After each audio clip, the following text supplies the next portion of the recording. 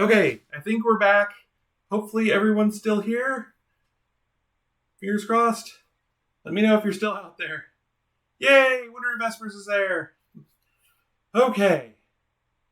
So basically, uh, I've got this whole thing kind of jury rigged together to get two cameras going off of my tablet and a partridge in a pear tree. Apparently there was a power surge in one of the USB uh, inputs, and I'm thinking that was the thing that I have the main camera hooked into to go into the. Anyway, long story short, it hopefully will be working now. Try and give me a shout if things freeze up again. And all right, let me see if everyone's back before I really start up. Yes. Okay. Excellent. All right. So, the cookies and water. I could use a cookie now and some water for that matter.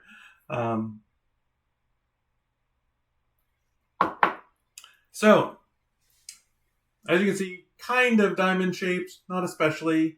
You heard Lori's comments on hers. So let me give this one a try. A little crispier than I usually make them. You can adjust that by just making them thicker. I think I got these, at least at this end, a little thinner. Plenty of walnuts on there, a lot of walnut flavor. You can, again, adjust that by putting more or less walnuts on there. That was probably more walnuts than I normally put on there, but I like them.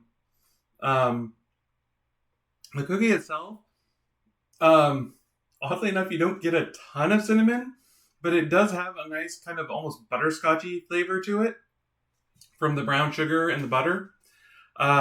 So it's a good, solid cookie in my opinion. It's not gonna, like I say, it's probably not gonna be anyone's favorite, but also no one's gonna not like it, unless they don't like nuts. In this case, you do a batch without nuts, or half of it without nuts, or however you want to do that. So,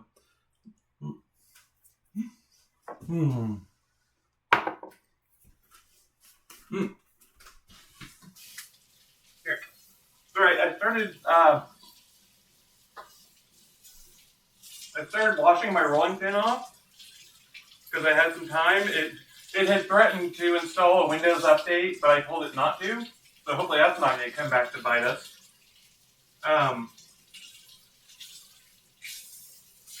Anyway, let me just finish that up. Also,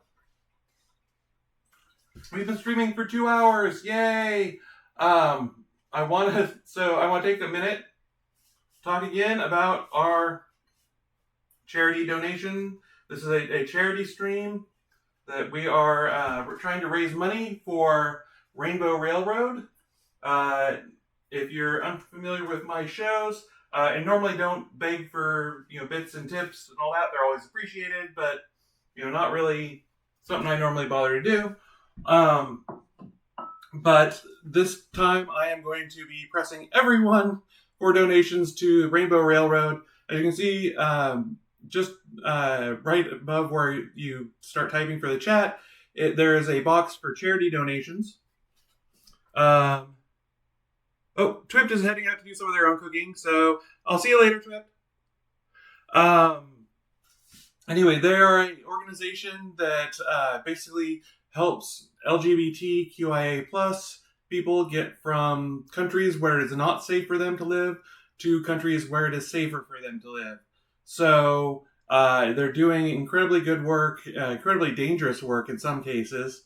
They could really use donations, and as a incentive, so I'm going to be baking cookies all day, and then at 6 o'clock we're going to do my normal show. And for every $100 we get in donations, I will add a bonus drink to that show, up to 5. So you can, if you want to see Dana get plastered tonight, go ahead and knock yourself out. We will be. I will happily do that. I've got 7 potential bonus drinks ready to go, And I would be happy if we had enough donations for me to make, at least 5 of them. So please, please donate if you can. If you can't, don't worry about it. I know it's a rough time of year. It's been a rough few years in general for a lot of folks. So if you can't afford it, don't worry about it. But if you can afford to donate, we've got $25 already towards our goal. So everything's in Canadian dollars because that's just the way that it was set up. 135 Canadian dollars is 100 US dollars. I'm going for 100 US dollars, not 100 Canadian. And Winterfest verse. All right, that's cheating. But she redeemed a bonus drink for 4,000 points using my drink tickets system there. So, all right, so we're already doing at least one bonus drink. And I don't know if you're planning on staying the whole time. I can actually make that earlier. Let's do that at least after this. And if you want to wait till the show, then fine. And by the way, I'll let you know I have that set up so that only triggers once per episode, so no one else can cheat that way. But I want to see some money in there for this very good cause. There's a reason I'm all right. I would have baked cookies anyway, but I wouldn't have done them all at once and while talking the whole time.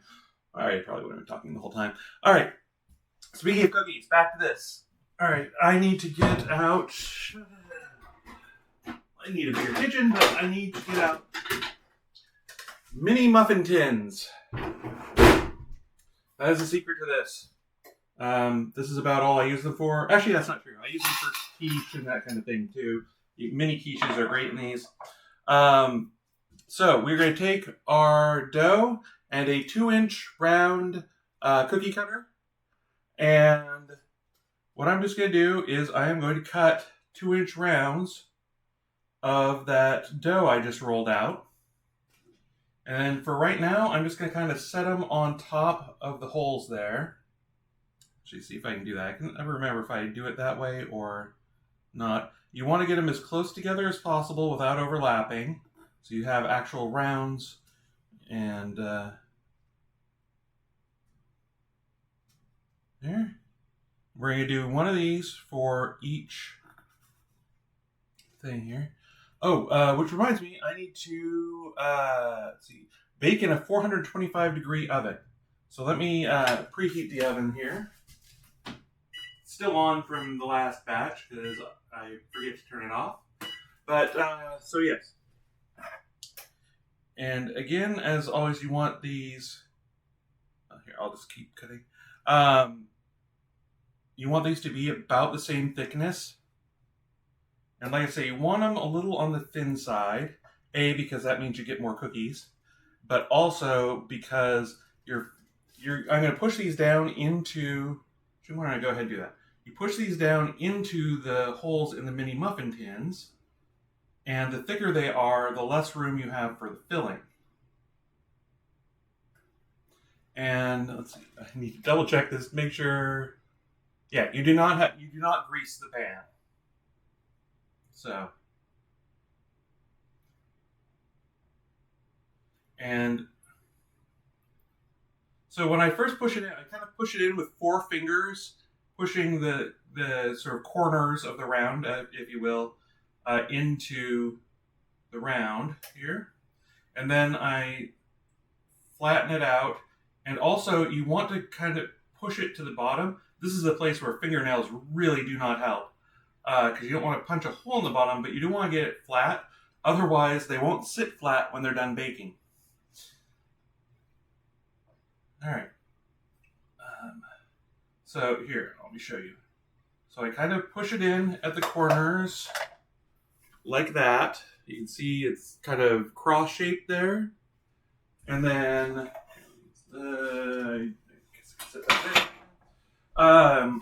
And then I sort of pull the indented parts back out so it's nice and round, or as round as possible, and then flatten it out.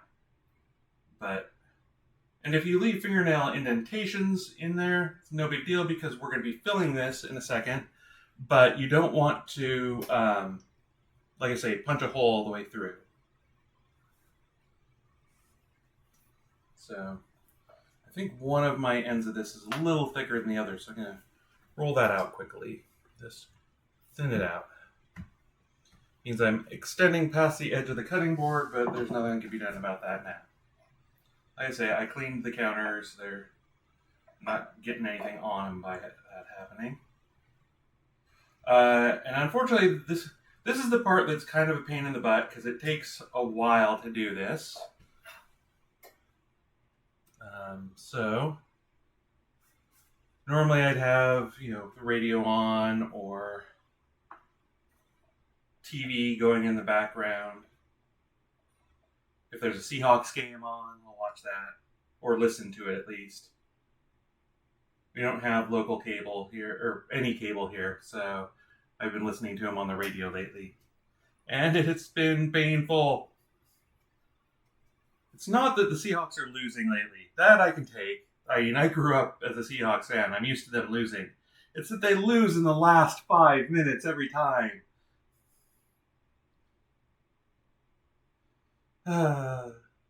Anyone else's team's not doing well this year? Don't tell me if your team's doing well.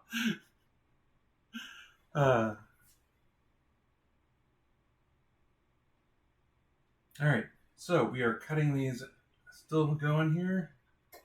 Trying to get them as even as possible, as thin as possible, etc., etc.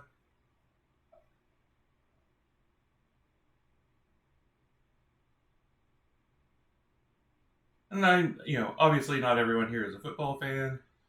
What is your sport of choice if you have one? The one I've been wanting to get into lately is roller derby because Seattle's got a really good team apparently, and it's fun and I don't want to say femme. It's pretty butch, but it's it's a women's sport. So I never got into basketball, or really soccer. I used to play soccer as a kid, but never really got into those. So I'd like to support our WNBA team and our soccer team, and because we've got really good ones of both. But let's see. Oh, please don't feel like Wintervester says, please don't feel like I have to do the redeem bonus drink today. It's totally fine to save it for a better day. No, let's do it. I mean, I don't know what kind of donations we're gonna get today. I mean, if it turns out I get $500 in donations, then we may talk. But or at least I'm doing a non-alcoholic one. But other than that, I am fine with redeeming that. I left it going. I meant to turn it off, but I didn't, so it's my own darn fault. So you found the flaw in my system. Actually, no. And also, I like to reward cleverness. So yes, absolutely, I will redeem it unless things start getting out of hand.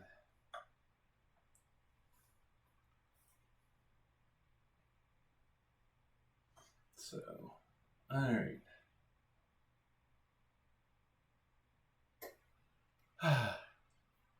Let's see.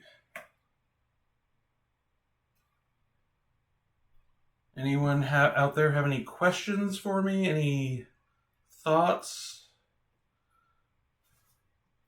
I'm just going to be tap dancing I've been tap dancing all day. I will be all night. But if you have any questions you want to know, things you've always wanted to ask, if there are any... So one of the reasons why I started this show, and again, longtime viewers already know this, is that I wanted to show trans folks just being trans. So it's it's an educational thing. But also, if anyone has any questions about trans folks, as long as they're not, blatantly offensive, what is a woman is right out. Then please go ahead and ask something you've always wanted to know. I mean, I'm still learning things about being trans, about trans surgeries and things like that. So if you have any questions, let me know. I am not the foremost authority, but I am a participant. So.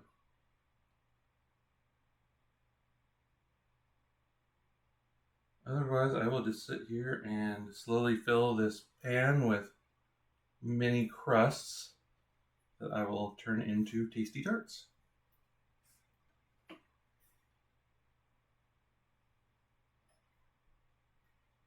Okay. Let's see. I I don't know, I haven't really started Christmas music yet, by the way. And I know some folks, or I should say holiday music, but let's be honest, it's Christmas music for me. I do have some that I like. I tend to like older, like 50s and 60s, especially swing music. I was a big fan of the neo swing revival back in the 90s. Um, should say 90s and early 2000s. So like there's an album called Christmas with a Kick. I think they actually did four of them. They're compilation albums of swing type tunes from the 40s, 50s, and so on. That's really fun. But for some reason, I just haven't started playing that stuff yet. We've got the house decorated, and just I don't know. Even when I was putting stuff on the tree, I didn't actually listen to any Christmas music or anything. I think I've been preparing for stuff, preparing for this and all that, and I just so busy I haven't really sat down and enjoyed the season yet.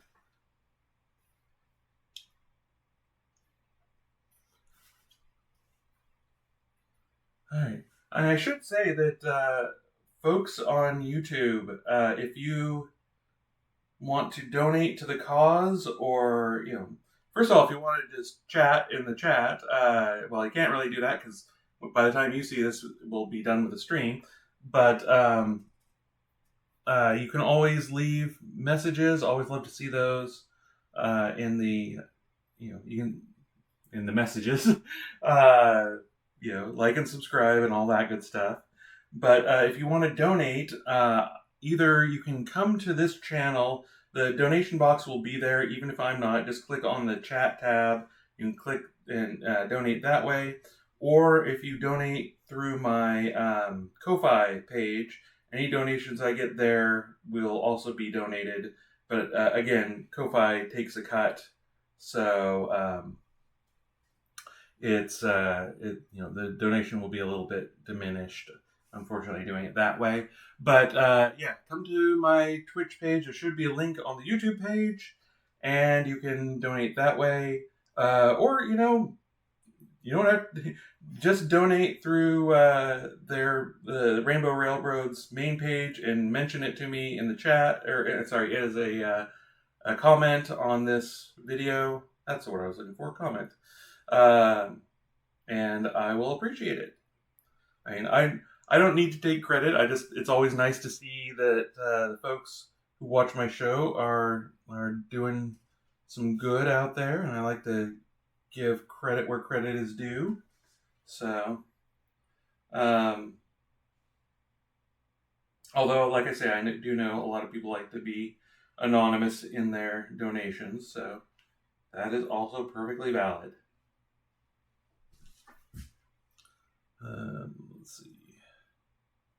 Again, I'm not sure if there's going to be another one of these next year because I'm running out of cookie recipes that I haven't already used. I have to start showing you my Yorkshire pudding recipes and my prime rib roast recipe. Show you how to plan and execute a holiday party.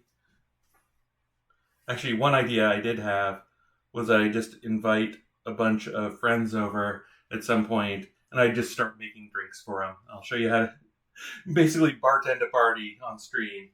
See if that works.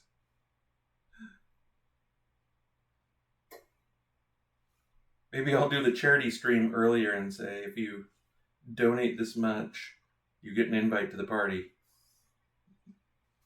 Nah, probably shouldn't do that in retrospect. Probably not the best idea. All right. Okay, so what you might see here, move this over a little bit. Almost done with this pan, but as you can see, kind of cut out all of the dough here that I can cut out. So what I'm going to do is take all of these pieces. Now you put them back in this bowl.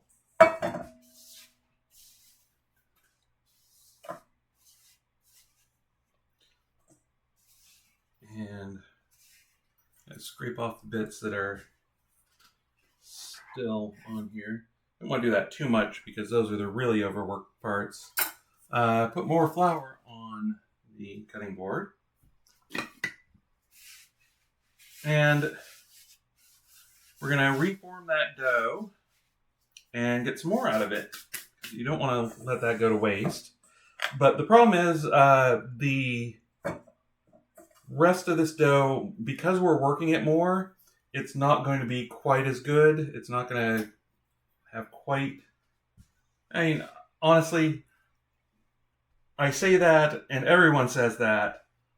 I'm not sure you can really tell a difference. It's still going to be dough filled with almond paste and such, and it's still going to be good. But, you want to work it as little as possible. It will be ideal that way, but I don't know. I can't really tell the difference. I will say that the cut bits will not stick together quite as well. Flip this over.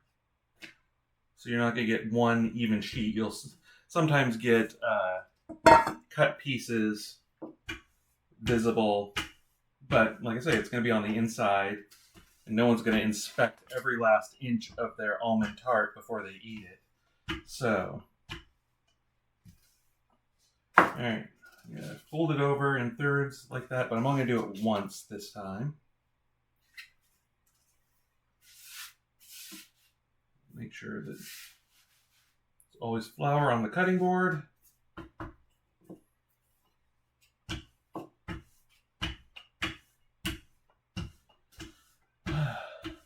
All right. So let's see. One of the things that Lori and I are going to be doing, if not tonight, one day soon, maybe tomorrow or Friday. Actually, probably Friday. We do date nights on Fridays. And we're going to watch the new Doctor Who Christmas specials. Haven't gotten those yet, so no spoilers for anyone. But they look really good, and I've heard they're really good. So, and they finally released all 3 of them, and we've watched enough Doctor Who to know that you don't start watching Doctor Who until all the episodes are out. So, because they like cliffhangers. All right. Last one in this pan. I'll show you that in just a second here.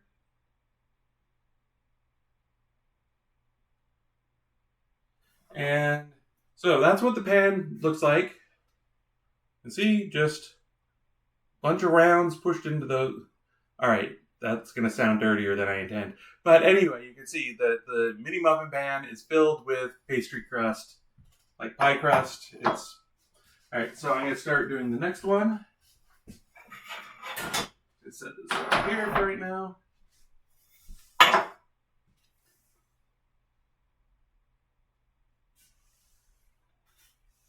And I'm not going to get a full second pan. There's just not enough crust for that, but I'll get what I can.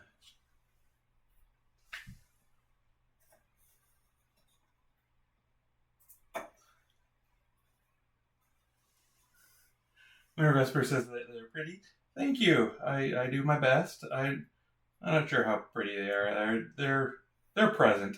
They're done. They will look much prettier once they are filled and baked and sitting on a plate with a glass of your favorite drink sitting next to it.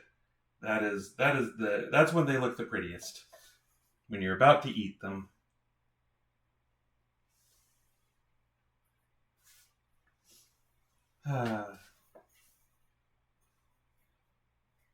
So I do have to say, one of the things I was slightly worried about with this episode is if you'll notice that the drinks tonight are eggnog and something known as Puerto Rican eggnog.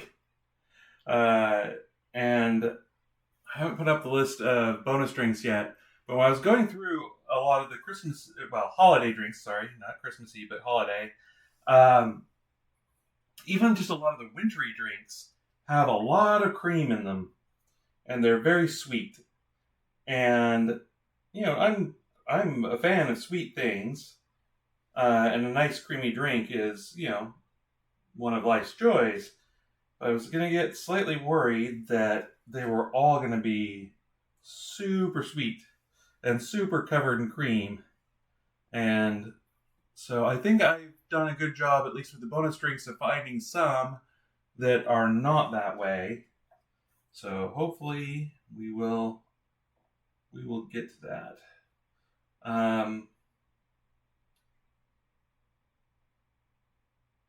Which actually I should probably show you the list of them so you can pick out which one you want me to do. Winter.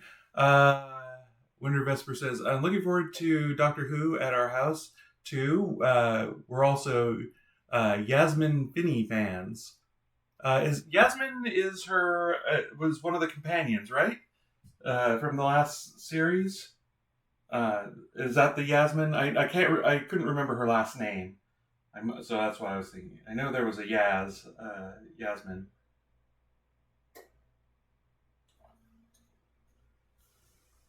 Oh, and just to make chat more lively, who's your doctor?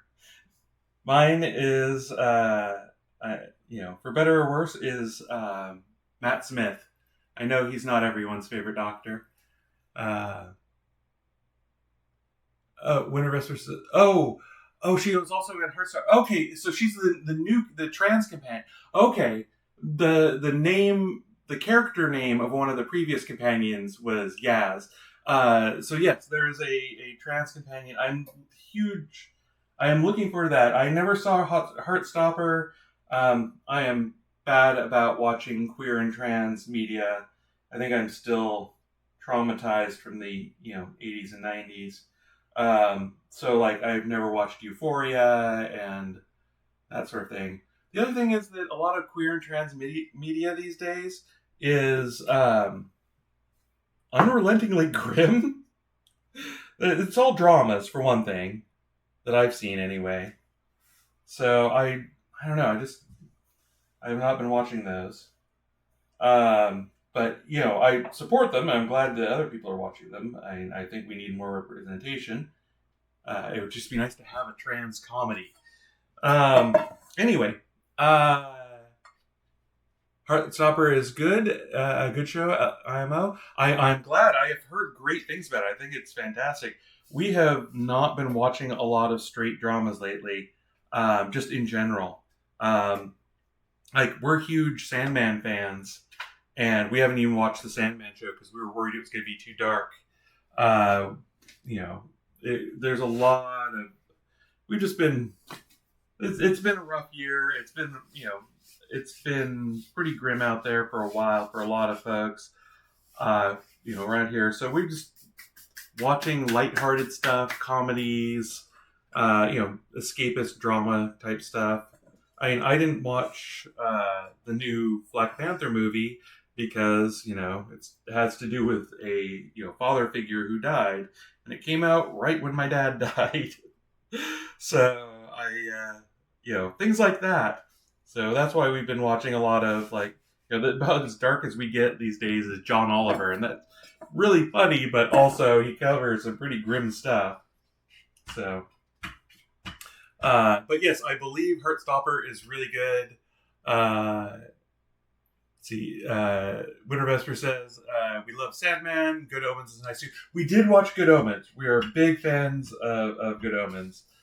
Terry Pratchett's writing is amazing, and unfortunately he, of course, didn't contribute to this series because he passed away. But it was really fun, and I think Neil Gaiman really honored his spirit with this season.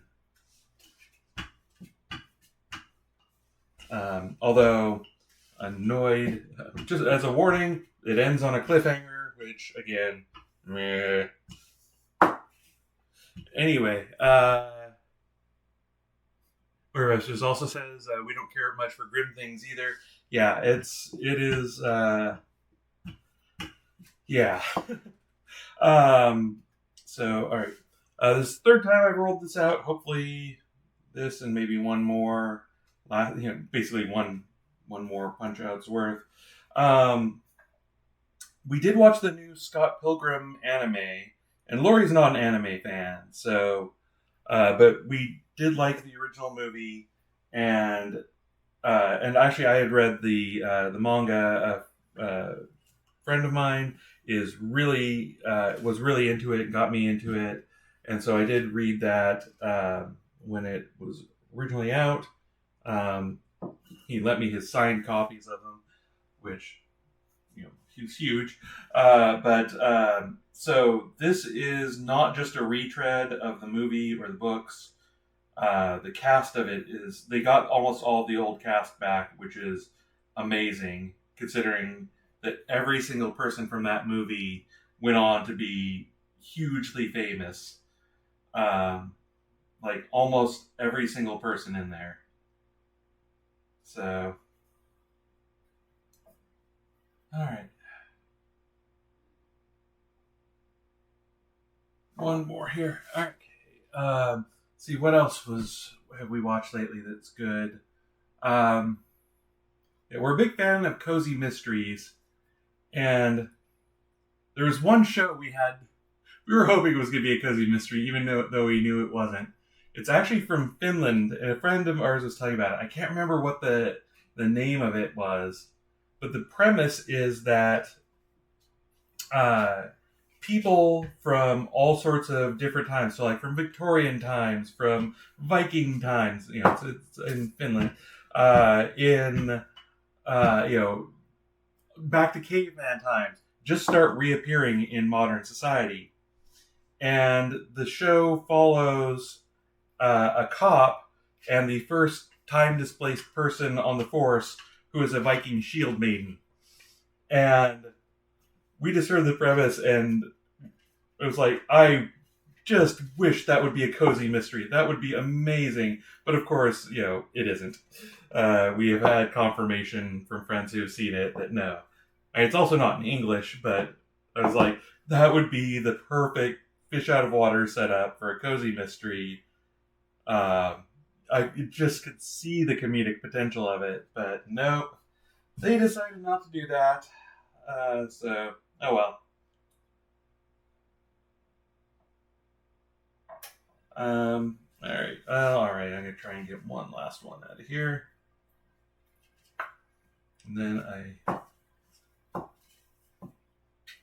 And these are really overworked, so they're going to be a little on the tough side, but oh well.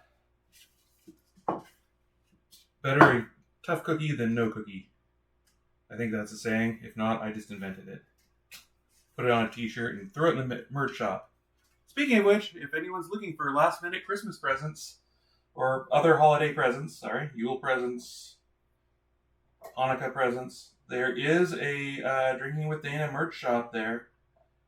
It's got t-shirts of all sorts and other things, I think.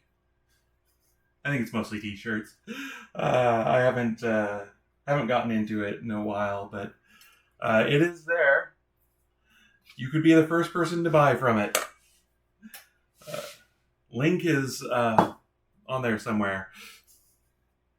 I think you can type exclamation point merch and it will show up in the chat. But anyway, back to these cookies. So we've got everything all punched out in the mini muffin tins. So now we need something to fill this with.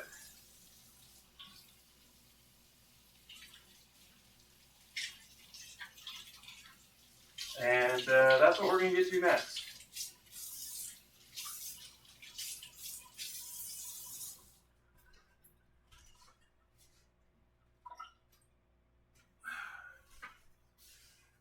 Okay. I'm going to have to take a minute and clean up in here. Okay, so let me get these over here.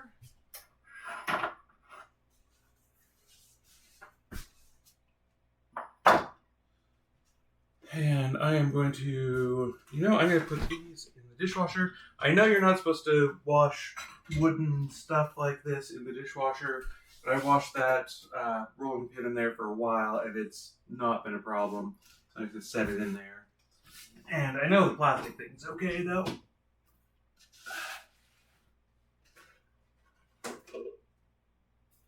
Alright, I'll clean up the rest of this in a minute.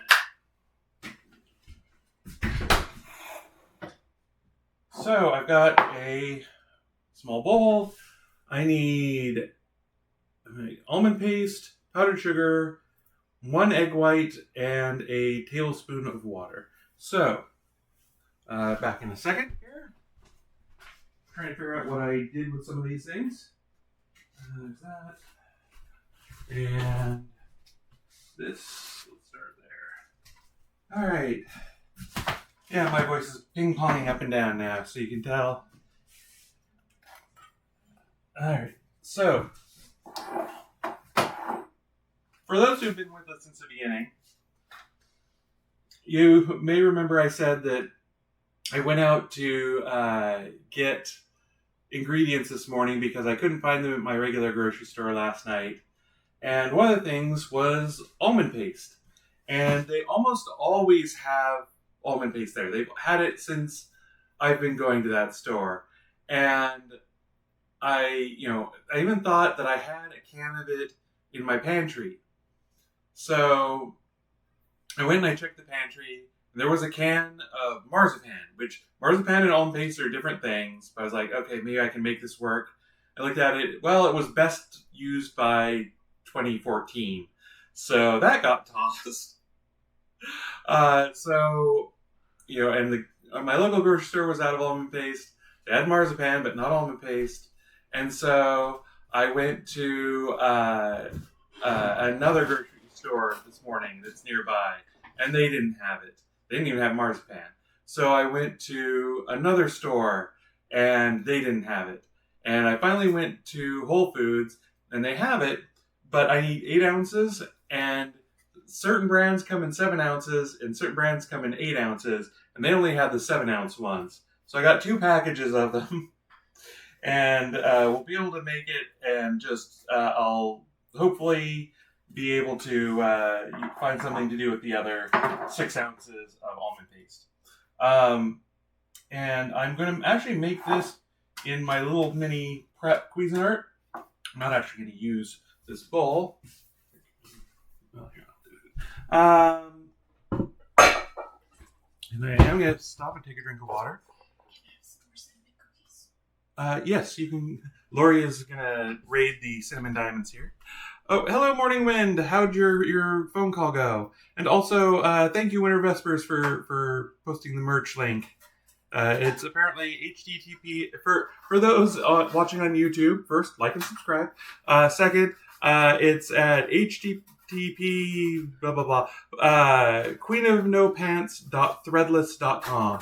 So and I chose Threadless because they had the best varieties of non-crew neck shirts, and I just don't wear crew neck shirts anymore, and I figured other people didn't either. Although they do have crew necks and other shirts like that. And they also had the best selection of larger sizes, because I am not a small woman. Ooh. Morning Wind's still on the call, just on silent. All right. And Lori says hi. Okay, so we know that we have. This is 7 ounces, so we need 1 more ounce.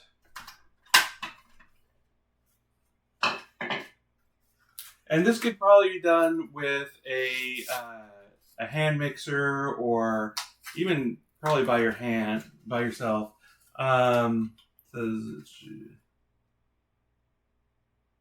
For almond filling mix, this. Yeah, it just says to mix them. It doesn't say how. So I'm gonna do this small Cuisinart because I've got it. If you don't, there are ways around that. So, and I'm just going to use some food. I keep these scissors only for food. So,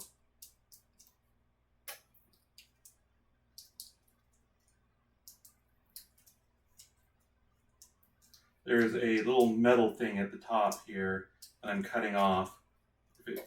There it goes. Oh, by the way, have you all seen your Twitch reports for the year where they tell you, what you did for the year? I got mine back. I didn't really look at the ones that basically what I had watched. But I did see that we were top 10 for food and drink on Twitch. So thank you all for that. You made that possible. I'm very appreciative. Let's see. So that is 1 ounce. I cut it just first try. Well, it's 1.05 ounce. I think I'm going to let that slide. So I'm going to just toss that in there. Put the put the scale away here. Okay. And I'll get the other one out then. Well, let me get a plastic bag and put that away.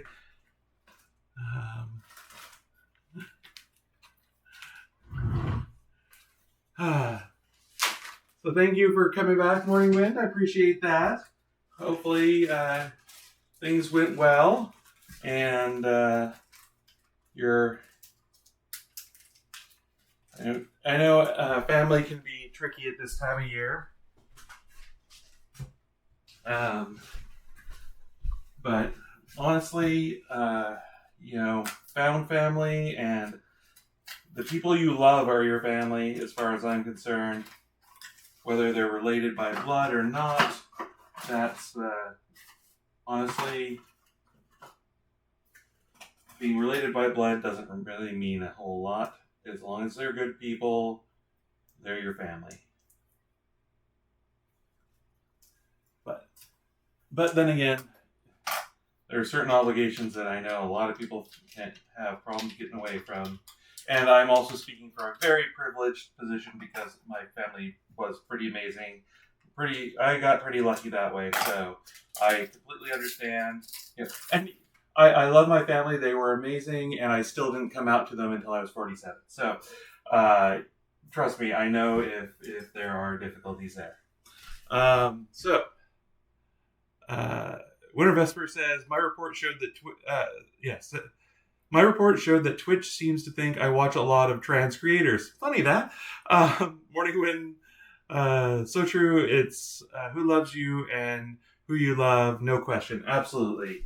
That is your family. Can't remember if I mentioned it on the Thanksgiving stream, but there's, the concept of Friendsgiving apparently was a queer, gay invention during the AIDS crisis.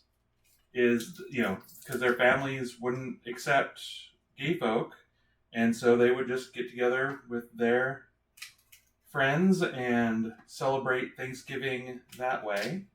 And it's, should be the same with Christmas or all the holidays, and so on. So yes,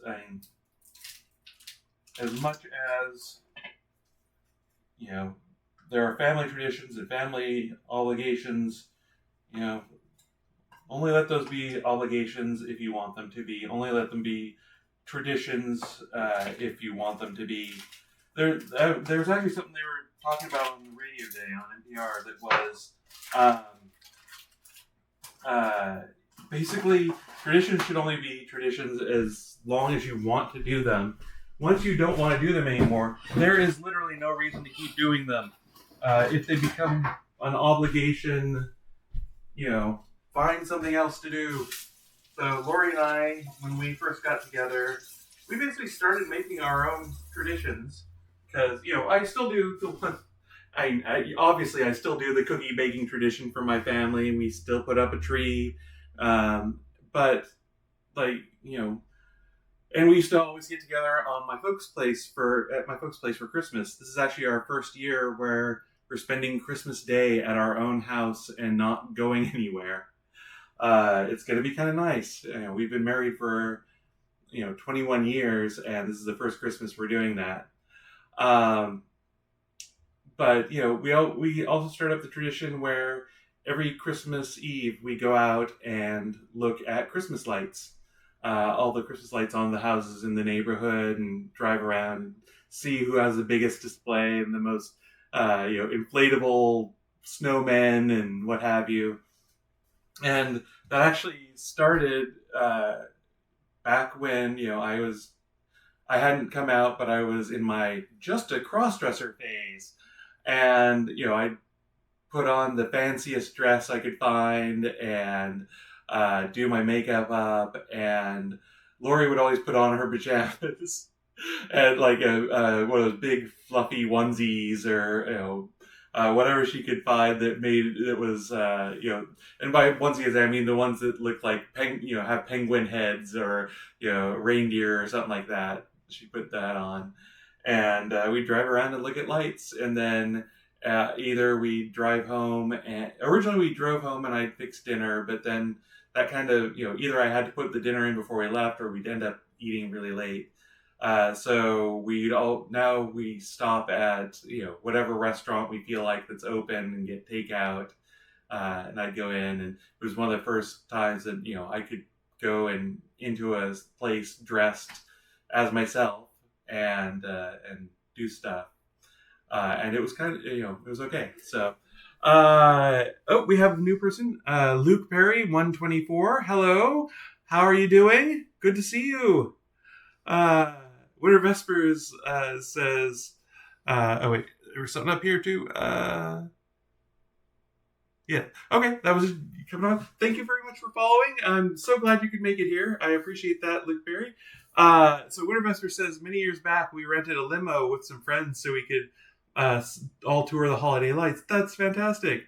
That way none of us missed it by driving. I do have to say that is kind of a downside to it, is I always end up being the driver. It is how I learned to drive in heels, though. Luke Berry says, don't get mad at me, but do you have high heels, Dana? I do, but I don't wear them because I have giant feet and it's hard to find heels in larger sizes. So, but I do have a few lower heels. My favorite heels are these big chunky heeled calf-high boots that are, we call them my stompy boots, because they make quite a racket, but they're big and chunky. The other thing is I have to get all of my shoes height adjusted because one of my legs is longer than the other. So it's hard to get those, any kind of cute heels height adjusted if I could even find them in my size. So I do have them. Not wearing them, I am living up to lesbian tradition and wearing comfortable shoes. All right. Luke Perry says, can you show me your high heels, pretty please? No, I'm afraid not. That's not the kind of show this is. So if you want to stay around and donate to charity and watch me bake cookies and then maybe make some cocktails later on, that's the kind of show this is. This is not that kind of show. So, sorry. He says, I'm sorry. It's okay. There are shows that are like that. This just doesn't happen to be one of them. So, have a nice day. All right. So, I've got the almond paste in there. We need 1 3/4 cups powdered sugar. My big cup. I'm going to wash out this measuring cup. Just because measuring out 7 1/4 cups is, A, it's not going to be accurate, and B, it's going to take forever. So, anyway, so that's one of our traditions we do every year. For a long time, we may still do it this year. Last year we skipped it, and I think the year before I fell asleep during it, but we watch The Thin Man every year. And if you haven't seen it, The Thin Man is an amazing film. It is a comedy murder mystery starring, if you've ever heard the term Nick and Nora, those are the main characters in The Thin Man. Nick and Nora Charles. And the 90%, well, I would say 90%, a significant portion of the movie is involves drinking and on the account of both of their parts, but Nick Charles is the detective, and he's drunk a lot of the time, and it is amazing. The humor is fantastic. They have the best romantic relationship. Uh, it is something that we always like to watch, and it takes place at Christmas, so it's a Christmas movie. As much as Die Hard's a Christmas movie, this is a Christmas movie, and even better, the sequel takes place the next week at New Year's. So you have so we watch The Thin Man at Christmas, and the Thin was it? I want to say another. It's not Another Thin Man. It's After the Thin Man. After the Thin Man at New Year's. So.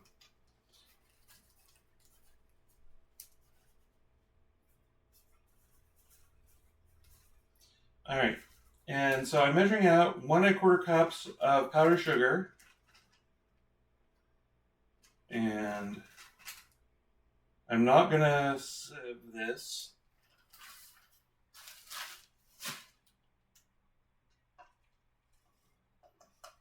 I am going to tap it all in here. And now I'm remembering that it's just barely going to fit. So hopefully we'll get it to work.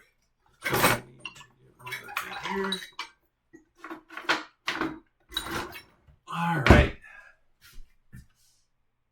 I don't know how it is where you are, but it is just starting to get dark here. It's, what is it? It is almost, it's like 5 minutes to 4 local time, and just starting to get dark. Give you an idea how far north we are. Alright, so that's 1, and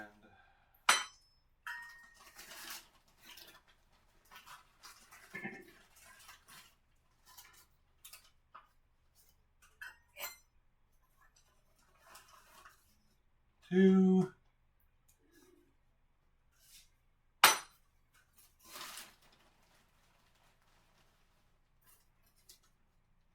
and three,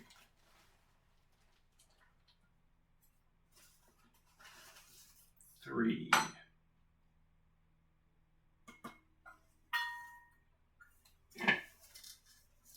Put the lid on and grind this up.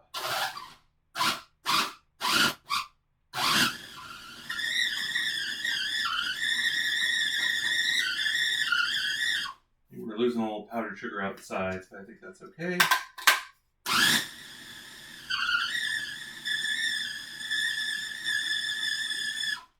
Okay.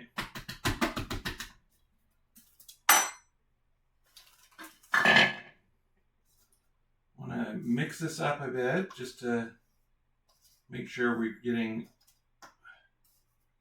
things evenly combined. Let's see. Oh, Datner, good to see you.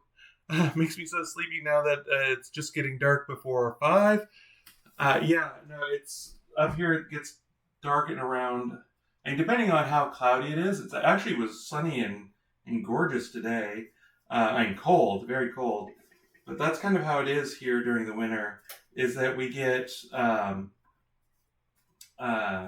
it's either sunny and freezingly cold, or cloudy and rainy and like 45 to 50. And you don't get a lot of stuff either way. So usually about once a year we get snow, if that, and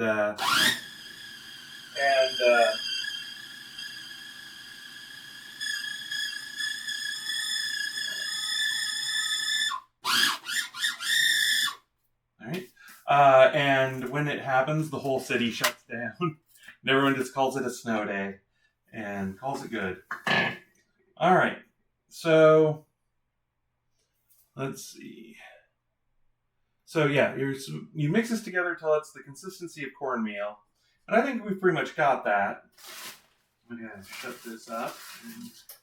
But unfortunately, this is, as I said, full to the top. So I think that, I'm supposed to add 2 tablespoons of water and an egg white to it. And I'm a little worried that if I do that, it's not going to combine well. Well, we can give it a try, because the sugar is going to dissolve a little bit. It's going to come back down. Let's give it a go. What's the worst that could happen?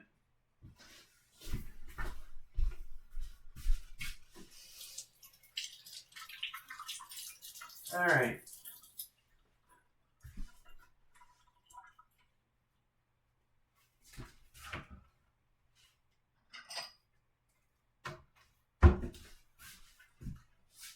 So, I got that down, but let's see. Oh, I need to beat the egg white until foamy, and then... Okay, yeah, no, I do have to use the hand blender for this. Okay. This is going to be interesting. All right. So, I have a new hand blender inherited from my mom. So, which is good because my old one, the blades were getting rusty. Okay, and I'm going to get another bowl out.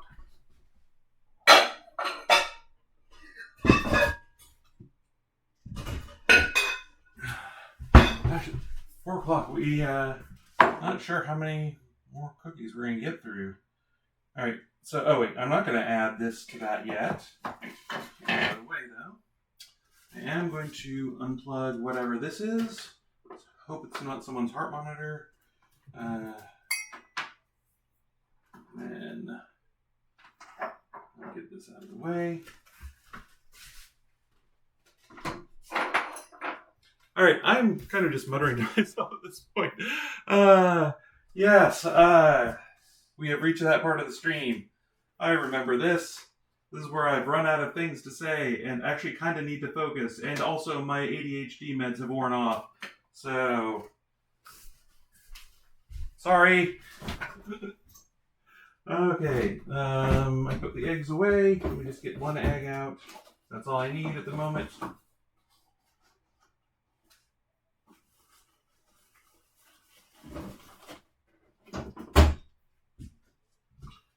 All right, and this is it. I just need the egg white here, and I don't think I need an egg yolk for anything else today, so I'm just going to toss the yolk, which is wasteful, but I think all things considered, understandable.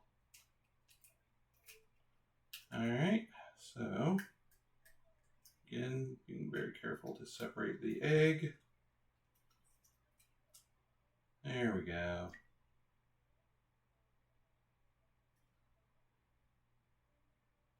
I'm assuming everyone knows how to separate an egg. Basically, do your best to get 2 halves of the shell and just keep passing the yolk back and forth between them until there's no more white there. There's going to be bits that are kind of enveloping the yolk. You kind of have to saw those off with a bit of the shell. But, and when you've got most of it there, just call it good. And of course I have managed to get some shell in there because of course I did. This is something I learned recently, which is you want to get shell out of your egg, use a piece of shell to do it. Because the shell does not stick to the egg. Otherwise, you're just going to be pushing pieces around with your fingers, and it's never going to really stick.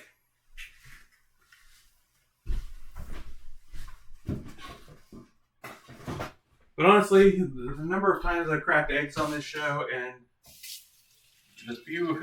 only a few times have I gotten shell in there, I'm pretty happy with myself. So, we'll take it today.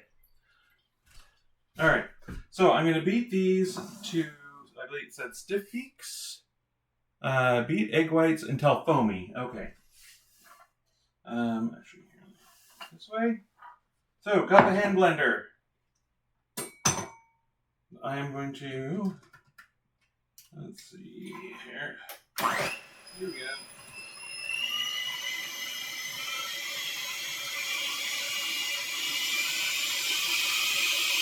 Turn it all the way up.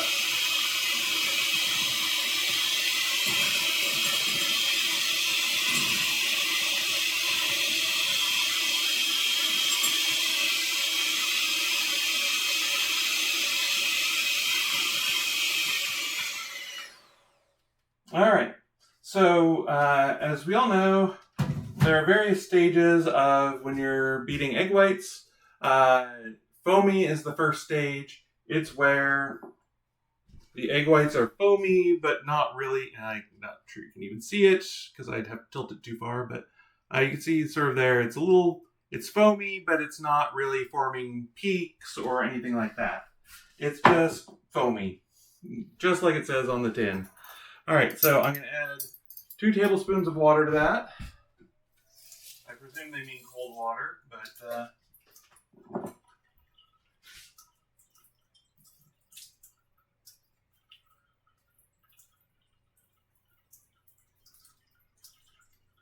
all right, now we're going to try and beat this to stiff peaks, and that's when you take the beaters out, it forms kind of a little mound, but not any sort of sharp peak to it. Or if it does form a sharp peak, it immediately falls over and doesn't stay sharp for very long. This will take a little bit longer, especially with the water in there.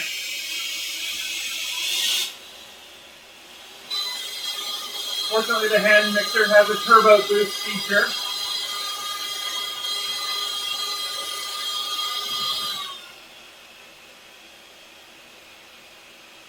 And you'll notice I'm kind of turning the bowl as I beat everything. That's just to make sure I get all the sides of the eggs. Basically, I get the whole thing. I'm not just beating one spot over and over again. And yes, I'm saying beating a lot, especially after the high heel comment, but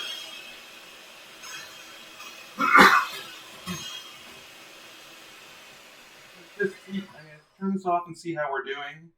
And it's not really forming peaks yet, so it is very foamy though. So.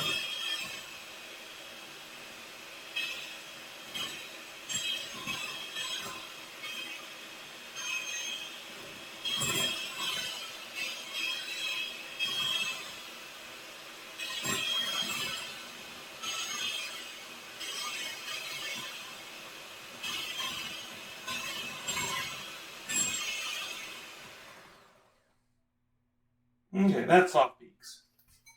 And I'll show you that here if I can. Hopefully it will show. You can see those 2 little peaks sticking up. That's where the beaters were. So, try and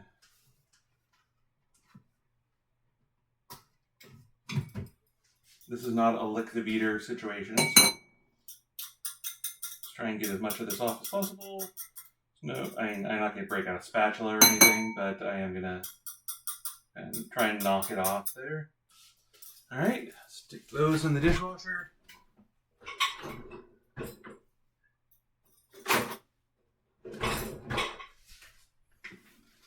Okay, so next thing to do is so combine with the almond paste mixture. Doesn't say how. So what we're going to do is we're going to grab a spatula here in my incredibly messy drawer, and we are going to sort of move that in there. You get, I'm not sure if I showed you the mixture here, but this is the there we go. That's the almond paste mixture with powdered sugar. So, and I'm just gonna kind of fold this in.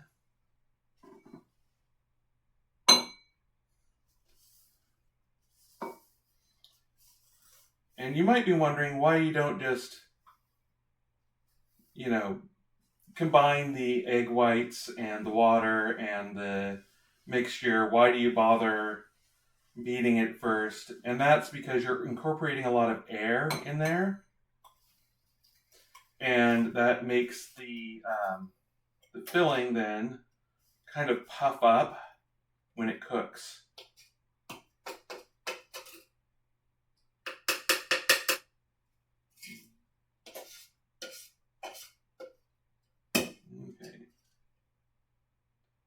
Okay. That's everything. So we're just going to kind of fold it in there. We want to preserve any bubbles we can. Not going to be, perfect, but even if you can't see them, there are going to be bubbles in that.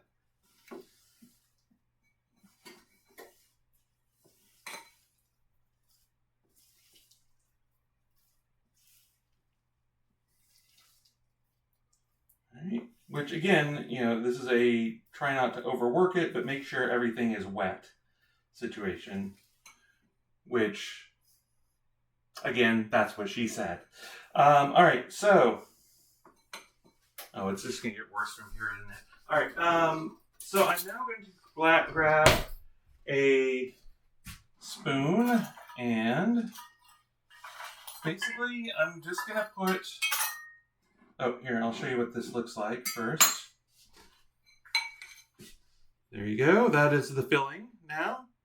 Kind of looks like, I don't know, thick oatmeal maybe? Oatmeal without the oats? I don't need oatmeal. So, I'm going to start with the good crust first, and basically I'm going to start off filling these about 2/3 of the way, probably even less, more like a half of the way, just to make sure I have filling for everything. And yes, I am using one finger to kind of scrape it out of the spoon. Yes, I will have one finger that's incredibly messy, but my fingers are clean, as clean as they can be, and they're going to be in a 425-degree oven for a while, so I'm not, don't worry about it. You can do this with 2 spoons. I have never been that good at it, but, if that's your thing, more power to you. Better chef than I. All right, so you can see what I'm doing here. Pull it over a little bit so you can see a little better.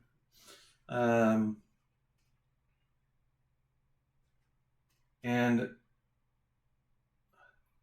so why am I only filling it part way? A couple reasons. So like I say, I want to make sure there's enough for all the tarts. We don't want, spare crusts just sitting there. Now, in my experience, that's not going to be a problem because I tend to roll my crust too thick, even though it's exactly what it says in the recipe. And so I think it says this makes, what does it say? Yeah, 3 to 4 dozen. And I've got 3 dozen plus what?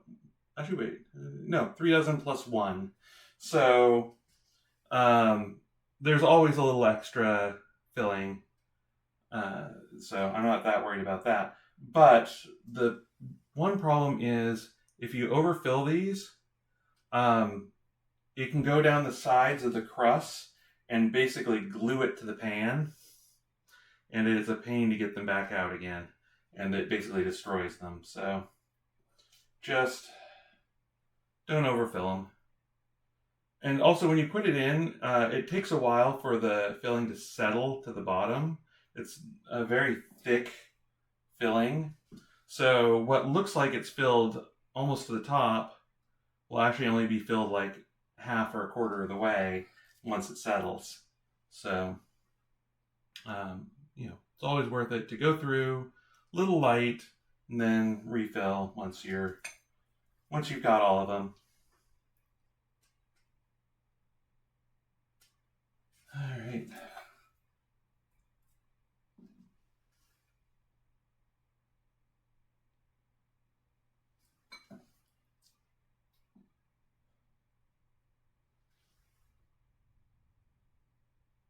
All right, I'm thinking ahead to what the next cookie is going to be, and I realized that there's apparently a reason I did the ones I did last year, and not this year, because I apparently got all the easy ones last year. Let's see. Cinnamon diamonds are easy. Let me swap these. And these aren't really. I've made it look like it's probably harder than it is. It's just a matter, it's just time consuming. Like I say, I think we started on this at around 2, and it's 4 now, so it's 2 hours of baking. It's not an insignificant time commitment. But nothing is really that hard about it, in my opinion. If you're a absolute beginner baker, these are maybe a bit challenging, and some of the ingredients I admit are a little. As I discovered this morning, are tricky to find apparently. Yeah, if you get a little bit on the side, make sure you scrape it into the center. So that's that. There's one which I'm actually thinking about doing next that I burned my fingers making every single time. So that one I would say has a high degree of difficulty. It is a pain in the butt, and the only problem is they're tasty and they look really good. So I may have to do it just to show off. And by show off, I mean burn my fingers.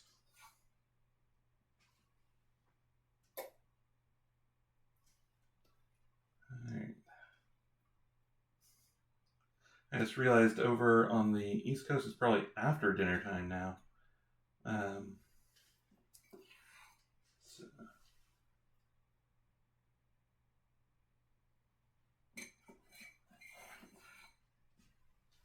Okay. That's all of them being filled. For the first pass, go through and top up some of the ones that they either settled or didn't quite get enough the first time. And this is, filling a crust like this is a little inexact in terms of the science, but, after saying science is baking, this is, there is art to it as well. And speaking as a former scientist, there is art to science too.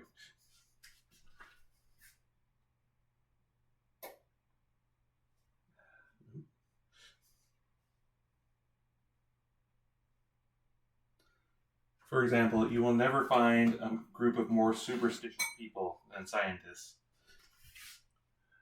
Well, correction, scientists who work in the lab. If you actually do an experiment, then odds are you're pretty superstitious. And if you don't think you are,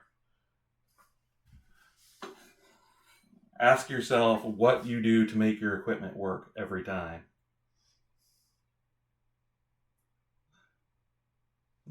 We don't know why, but if we have this teddy bear on the HPLC, then it runs. Otherwise, we lose tons of data. So as far as we can tell, the equipment likes the teddy bear.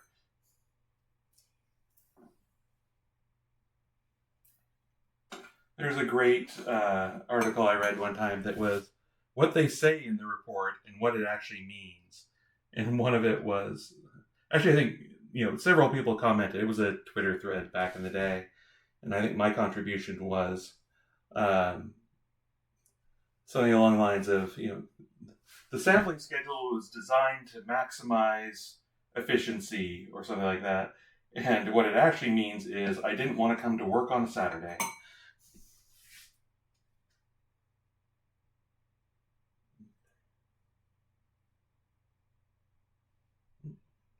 Gets off the edge. That's not gonna be a good one. All right. So that is that. And actually, there's no filling left over, which slightly worries me. Here, one last little scrape. Anyone need it? Actually, everything looks pretty good. Okay, we'll call that good.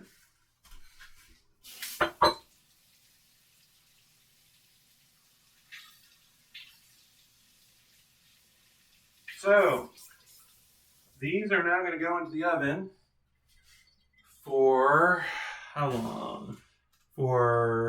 We bake in the 425 degree oven for 5 minutes, then lower the temperatures to 350 for another 9 to 12 minutes. So, I just scratched the back of my head, so I'm going to use my other hand for this. There's some of the filling that was going to bake that to the pan. So, okay. Right, like I say, ADHD meds long since worn off. Okay, so I'm just going to do these one at a time. I don't want to bake them together because I don't want to crowd the oven. I should probably explain that term. But give me a second here. All right, those are in 425 degrees for 5 minutes. So, crowding the oven, I will explain as I clean up because I've made quite the mess. Is basically when you put something in the oven, it's absorbing heat. That's what baking is absorbing heat. That's what most of cooking is absorbing heat and changing because of it. So, what an oven is essentially a box of heat. You're getting heat from the top, the bottom, one of the side, top, the bottom, the sides, and the back. You're not getting as much from the front, but you'll get some from the front, just not as much. Because what an oven is designed to do, basically you're not getting the heat, you're not getting most of the heat from the burners that are in there. The burners are sitting there, and they heat up the box of the oven. The oven is a big heat sink, essentially. So you get the walls nice and hot. They absorb that and then radiate that heat back out. When the burners come on, they basically recharge that heat in the walls. That's why if you were to look at the temperature inside your oven over time, it's not flat, it's not constant, it's kind of a sine wave, because basically, the burners are on, it heats up, the burners turn off, it starts cooling down, the burners go on, etc., etc. The goal is to keep it as stable as possible. That's why if you have a pizza stone and you put it in there and it gets up, it's basically a giant heat sink. It absorbs a bunch of heat and then radiates it out. So and because of the shape of it, or not the shape, but the density of it, it absorbs a lot of heat. So it takes longer to heat up your oven, and it takes it longer to get to that constant actual heat temperature, but it also then keeps that temperature a lot more constant, which is better for baking and pizza and a lot of other things. So that's that. Yeah. I forget where I was going with that, but that's what's going on. Crowding the oven. Crowding the oven means you have too much stuff in there trying to absorb that heat. So like if I put both of these in, the top one wouldn't be getting heat from the bottom of the oven because this would be blocking it, and it wouldn't be getting heat from the top of the oven because this one would be getting heat from the top because the top one would be blocking it. And it's, if you don't have a recirculating oven, meaning the air is just kind of stagnant in there, you're not going to get as good at airflow. And the air will move around on its own just because it's heating and cooling and all that, and that creates currents. But if you have, two solid objects in the center, that's going to disrupt things, and it's not going to cook as well. So if you ever put extra, again, 2 pans of something, it's going to take longer to cook at the very least, and it's probably not going to cook the way you expect it to. So that's what's meant by crowding the oven. So, anyone still out there? Haven't been any chats in a few minutes, so just checking.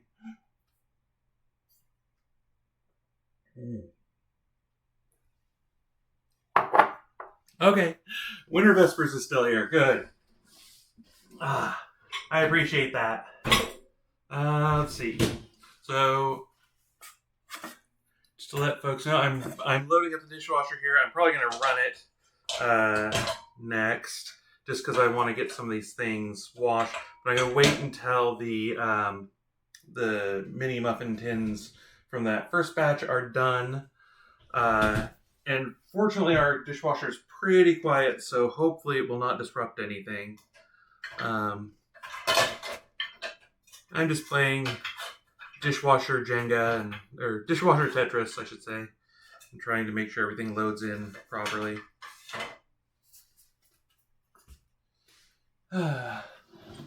Okay, let's see.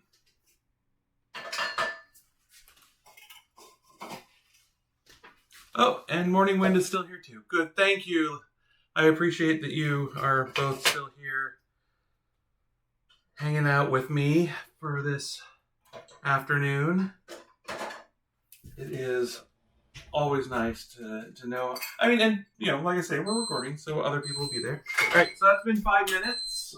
We've dropped this down to 350 degrees. Oh, not real big. Okay, there you go. And the temperature will slowly drop off and set the new normal. And yes, thank you both for being here. We are recording this for posterity, my slow descent into madness, but it's always nice to have someone here in person. And the best part of doing this show is always the people. You two and everyone else who's been here this whole time, have been with the show for so long, have been fantastic.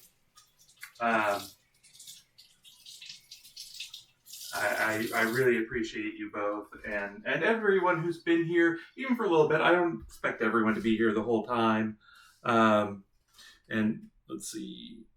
That's what I was afraid of. Yeah, I forgot to finish emptying the dishwasher before loading these in. Loading everything else in. Actually, no. No, there's still chocolate in there, so that's... Not that I had, chocolate last night or anything. Okay, so that is right. Okay, we'll have to find other places for other things. Yes. Okay. Maybe we'll take a break and we'll do that bonus cocktail after this. And then I will do the last thing of cookies for today, I think.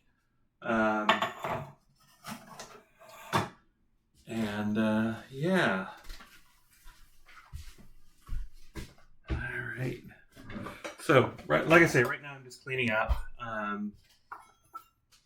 Normally I'll make a batch of cookies and then stop for a while and clean up and then start the next batch. The format here is not really conducive to that, unfortunately. Let's see. So instead, you get to watch me play, like I say, dishwasher Tetris.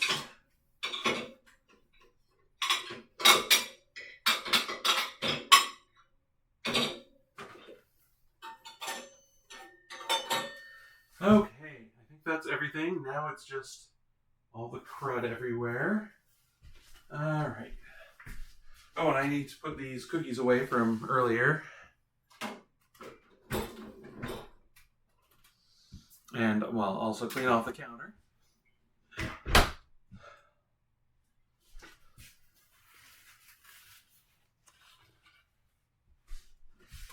So there's some more stuff in here, which I'll get to.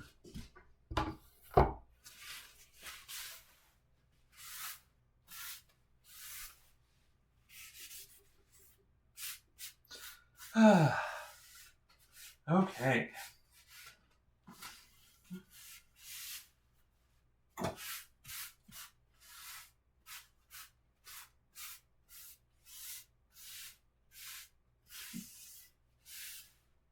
Part of me wonders if it's good when I have people over, I can say, hey, look, you can even watch me bake the cookies you're eating. Or if I should not have anyone who eats the cookies ever watch me, make the sausage, as it were.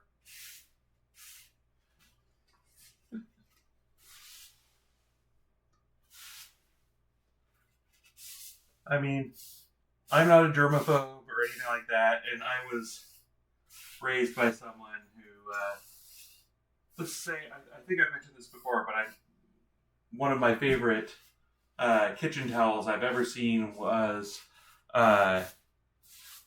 this was made with love. which means I licked the spoon and then kept using it.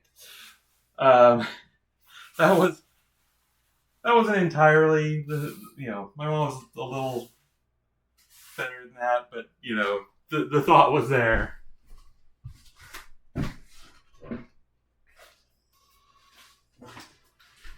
All right. Oh, so one thing I am going to say about if you make tons and tons of different kinds of Christmas cookies, you have to have tons and tons of different containers to put them in. So I'm going to put these away, and I've got to figure out what to put them in, because let's see if I can fit at least the ones without nuts into just a regular. Actually, I've got these. Haha. Sorry, you can't see what I'm doing or what I'm talking about or anything like that.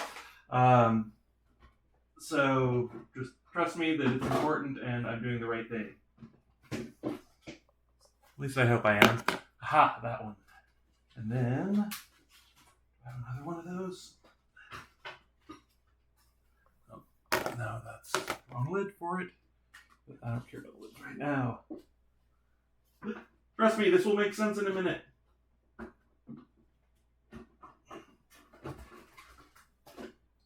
Nope, that's that.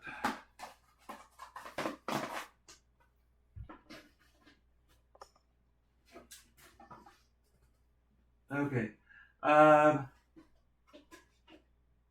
Let's see if this will work for that then. All right, basically I'm just getting Tupperware out at this point, and not even Tupperware, like the cheap Tupperware type things, and trying to match lids. There we go. There's the lid. Aha. And I do have some fancier stuff, but this is a pretty small batch of these cookies, so I'm trying to use the smaller stuff first. All right. So let's get the ones without nuts. And again, insert your own trans femme joke there. All right. So, all right. Morning says, hard not to lick the spoon. Some things are so yummy. I absolutely agree. Well, and also you have to, there's some things when you're cooking, you just have to taste to make sure it's got enough, salt, seasoning, what have you in it. And, don't want to keep washing spoons and stuff. Really, it's for their benefit.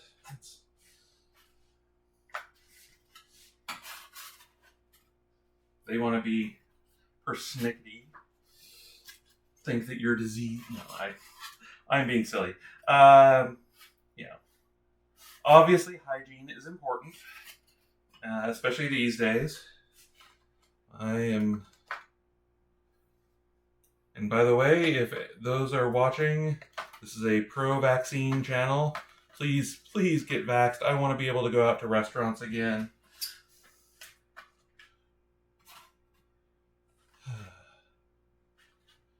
There are a lot of immunocompromised folks out there, and also just having COVID sucks. So, and, can lead to long-term life-altering effects. So, please, if you haven't gotten your vaccine, get it. And if you haven't and are anti-vaccine, I don't want to hear about it. That's not a thing.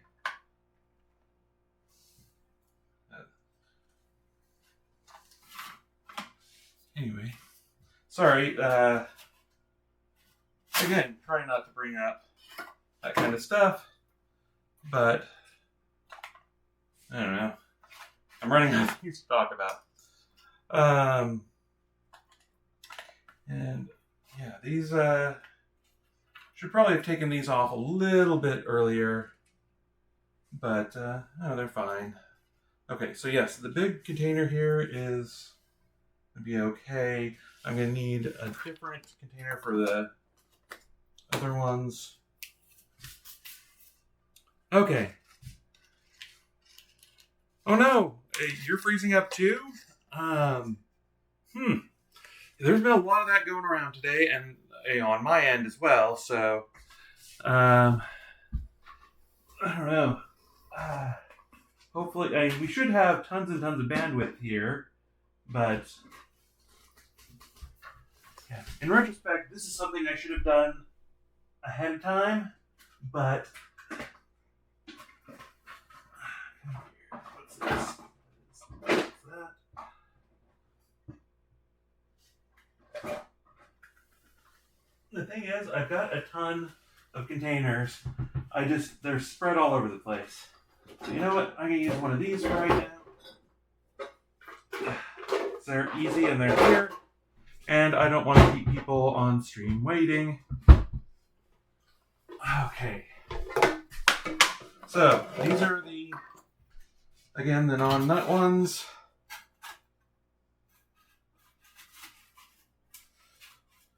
And I think it's actually this pan that's causing them to stick a little bit, not necessarily how they were baked. I think I normally use a different pan for this. And I really should get one that's non-stick or something like that. But I'll let me get these.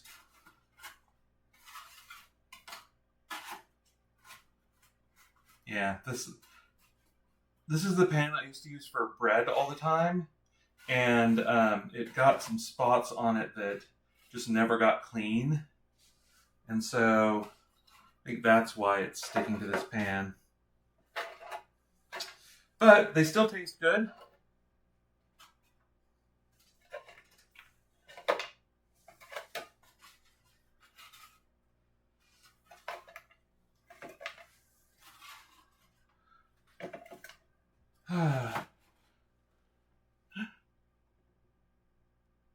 Morning Wind says that I didn't clarify earlier that she was the one who was freezing up earlier, and she says that she thinks it was on her end. So, okay, that I don't know. I will believe that. In theory, we should have incredible bandwidth here. We are on fiber and have, I think, according to the speed test, we get like 600 or 700 megabits, and that's when someone's watching a movie. You know, so in theory, we should have tons of bandwidth. Actually, so I mentioned that I did that project, and one of the videos I looked up was the day we got that. We got fiber here. Okay. So yes. Okay.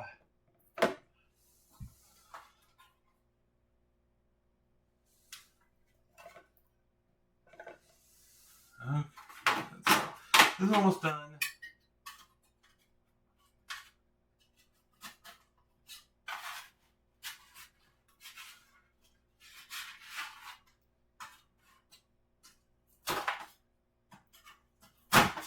Okay.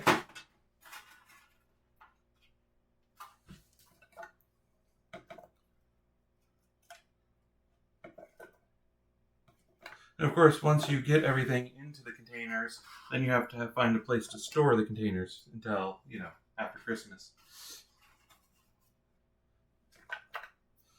Okay. That is everything. I think I'm going to soak this in the sink for a little bit just to get all the bits off. Sorry for the bang there. But yes, it does actually fit in there.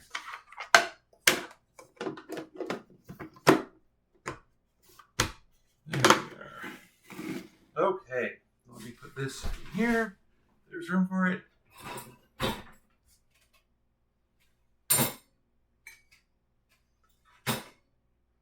Okay.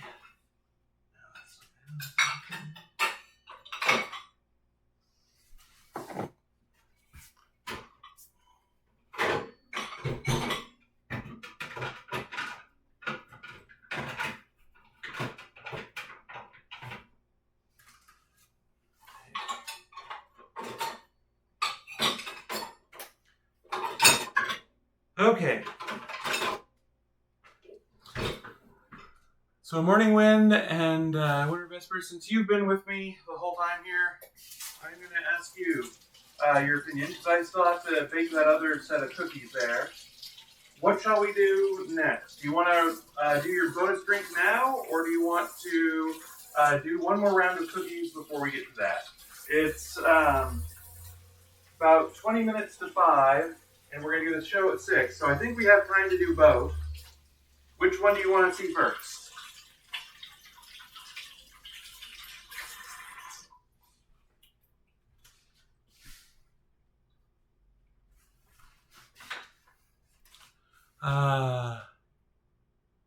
Winter Vesper says either is fine, honestly.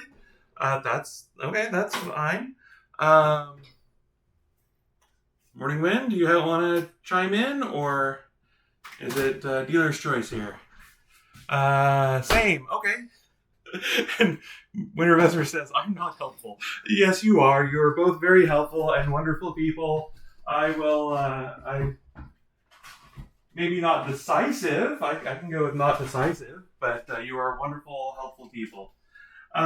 So, you know what? I'm going to go ahead and go to the next thing of cookies. And realize that I didn't set that second timer. And take a look at these. These are very done.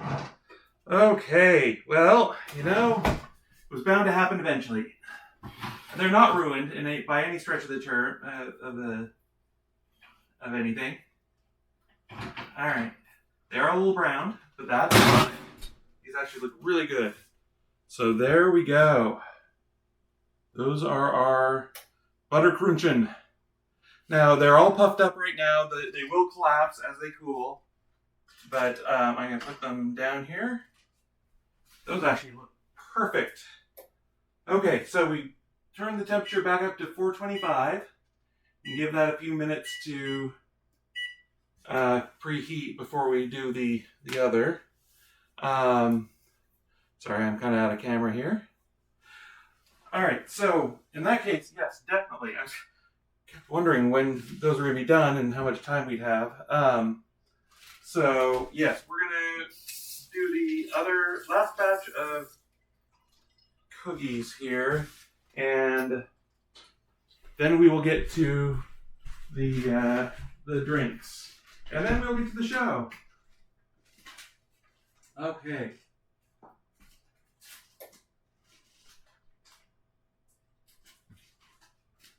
Sorry, there is a special piece of equipment I need to make these. You have to rinse it off quickly. Oh, there is one small problem here. All right, we will adopt, adapt, and improve. Okay, motto of the round table. All right, so the special piece of equipment we did make these is a dowel. This is about a 1/2 inch dowel. Oh, actually, it label's still on here. Yes, 1/2 inch by 36, although I think I cut this down. Oak dowel. You'll see that, why that's important in a minute. All right. So, cookies we're going to make here are almond lace cookies. And they are gorgeous pains in the butt. Allow me to explain. So, essentially, how you make these, and let me put the rest of my notes back up here, is basically you make a batter, and you put the batter on some well-greased aluminum foil, and then the batter turns into a lace network of spun sugar and caramel and nuts. Well, I say caramel. It's caramel-flavored spun sugar that's molten. And then you wrap that around the dowel while it's still warm and flexible, and then let it solidify, and then you have your cookie. They are amazing and gorgeous, and as I say, a pain in the butt. And I always burn my fingers, but we're going to do it because, gosh darn it, I'm going to do it. I haven't made these in years for that very reason. Now, the reason why I was saying it's slightly a problem is because I used up both my Cuisinarts, and you know what? I'm just going to hand wash one of those because that's really the only way to get the nuts ground fine enough. I am also going to put in the second tray of the butter crunching and put that in for 5 minutes. And then after that, I will put them in for 9 to 12, so 10 minutes. Okay. So let me quickly wash that, and we will proceed from there.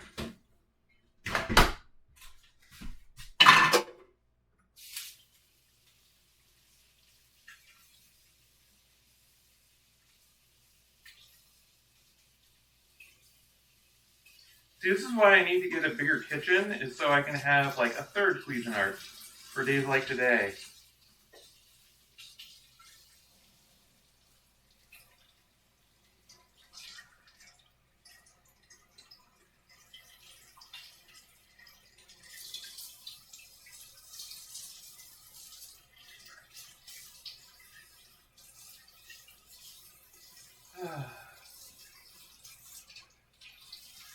So,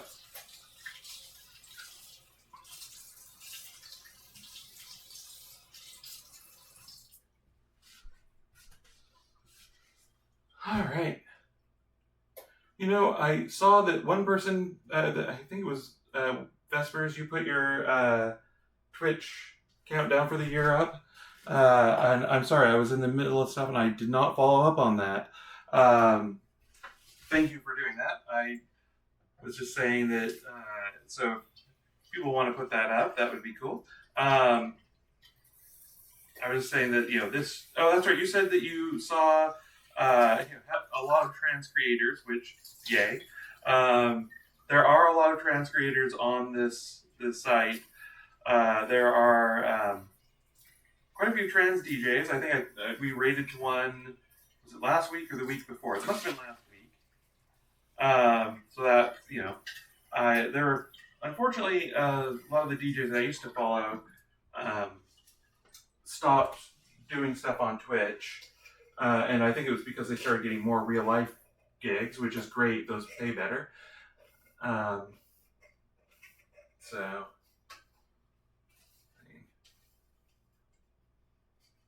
anyway, and again, I'm not sure if we have any new folks.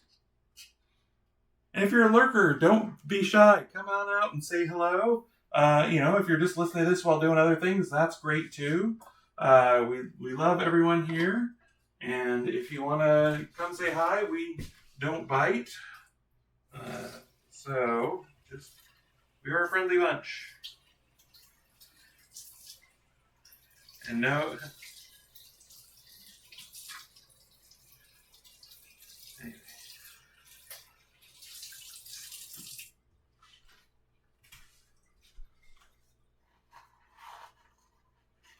Okay. See if we can do this quickly here.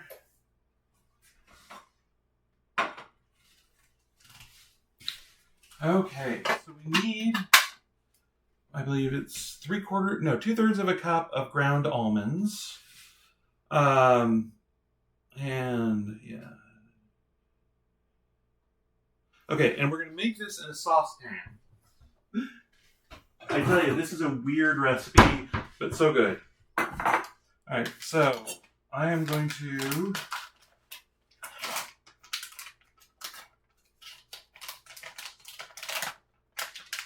I've just got some slivered almonds that I am going to grind here.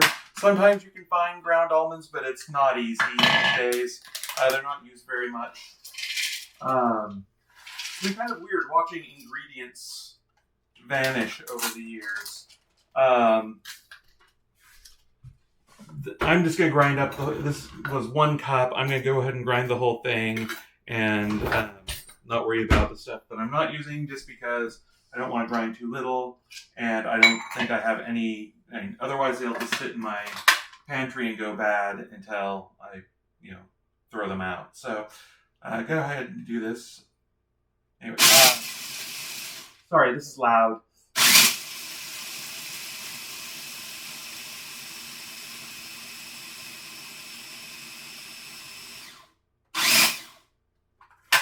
So you want it to almost be like to look a little bit like flour, very coarse flour. All right. So this time we remember to set the timer as we turn down the temperature to 350. Set the timer for 10 minutes. See how that looks. All right. So let me.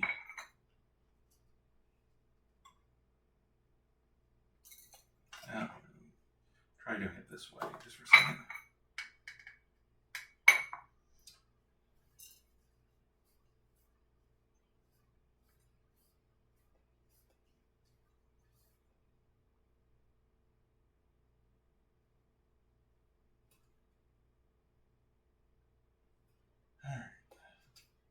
So hopefully you can see here that this is what it looks like.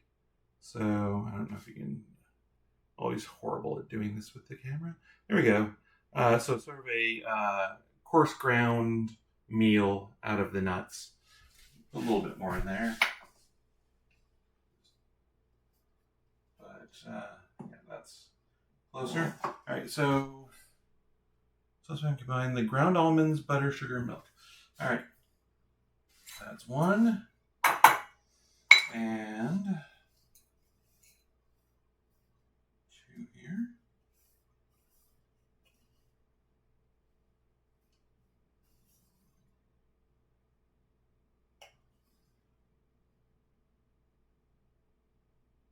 So I think the only...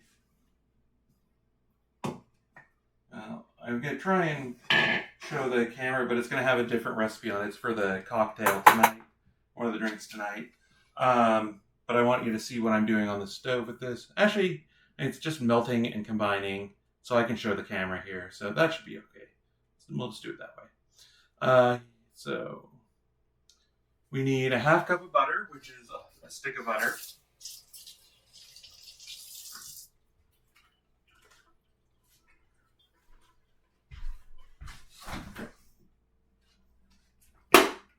I'll use the last of these here, and honestly, I'm going to cut it up a little bit just so that it melts a little easier, but you could just plunk the whole stick of butter in there if you wanted. I just can't bring myself to do that.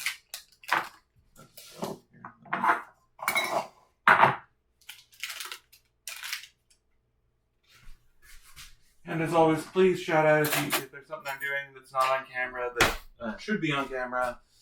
Tell me to move so that you can see what I'm doing. And also that I should be using girl voice here. Yes, right. My voice has long since been a struggle for me.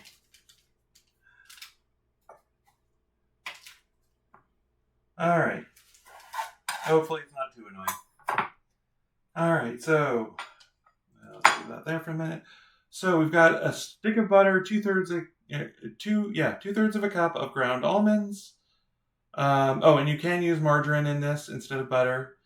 And then we need half cup of sugar. So I can get the butter off my fingers. By the way, you might be wondering why some recipes you can substitute margarine, some you can't. And I believe the simple explanation is that because butter has water in it, and margarine doesn't. And sometimes you need that water to basically create steam and create pockets of air in your whatever you're baking. All right, so half cup sugar.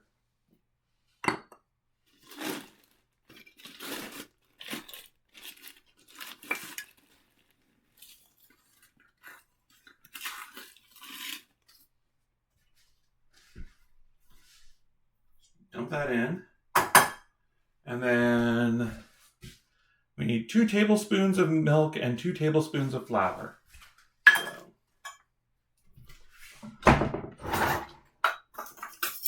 We'll do the flour first because then we can just rinse out anything there with the milk. And yes, we're making an entire batch of cookies with 2 tablespoons of flour.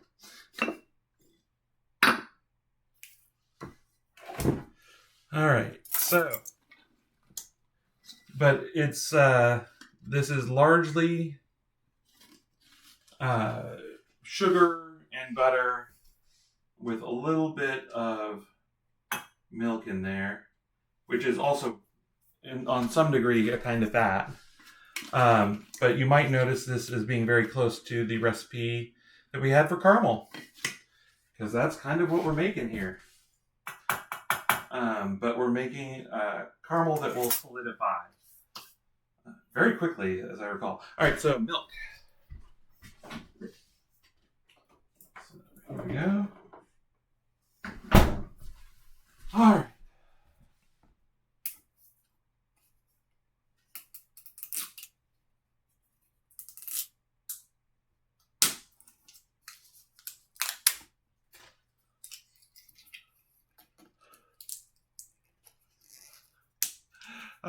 Morgan says, that's amazing. I've heard about recipes like this done with, I've heard about recipes like this done with so little flour. Yeah, it's one of the few, but unfortunately it's not zero flour, so people who have celiacs or otherwise are gluten-free still has enough to be it still potentially has enough to be a problem. If you're allergic to wheat, for example, you can't have these. Which I have a friend who's, has a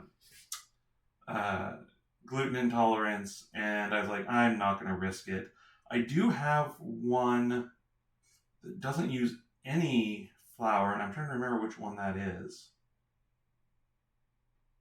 Also, this has a ton of dairy in it, too, which is a problem for that. It's always good, by the way, to keep track of what has what in it, so that if you have folks over, and you know what's safe to serve them.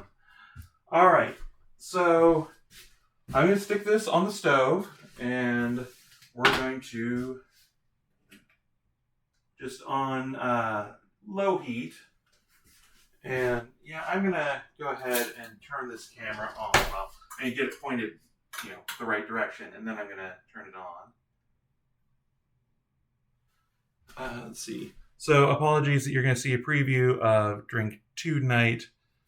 Oh, of course that's not working. Let's see if I can bootstrap it here. Not the Logitech, it's this one, I believe. And then I do, come on.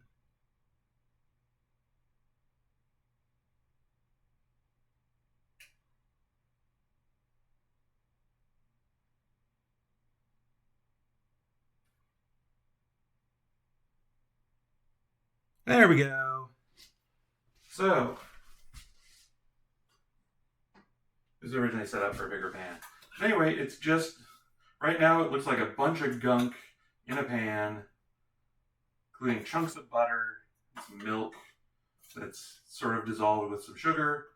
It doesn't look like much of anything right now. So, we're just going to leave that sitting there, slowly melting the butter, and we'll get back to it in just a minute. So I will go back to that. And what we're going to do now is, I think this first batch of Buttercrunchin is dry, or is cooled. So not dry, cooled off. So we will get those out of there. And I'm going to first put this stuff away just to clear myself some space.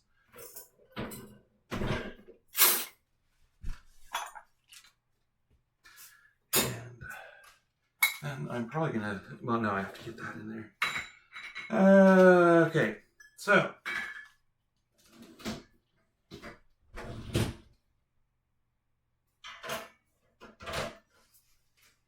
Excuse me for a second.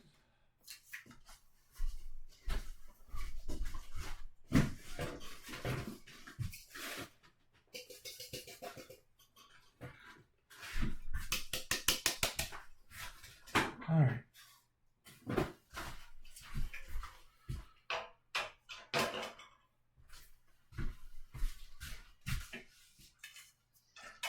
Put those back in where I had them before. This off.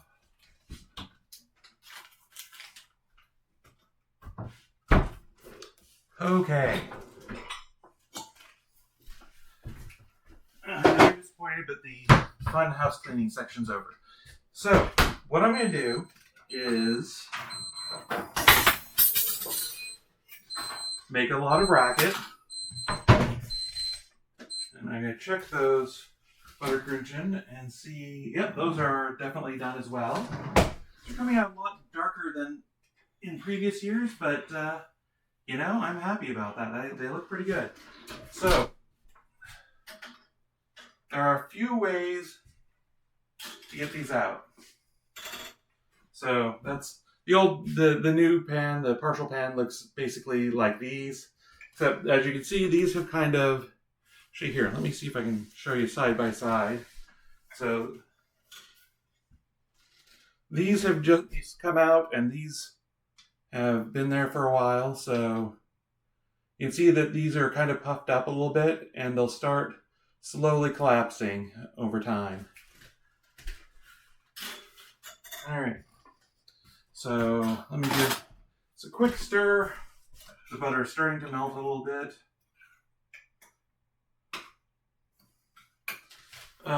And there are a few ways to get these out. Now, the easiest way is just kind of grab them and twist them and pull them out. There is another way where you put the cooling rack over the top of this and then just turn it upside down, and they should all fall out. Now, the problem with that is you're going to crush the top of these, and so you aren't going to have that nice little foam, you know, that nice little crust on the top. So if you can pull them out just by hand, that is the ideal way to do it. But you get some like this that are stuck to the pan a bit. I'll work on that in a minute. Basically get out the ones that you can by hand, and then, you know, do what you have to with the rest.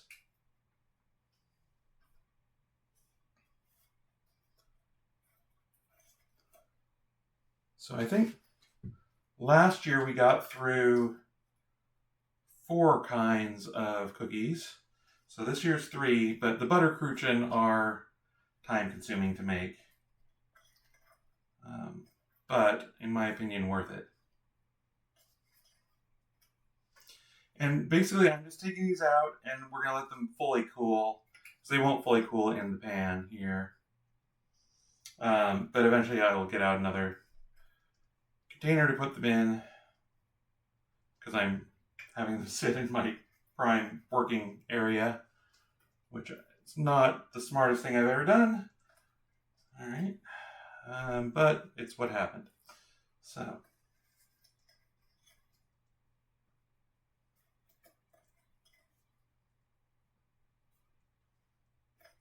These are almost all coming out pretty well. Pretty happy with that.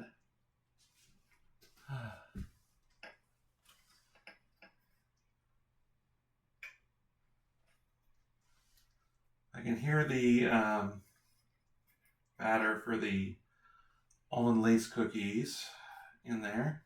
Oh, speaking of which, what temperature do I need the oven to be at? I need it to be at, let's see, next page.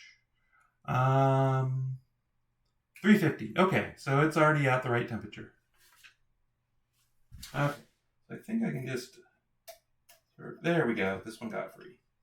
All right, so I'm going to load this into the dishwasher and get that started, because I need the mini muffin pan later on.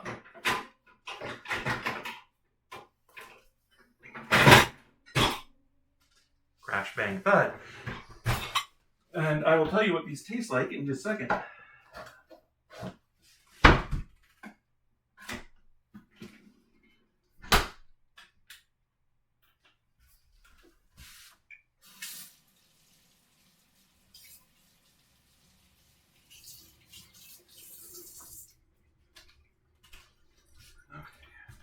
I'm stirring up the batter here again. It's starting to warm up quite a bit, but the butter's not all melted, so I'm not going to bother to show you quite yet because it's basically kind of what you already saw there. So while that's going, I'm going to give one of these a try. Lori, do you want to try a butter crunch? Sorry to shout. Okay, so here, this one right in front of me. Hey.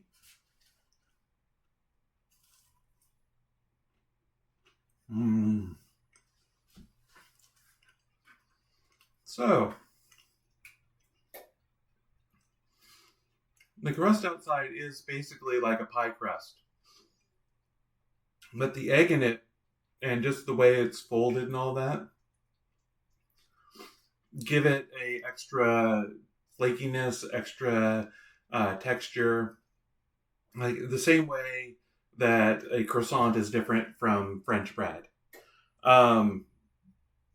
The brown part on top is basically like a chewy almond candy almost. Not very thick, just kind of a thin crust on it. You can see from the side there.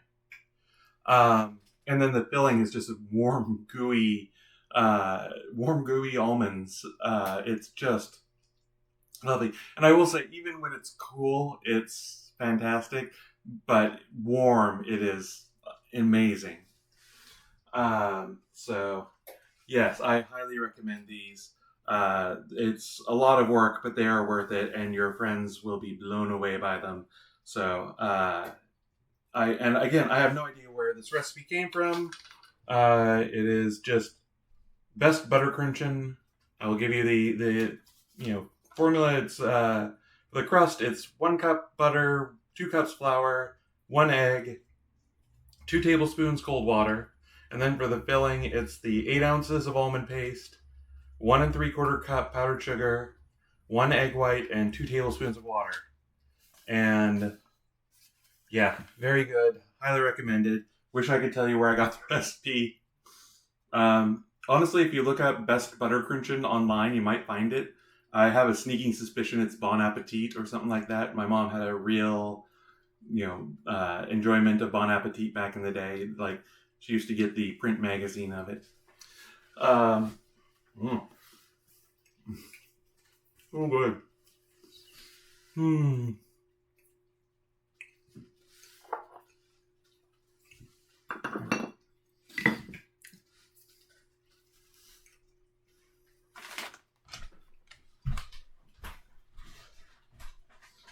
Not real conducive to talking, though. I will say, they kind of gum up your mouth for a little bit.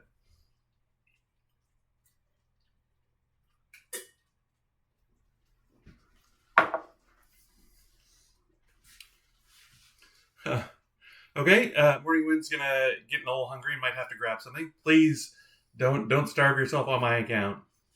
I'm snacking throughout the day, and I made sure to have a big lunch. So, all right. So, but before you go, let me show you the list of bonus drinks. So, those are the drinks that we have for your pleasure. So, the ones that have NA after them are non-alcoholic. The Lady in White is actually, and both Lady in White and Cosmopolitans were on the list from last year. And I'm basically, if anyone had redeemed a bonus drink any time since last year, they would have gotten a Lady in White, because I had that queued up and ready to go. You shouldn't be able to see me right now. You just see the list. I'm just kind of going through it. As long as you can hear me. Can you see the list of drinks? Well, I'll run through them quickly, just to go through this. Brandy Alexander, I thought was kind of a traditional British Christmas drink, although I may be misled on that. The Sunrise Mocktail is basically a non-alcoholic tequila sunrise. The Winter Wonderland is a white chocolate peppermint martini. The Mock Mule is a non-alcoholic um, Moscow Mule, and the Rum Flip is actually closely related to eggnog, and a Cosmopolitan's a Cosmopolitan. You know what that is. So, all right. Sorry, me. So everything is melted and I'm combining it now. I'm kind of stirring up. The butter has separated out quite a bit, and I'm a little worried about that. There's some bits stuck to the bottom too. I let this go without stirring a little too long, and I'm a little worried about that. Let me take a quick look at the recipe.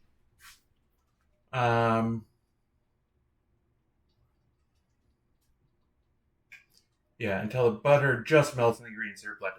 I think that I let this heat up too much, so I'm going to let it cool down just a bit. Yeah, I'm feeling a bit stuck to the bottom here, and I'm slightly worried that I screwed this up. I think cooling it will let it combine again. Because one thing you want to do with this is,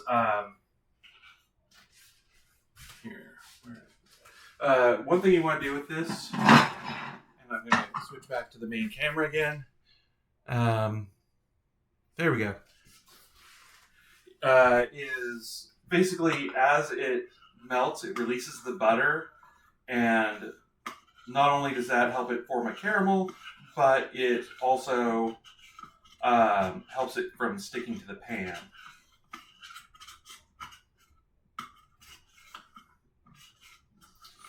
Yeah, but I should have been paying more attention to this.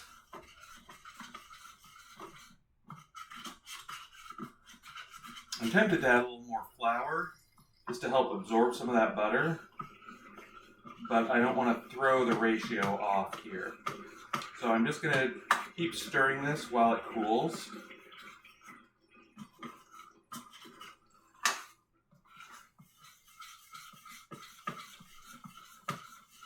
And the butter is kind of coming back into, it is combining well. Okay.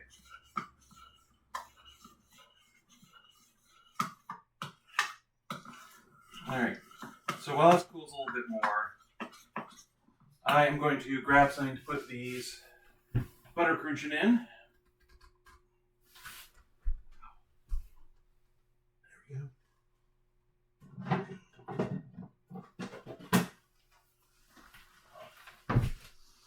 This is my favorite container. Got old lab label on it. Alright.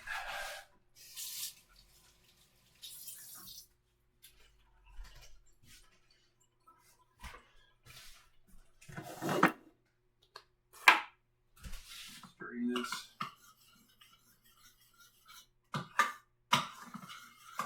Okay. It is thickening up a bit, and the butter is incorporating again. So as you see, even if it looks like you screwed up with a lot of recipes, there are always ways to save it. Not everything in baking is that way, unfortunately. It's baking, like I say, you kind of have to be precise, but the almond lace cookies aren't really baking. They kind of are, but they're more almost candy making. So, no, I shouldn't say every recipe. You could say some recipes, if they're screwed up, and you just throw everything out and move on. And that's okay. Everyone screws up. I screw up all the time. Don't feel bad if you screw something up. So, here, let me...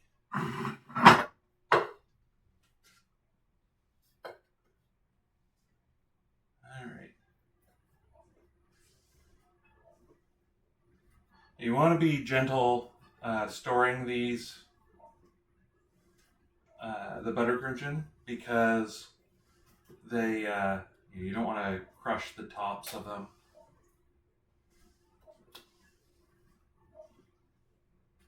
But And if you do, it's okay. They just don't look quite as pretty.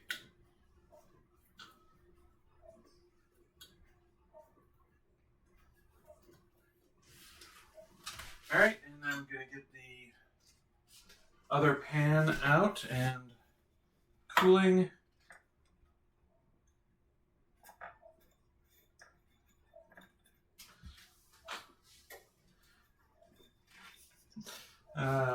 And you know what? Lori always says whenever I'm doing stuff in the kitchen, I take up every available inch of counter space and try and keep things on a camera. I can actually finally see her point. Don't tell her I said that.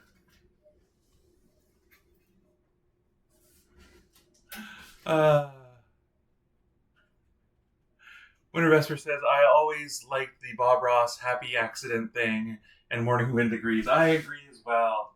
Like I say, some things you discover incredible new stuff, some things you don't, some things can be saved, some things can't, but you know what? That's life. You say, okay, I screwed up, I'll try again tomorrow, and then get on with your day because, you know what? People make mistakes. One of the most valuable lessons I learned in the lab, especially for homemaking and all that, is that some days you're just not meant to do the experiment. Some days, you're stressed, you're tired, the stars aren't in alignment, what have you, and things start going wrong, and they keep going wrong, and staying in the lab is not going to make them any better. So some days you're in the kitchen and you make a little error, and then you make another error, and then things just, you thought you did everything perfectly, but it just isn't working. You know what you do that night? You order pizza. You just say, you know what? This was not meant to be. I will get on with my life, and tomorrow I will make something else. So, sometimes you just let it go. Okay.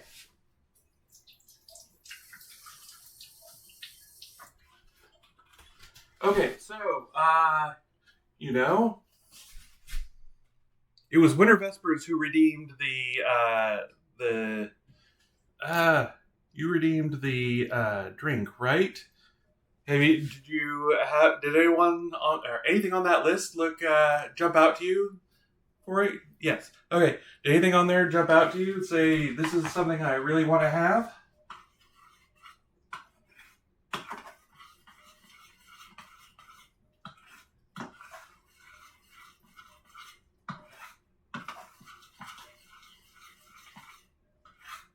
Okay.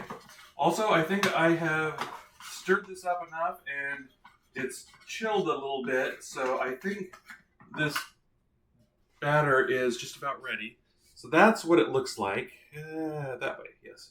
I don't want to pour it out of the pan, but it is just kind of a soupy, almondy slop right now. So, you know what? I think these are cool enough that I can... no, not quite yet. All right.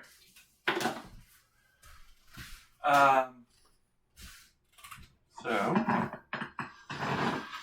push these down here for a second.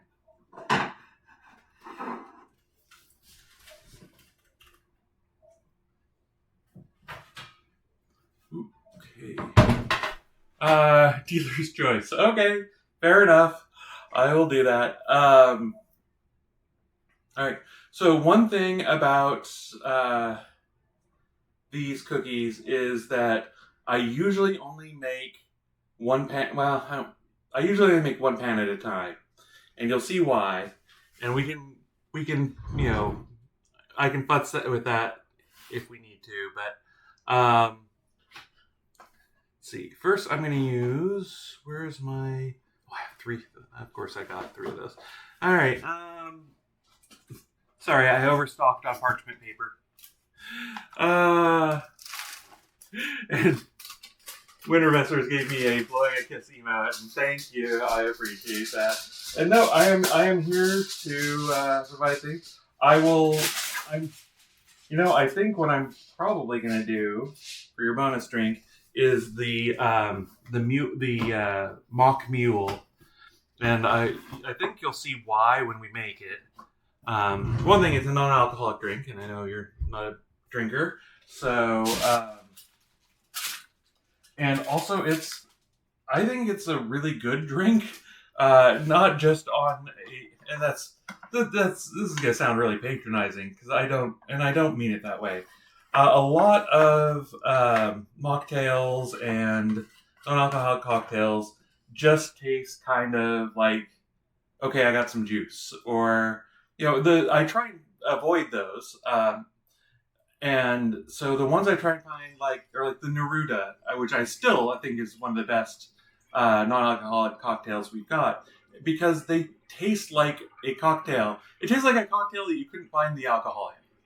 And again, like I say, that sounds patronizing, but I mean it in a way that's like, there's a certain vibe when you get a cocktail. It's like, this is, there's something. I don't drink this every day. This is not something I would normally, have. It has something unusual about it. It has a taste that I wouldn't have thought of, that kind of thing. And I think the mock mule fits in that. It does not taste exactly like a Moscow Mule, but it's got some really interesting. Both Lori and I, first time we drank it, we're like, I don't know what to make of this. And so hopefully you'll give it a try and see what if you get that same reaction. Because that is not a bad reaction. It is actually one of my favorite reactions. This is so interesting. I honestly don't know what to think about it. So when I tried it out a couple nights ago, I was like, yeah, this is one I want to make. I hope someone picks this. Anyway, so I've got my almond lace cookie batter. I have got a spoon, which I'm going to use to just give a nice little pile of it there. And you only want to do, this spreads like crazy, so you only want to do 2 per row. And I actually think I've got these 2 pretty close together. So I'm probably only going to do like 3, or I'll try and do 3.5 rows maybe.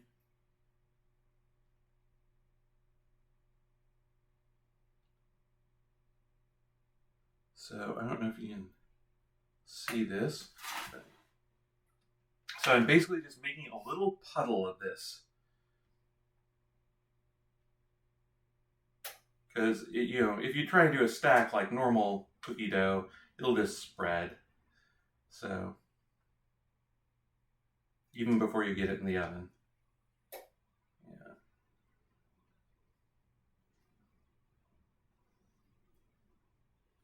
And you also don't want too many on here. Oh, crap. I just realized, was I supposed to... One that's covered with a sheet of foil. Okay. All right. For some reason I had thought that you're supposed to put some spray on this just to keep it from sticking, but I think the butter does that well enough. It's been, like I say, it's been a few years since I made these. All right. So here's what we're gonna do. So we're gonna put these in the oven at 350 for 6 to 7 minutes. We'll put it in for 6 minutes and then take a look at them. All right. And I'm setting the timer. Actually remembered. So, and what we're going to do in the meantime is I'm going to get the cooling rack over here. And remember the stick I was telling you about? That's going to come to play in just a minute. So I'm not going to get a second thing of that ready yet. I am going to put the rest of these butter crunchin away. And I am going to have to get out another metal spatula here. You want a nice thin one.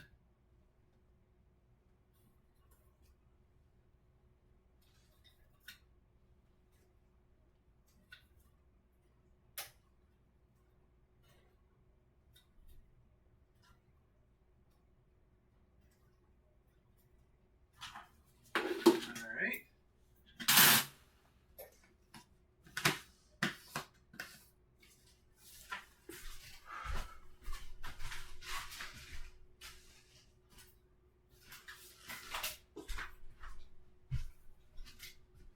All right.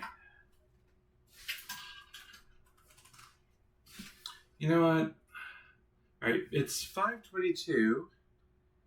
I do have a little video to play at before the show starts. The show portion of the show starts at 6. So, all right. Well, we'll play this. I'm gonna make one. I will go ahead and assemble the second plate thing of these. I have some different cookie sheets that I should use. I'm a little hesitant to. Oh wait, I think I'm actually gonna wait to make sure I don't need to hose down the foil with grease before I do this.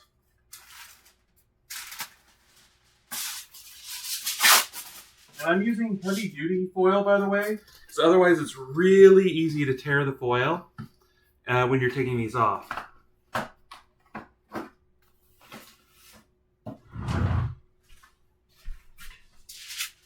Regular foil will work.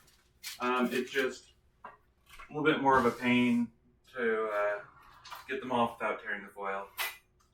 Let's see. Here we go. Nice thin spatula. Okay, so let me explain what's going to happen next. I am going to, let me set this over here for right now.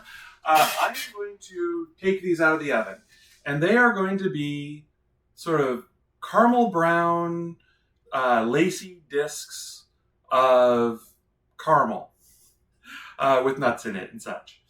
And they are going to be basically liquid when I take them out, but they will cool fairly rapidly. And the trick is you want to find the point where they are just solid enough, just cooled enough to stay together when you try and peel them off the pan, but are still warm enough that they're flexible. This is tricky.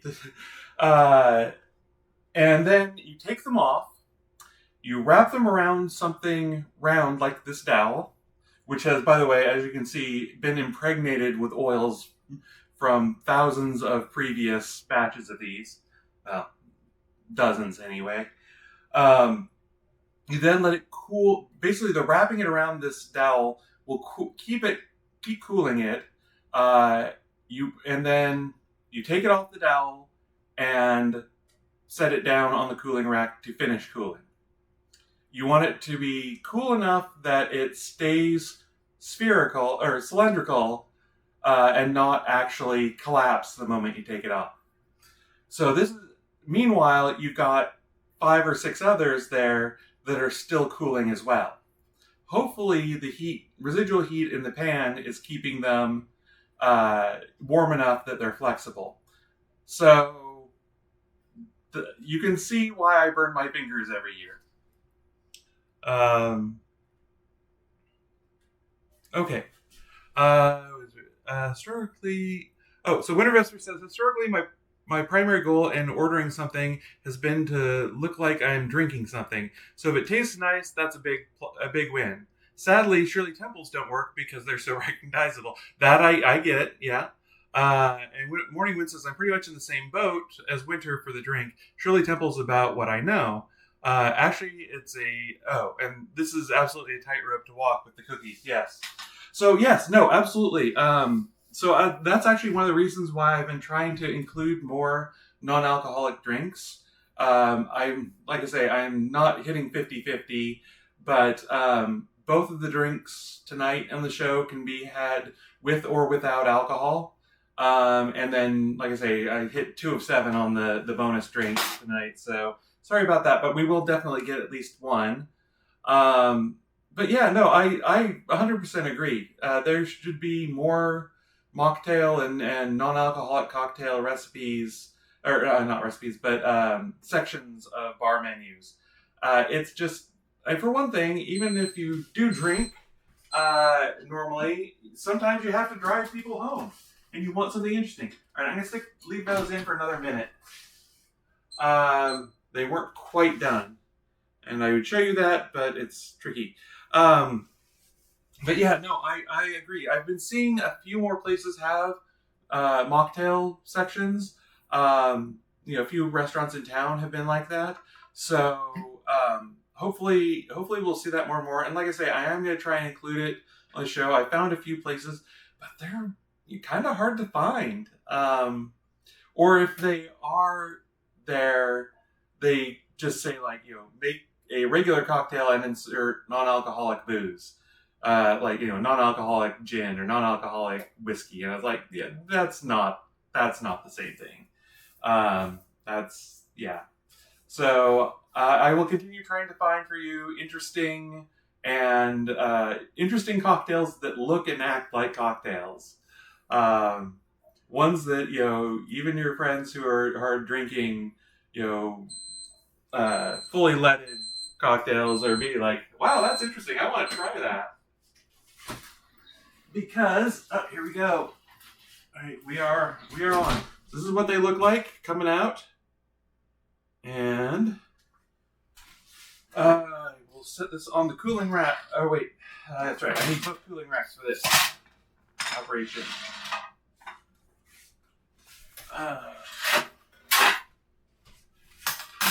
All right. So I'm going to look at the darkest one here and use my spatula to try and... Now it's starting to... It's still moving. It's not really keeping its shape.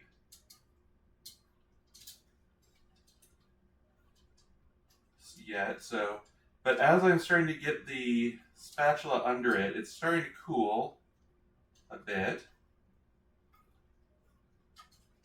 I'm kind of deforming the shape, which is not ideal. I'll try and have that back out a bit. We'll give it a couple more seconds to cool. You can lift the foil up and let it cool a bit that way, but that feels like cheating.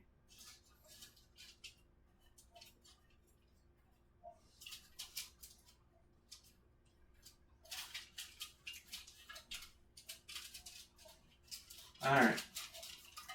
It's starting to go now. I mean, this one's going to be a little misshapen, but that's just how the cookie, or whatever these are, crumbles. Alright. Okay. So I'm going to rotate this around because I want to get it from this end.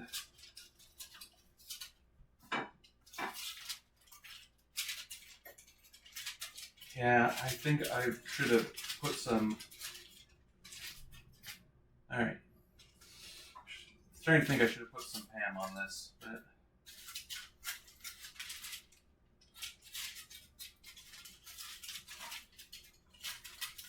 Come on.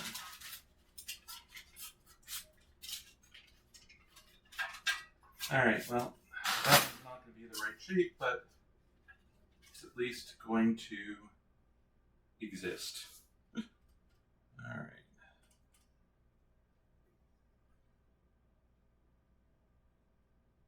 Yeah, I'm definitely going to put some Pam on that foil for the next batch. That one's going to collapse a bit. Alright. Let's try number 2 here.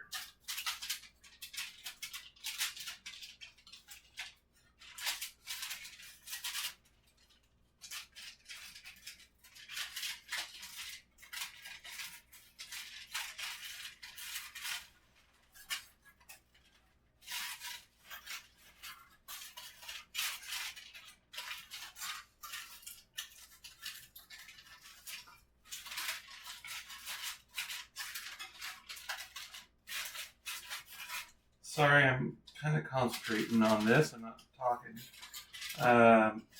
So you can kind of get the dowel in there sometimes, and that will help it keep a shape, or at least start that shape as it cools. But yeah, I think I needed to put some oil on this foil.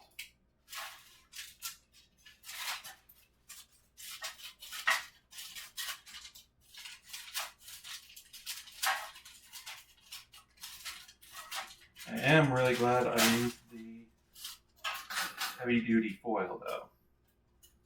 All right. Okay. There we go. Got one. Really nice looking one. And it's really starting to cool now. And I put a hole in the foil. In a perfect world, you want to use the bottom. Alright, come on.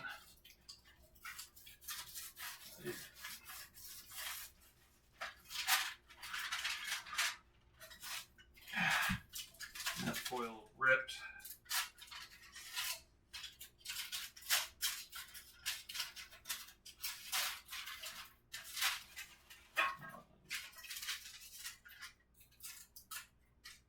Let's see, is this still bendable? Not really. Kind of. Yeah, it's cracking. So I could put it back in for a minute or two, but I'm not going to really worry. I could put the rest of these in, I think, for a minute to warm them back up, make them a little more flexible. But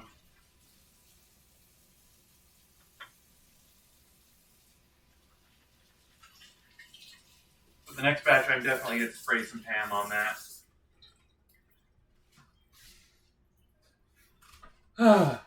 Right. Let's put this in for a minute. And I don't want to burn them, so no more than a minute.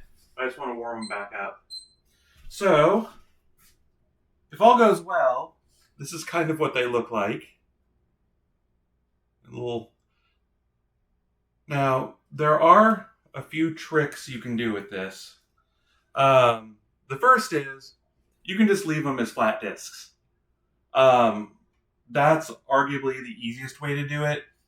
I've seen them done that way just as the flat discs, and also with chocolate brushed on one side of it, or chocolate brushed between two of them. I think that gives the wrong texture, but I'll explain that when I actually try one of these. And then another thing you can do is, if you do get them shaped right, then you can actually pipe like pastry cream or that sort of thing, just like a cannoli shell in there. Although I would go with something a little bit lighter, like whipped cream almost.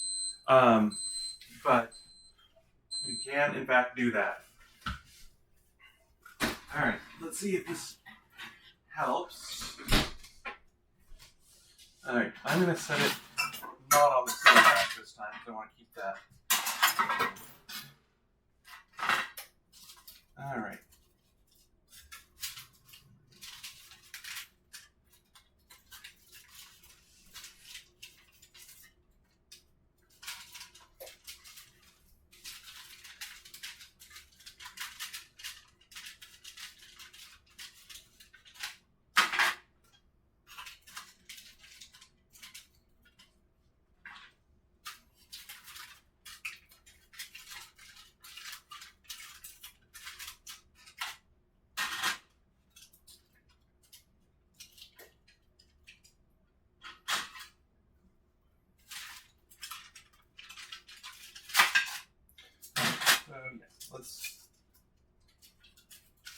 I will do the best I can with these, but then I'm just going to leave the rest as discs and make another batch with the oil on the foil to get them to release.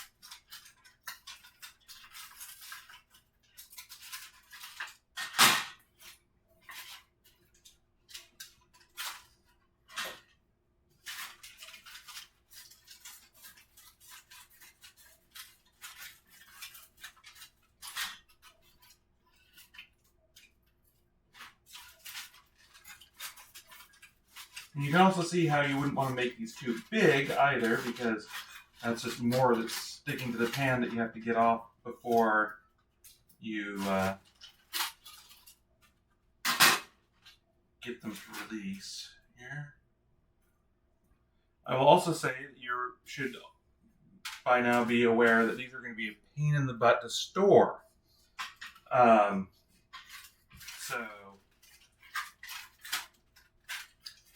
because they will just crumble to dust. So, what I'm trying to say is, these are a gorgeous, elegant little cookie that are absolutely not worth making. Unless you're really trying to show off and impress people, or you really love them, or have a friend that you owe. For example, Lucas, the bass player of the Destroyers, very good friend of mine, amazing role-playing game GM. Let me use, he and his band let me use all the music for their show. Loves these. They're his favorite of the cookies that I make.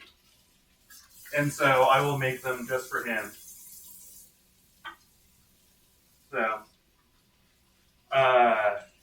but sometimes they end up as just the plain discs. So, what do these taste like? Well, I'm going to take one that didn't end up perfectly. Here we go. Well, you can see even just picking it up, they crumble.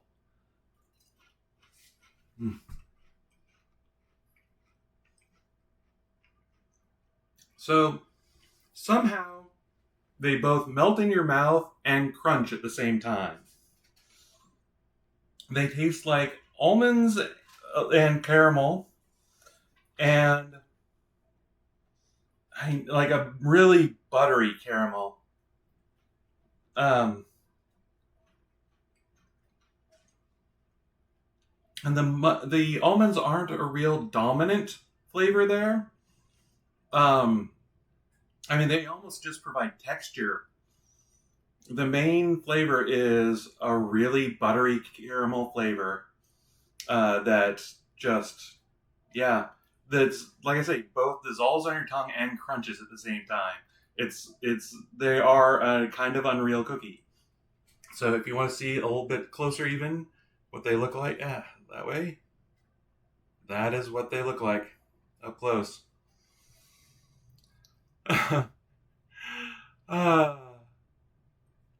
So Winter Vesper says, in my opinion, it's really hard to ruin something by adding chocolate. At least I can't think of an example. So like I say, and Morning Wind says that's the best texture ever.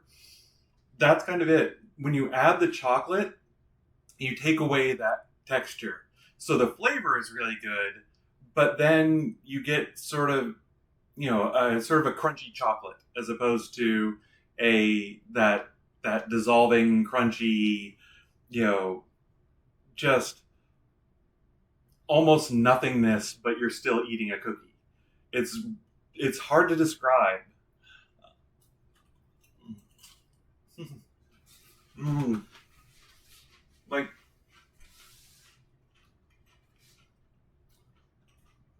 Like just now, I shoved that whole thing in my mouth, and for a second, my mouth was full, and then it wasn't. But it was still had cookie in it. It is the best texture.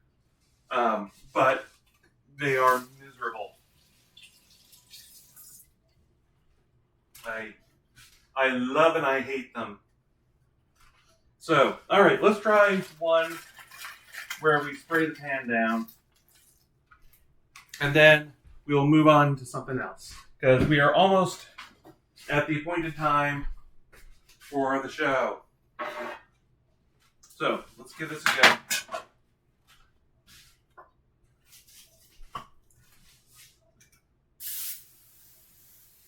I'm just using TAM. Other spray oils are available. Okay, I just gave a quick spray there, as you can see. Got a hole on my finger, so I can get rid of that. All right. And this is actually thickening up a bit, which is fine. You don't really need to worry about that. Just means that it's not going to spread quite as much when you first put it on. Ooh. And I'm going to make these a little bit smaller too. That one I made a little too big, but because the smaller they are, the less you have to scrape off the pan.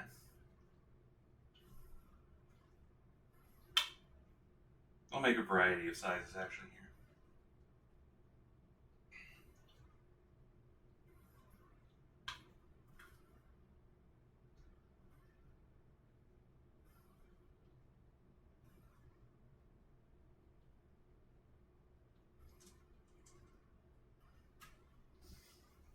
One more little one there.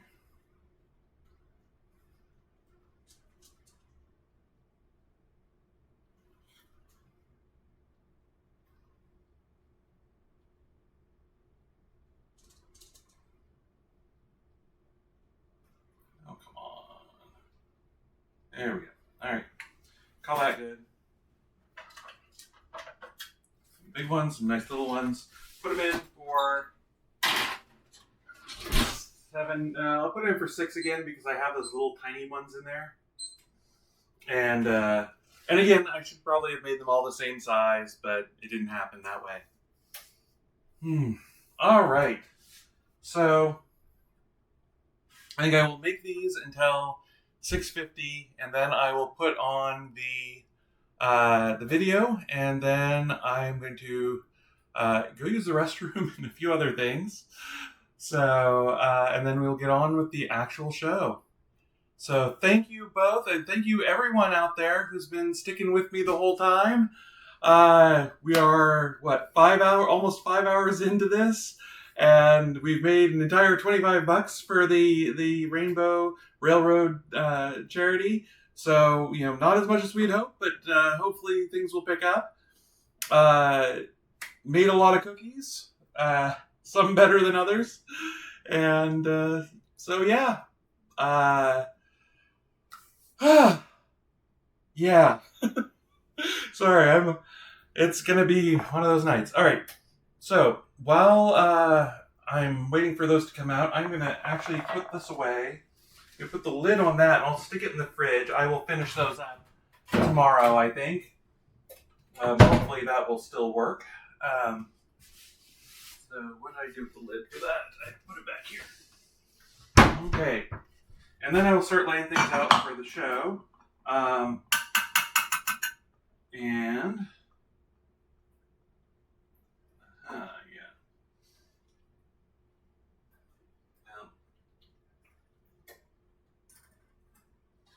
All right.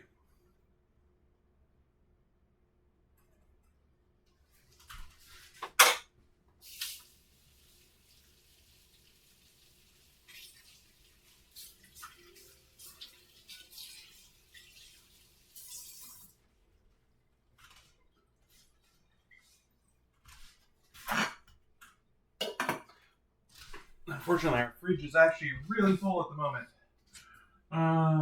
I'll find some place to put this. You know what?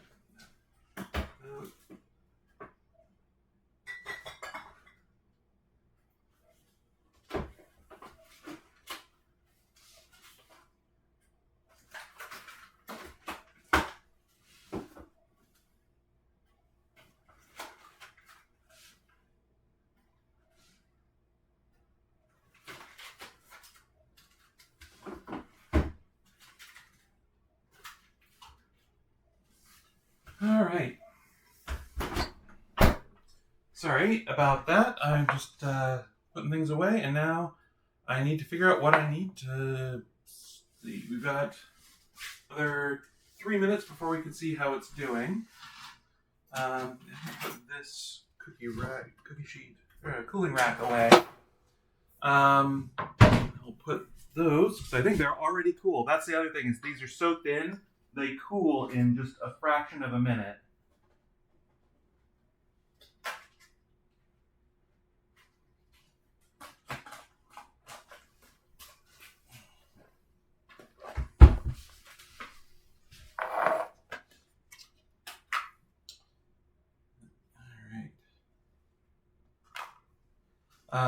And I do, well, you can see this one just broke when I touched it. They always do that. So you end up with a bunch of crumbs at the end. But I would definitely not put them more than one row deep, maybe two if you're really pushing your luck, in any storage you're using.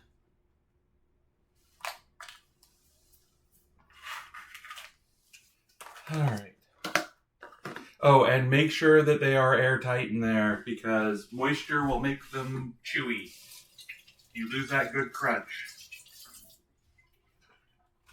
So like I say, basically make them and eat them.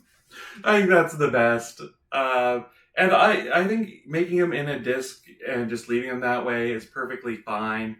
If ever I've seen something like this in a store or in a bakery, it's usually been just the flat disc. I have never seen them rolled the way that my mom did it, and I have no idea where she got that notion. It looks very impressive. It is fantastically impressive. I don't know how she did it. She had magic skills, but she could do it every time perfectly. I have never been able to pull that off. So, like I say, do what you think is best. If you want the most impressive version, try and roll them up. If you want a decent version, or the perfectly fine, probably sensible version of it, just leave them flat discs. If you want to do anything else with them, go nuts. I'm not your mom. Do what you want. So,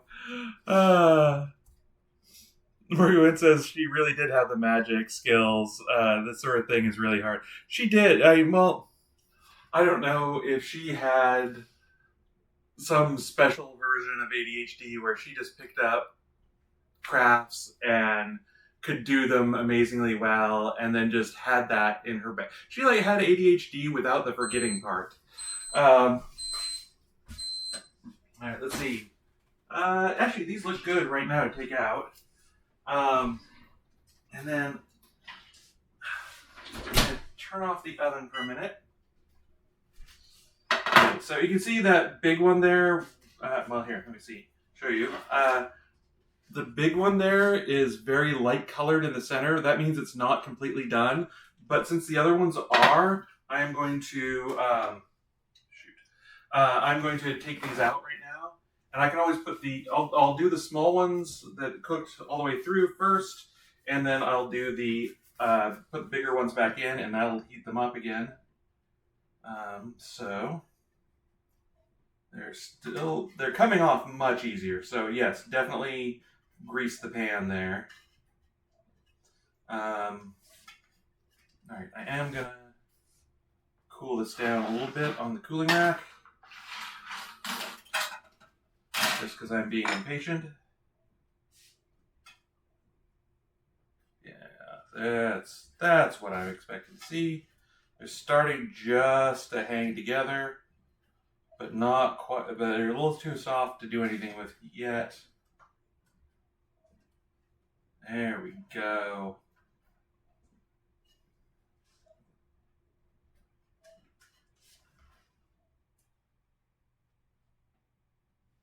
All right. So this is a little tiny one. This, also doing smaller ones makes things easy. They're not as impressive when they're that tiny, but all right, let me get a cooling rack. The one I just put away, yes, that one. And then should be cool enough I can put it down. Yes, perfect.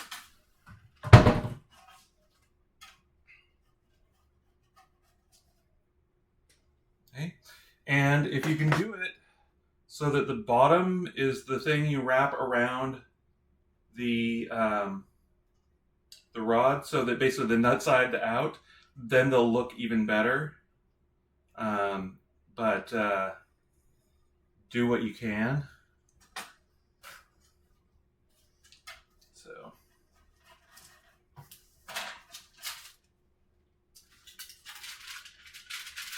now it's starting to cool down a bit, or I just. All right, hopefully I'll be able to get at least one more before they cool off too much to bend.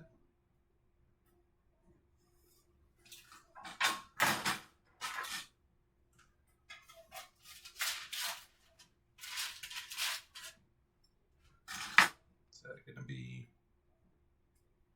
just barely bendable?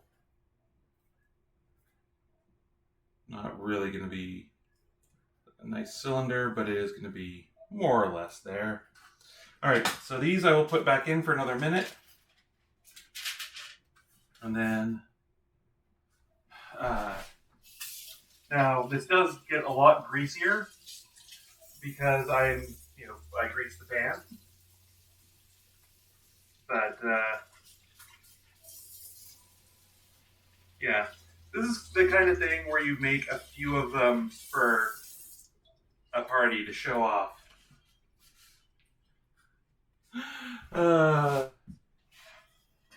And yes, I absolutely do cook to show off sometimes. Oh, we are over the time limit, so I'm just going to finish these up, and then I am going to take my break. My union mandated 15-minute break. And then I will be back. So if anyone asks, that's what's going on. Okay, and I'm going to drink more water. I've drunk an entire glass of water today, which is, I think, way better than I managed last year. So if on that metric alone, I am doing better than last year.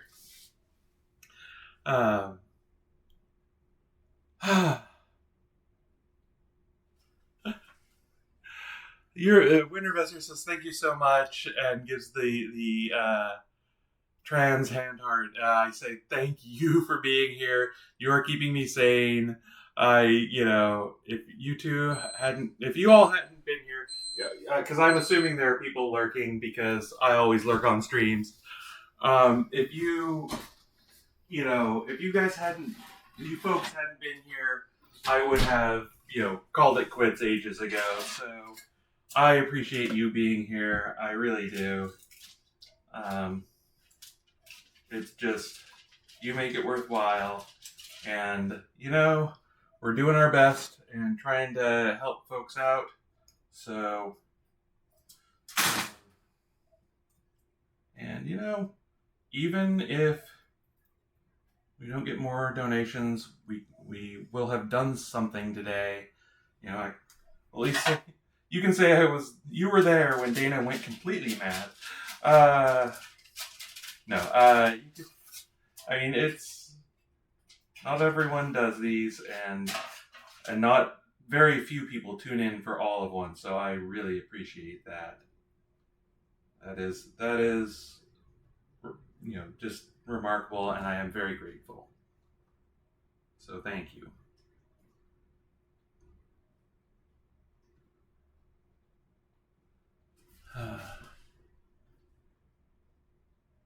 All right. So now just 2 more. I don't think this big one's probably going to stick together real well just because it's probably a little undercooked. But we'll give it a go, and then I will take my break.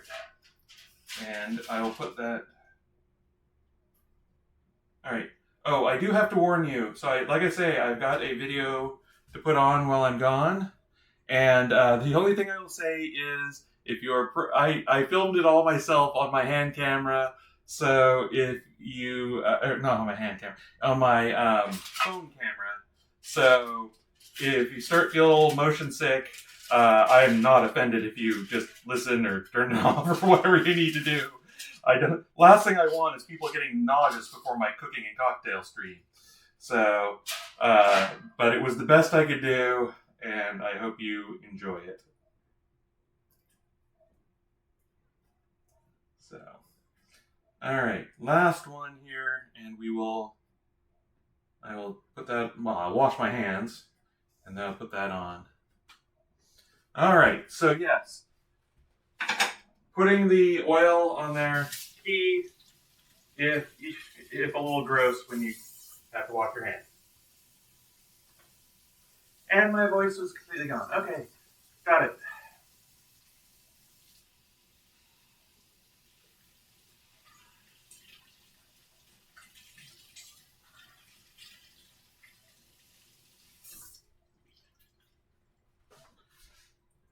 All right. If anyone asks, I will be back in about 10 or 11 minutes. So here we go. Thank you all. See you in a bit. So, you want to visit a haunted house, I think I have one that should suit you.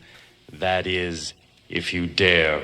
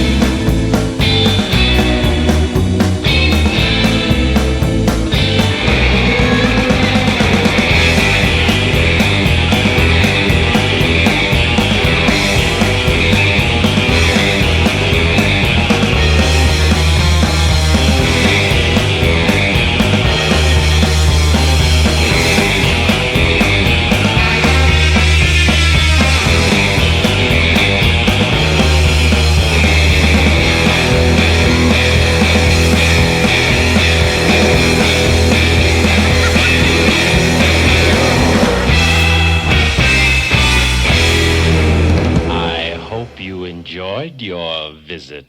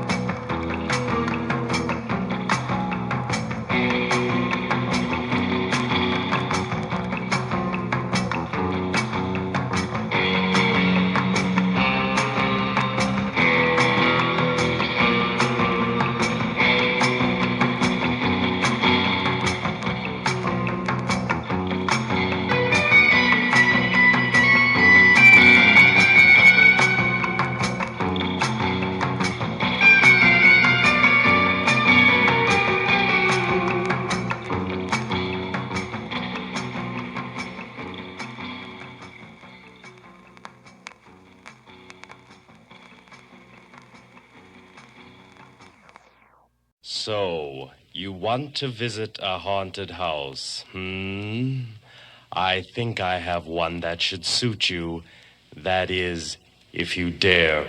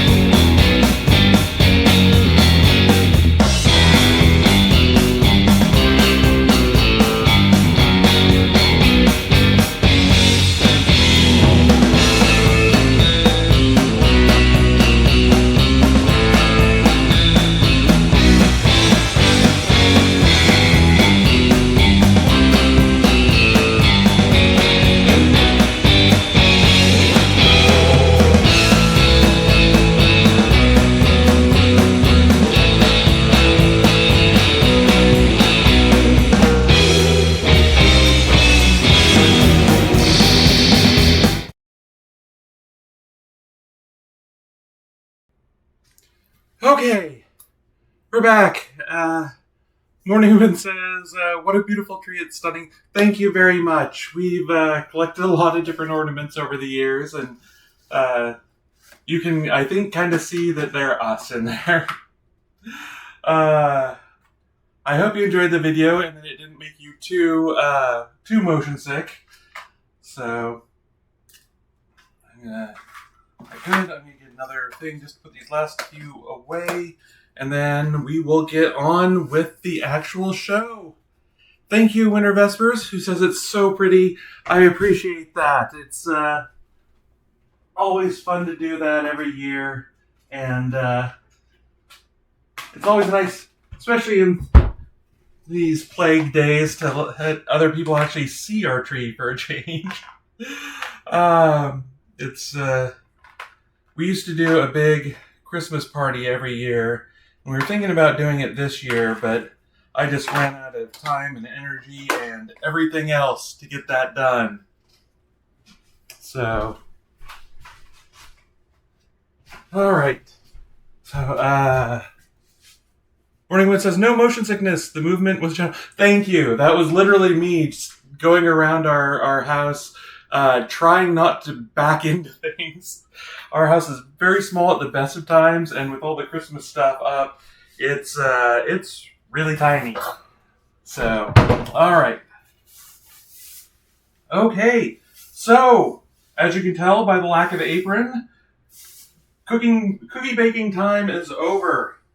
We now go on to the regular show. So welcome to Drinking with Dana, for those of you who've been with us for 5 hours already, and those of you who are just joining us. Thank you for being here, each and every one of you. I did sneak a peek at the everyone out there who's lurking, so you are always welcome. But feel free also to join and say hi, say what It's always great to have you here, whether you're lurking or not. And of course, to everyone out and watching this anytime in the future, hello to the future on YouTube. It's always good to see you. It's great to have you watch. I hope that you're enjoying it. Gosh, I hope you're not just watching the whole thing all at once. Well, actually, no, that'd be awesome too. I mean, folks are doing it, so I'm a little on the loopy side right now. Okay, so Drinking with Dana tonight. We're doing a couple variations on eggnog, including just eggnog, and also a recipe from that I've made a number of times and is a staple of all of my holiday parties. It's good any time of year. I just only throw a couple parties a year. But we'll get to that in a minute. The first thing we're going to make is eggnog. And this is my family's recipe for eggnog. Now, I have to go through my notes here because we've got as you can see, normally I have 3 pages of notes, and I have a few more this time. But don't worry, all for the bonus drinks. So you won't have to sit through that much more of me yammering.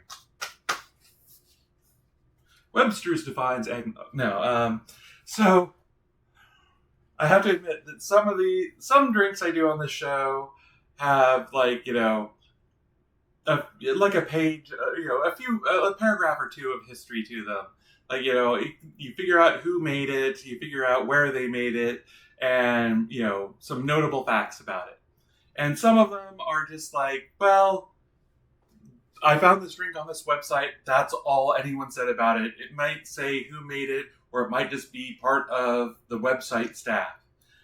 I think one of the drinks we've already decided on for a bonus drink is one of those.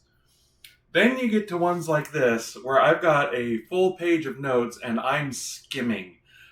This is not the entire history of eggnog, but it is a general introduction to the history of eggnog, because the eggnog goes back to like the 1600s. I actually have some other announcements that I haven't made at all today. So, well, first of all, we're doing the charity raid stream. I haven't charity stream today. I haven't mentioned that in a while, so I figured I'd get it out there. We're raising money for a charity called Rainbow Railroad, and it's a fantastic charity that helps LGBTQIA plus people around the world who are in unsafe countries get to safer countries, and everything that's involved with that. If you look at the Twitch stream, it should have a box there for donate to charity. If you're watching this on YouTube, I should still have that up for the next, basically until the next stream. All the bits, all the subs, all the donations go to that. Yes, the direct donation button is in Canadian dollars. There's a reason for that, but suffice it to say that it's still just the same money. Was it 135 Canadian dollars is $100 US, so you can convert as you like or not.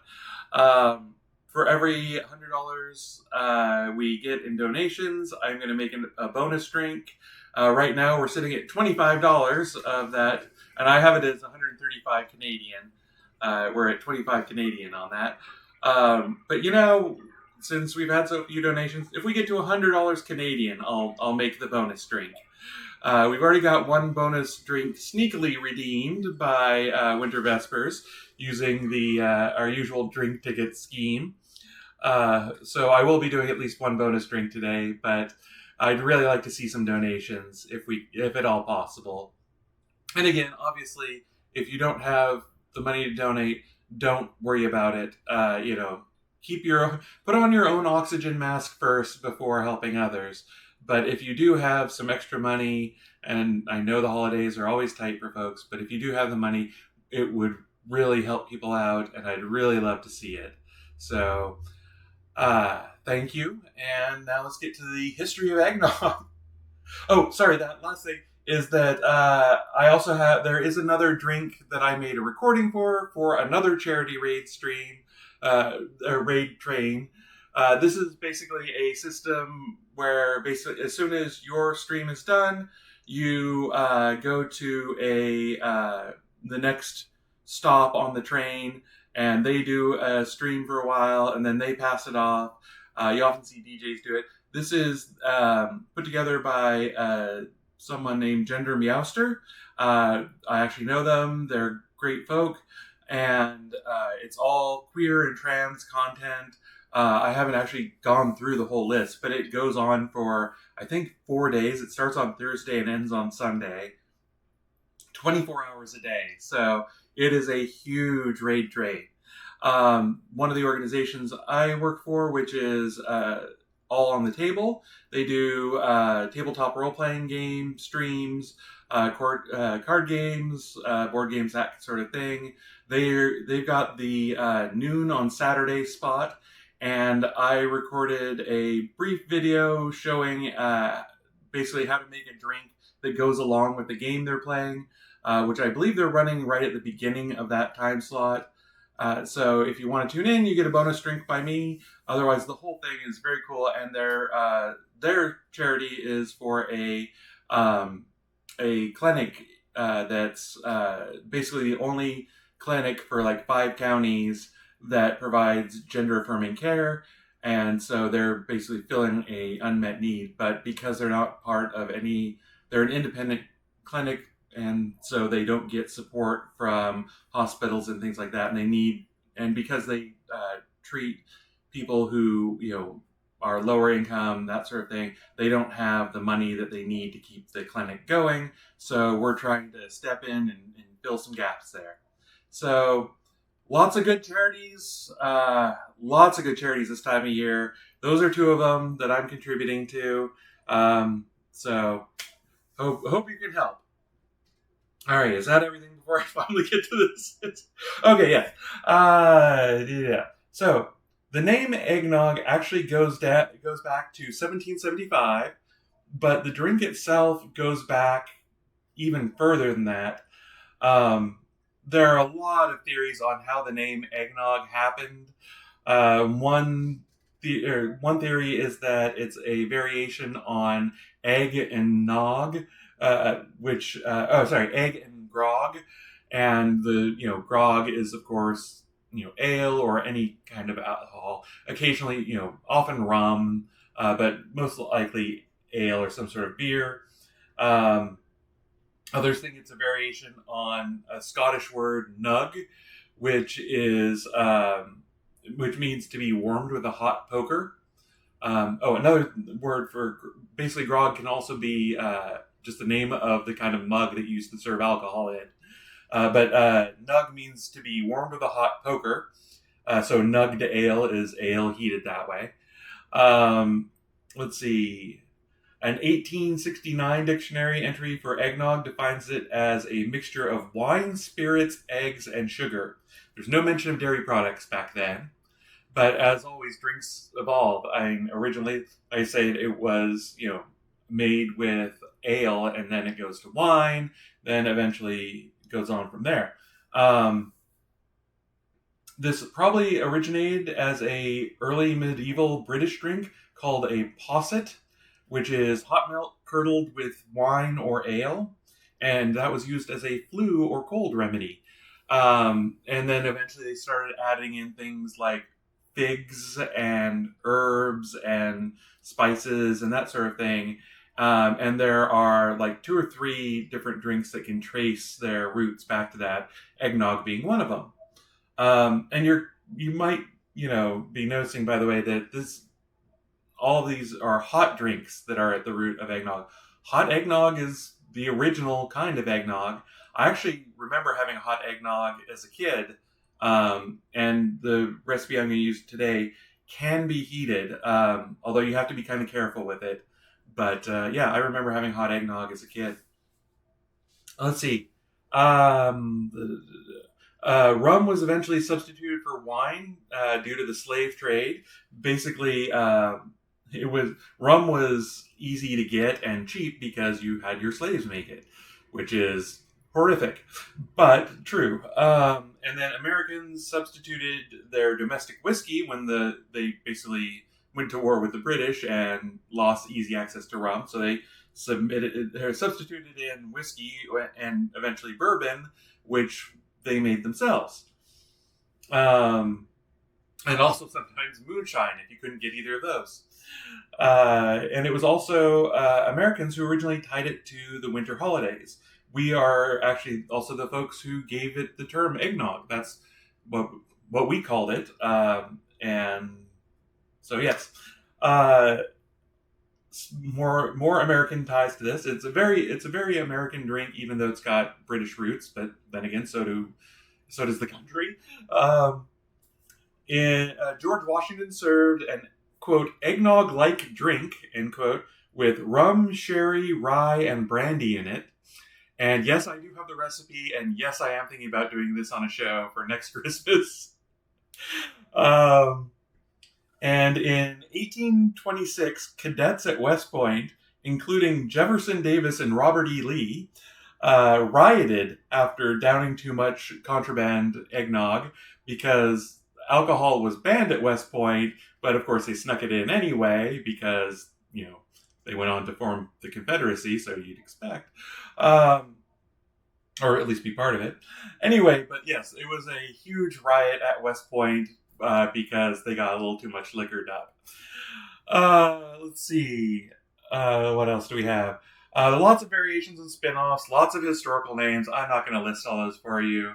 If you want, Wikipedia has a pretty good list. But yeah, there are a lot of variations, and like I say, I think the posset is the root drink for a lot of these, and then like one of the bonus drinks I have here is a rum flip that's also spun off from the posset. Things like that. Let's see. Okay, so that's the history. This is another family recipe where my mom got it, and I have no idea where she got the recipe from. I called her up one night and said, "Hey, can I get the recipe for eggnog?" And she gave me a recipe, and it tasted nothing. Well, it tasted only somewhat like I remembered it. And then she said, "Oh no, this is what I've been making for the nephews, your nephews, for years now, and they love it." And like, okay, well, I fiddled with it, and I got it back to what I remembered it tasting like from when I was a kid. So maybe she varied her recipe over the years. But this is what I like best. I will say that this is a very thin eggnog. Most eggnogs are thick. If some of them get to be like pancake batter, and that's fine if that's what you like. I. One thing about those though is you can only, at least I can only have a little bit of that at a time because it's you have to have a sip and then take some time getting that down before you have the next one. This is thinner. This is something you can, if necessary, gulp. this is a lot. I find it more refreshing that way. And I know saying eggnog refreshing, it is. This is I think is a good refreshing eggnog. It also, by the way, is something that you don't have to cook on the stove, anything like that. You just mix everything together. One thing I am going to say is that it does include an egg in there, whole egg, raw egg, and that's going to gross people out. In years past, I have said that you can buy pasteurized eggs and use those for this. And I swear, by all that's holy, I have seen those in the past. I've used those in the past for this. I went to like 4 different stores and found a bunch of pasture-raised eggs, but not any pasteurized eggs. So I got some very fancy brown eggs that were fresh from Whole Foods, and I'm sure they're fine. I mean, I've drunk a lot of eggs and egg whites on this show. Never had any problems with them. But if you are concerned about that, I think there are some pasteurized eggs that you can get in cartons at the very least. I didn't see any of those, but I wasn't looking as much at those. But do some looking, and you might still be able to find those. Otherwise, of course. So the base version of this eggnog is alcohol free. I'll show you how to add some alcohol to it when we're done. If I grab some bourbon, I'll have to run and grab some bourbon in a minute because I forgot to bring that over here. So any alcohol, the alcohol will kill anything that was in the egg. So, but in general, you don't have to really worry about that these days. If it does bother you, then you can add some alcohol or try and find something that's pasteurized to substitute in. So, all right. So for those just tuning in, we're baking cookies all day, and I used my hand mixer for something earlier, so I'm going to have to get that out of the dishwasher and rinse it off, or at least the blades. I also need to get a bowl to make this in, and use the good bowl that I should have. So, actually, you know what? I'm going to use my KitchenAid for this. Aha! Thwarted that. Saved myself a bunch of work. All right. So I'm going to get the whisk attachment for that.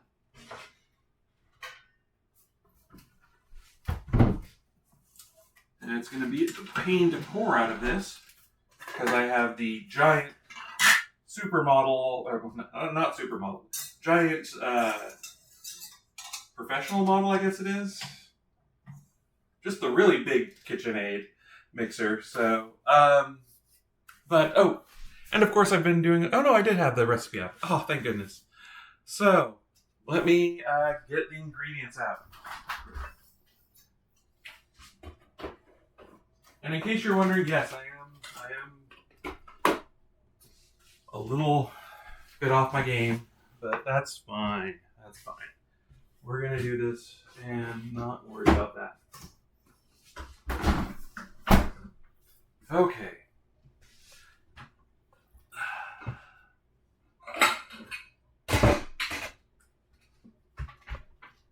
I try and normally have all this stuff out, but it wasn't really possible today. You should see the stack of bottles and ingredients I have over there just to be able to make not only the stuff here, but also the bonus drink, or bonus drinks, plural. There are 7 of them.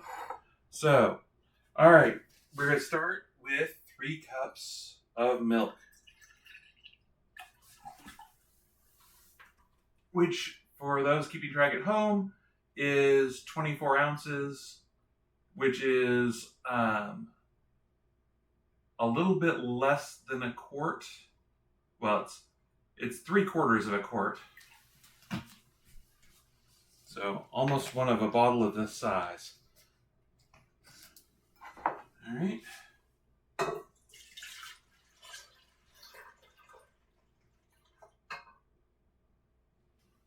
And then I'm going to add one of these fancy Whole Foods large brown grade A eggs. I actually did that slightly out of order.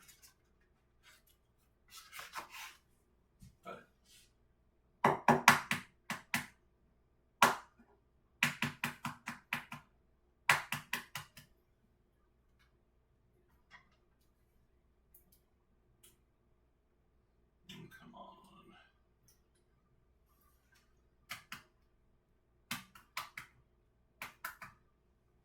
All right.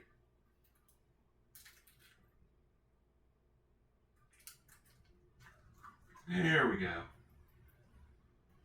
All right. And then, excuse me while I toss that out. Just here, I'm going in and out of camera frame a lot more than I usually do. All right, so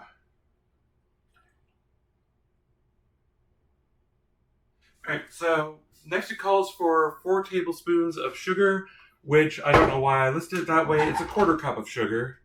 So we're going to add that's just regular granulated sugar here.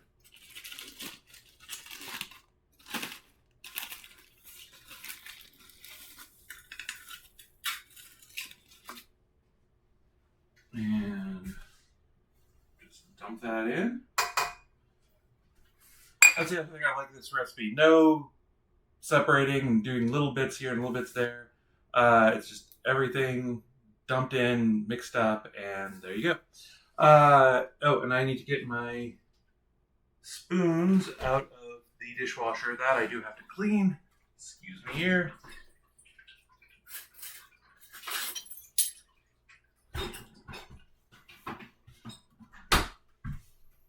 Foggy glasses. All right. I'm gonna give these a quick rinse. Oh, and then turn the dishwasher back on.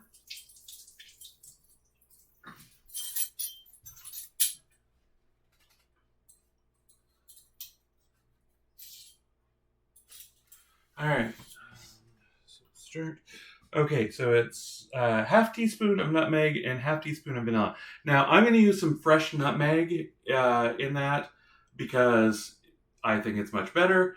So I'm not going to measure that. I'm going to just eyeball it, but it's a significant amount of nutmeg in there.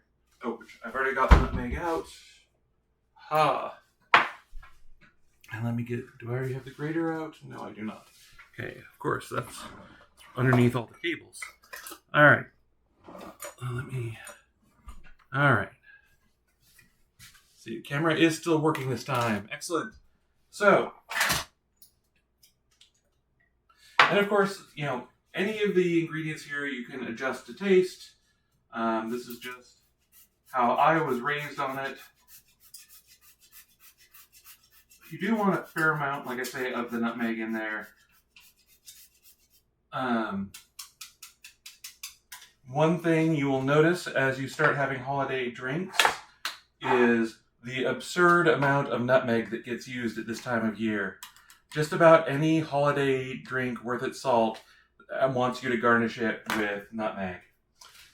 So vanilla is over here.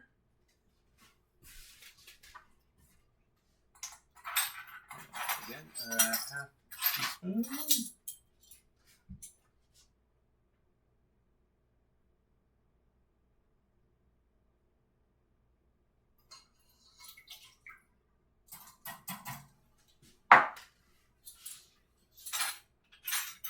All right, so that is 1 large egg, 3 cups of milk, a 1/4 cup of sugar or 4 tablespoons of sugar, however you want to do it, roughly a half teaspoon of nutmeg, a half teaspoon of vanilla, and the bourbon is optional. We'll do that after it's all mixed together. You can, if you want, add the bourbon before you store it. You don't have to, though. I usually store it non-alcoholic and then add any alcohol later.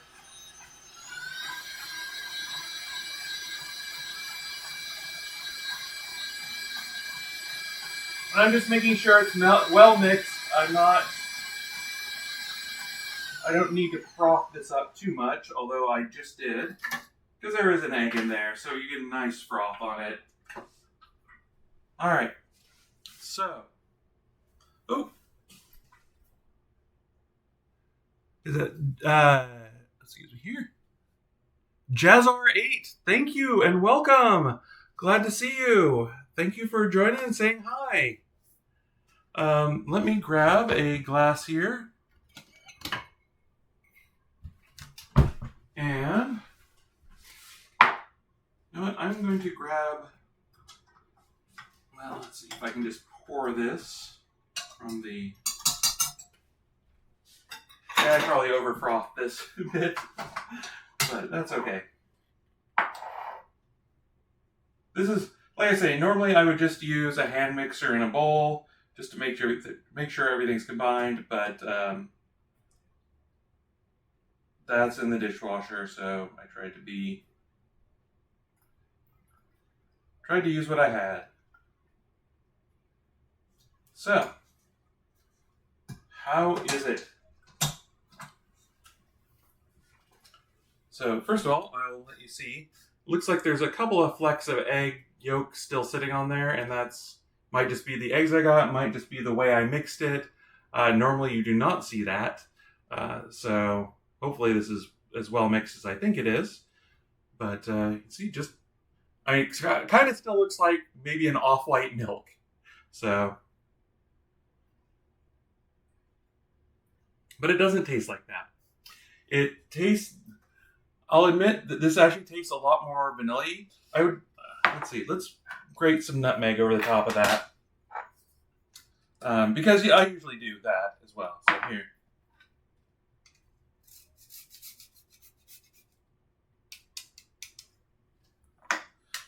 There we go. I probably under nutmegged it too. Jazzard8 asks, I'm really unfamiliar with American food.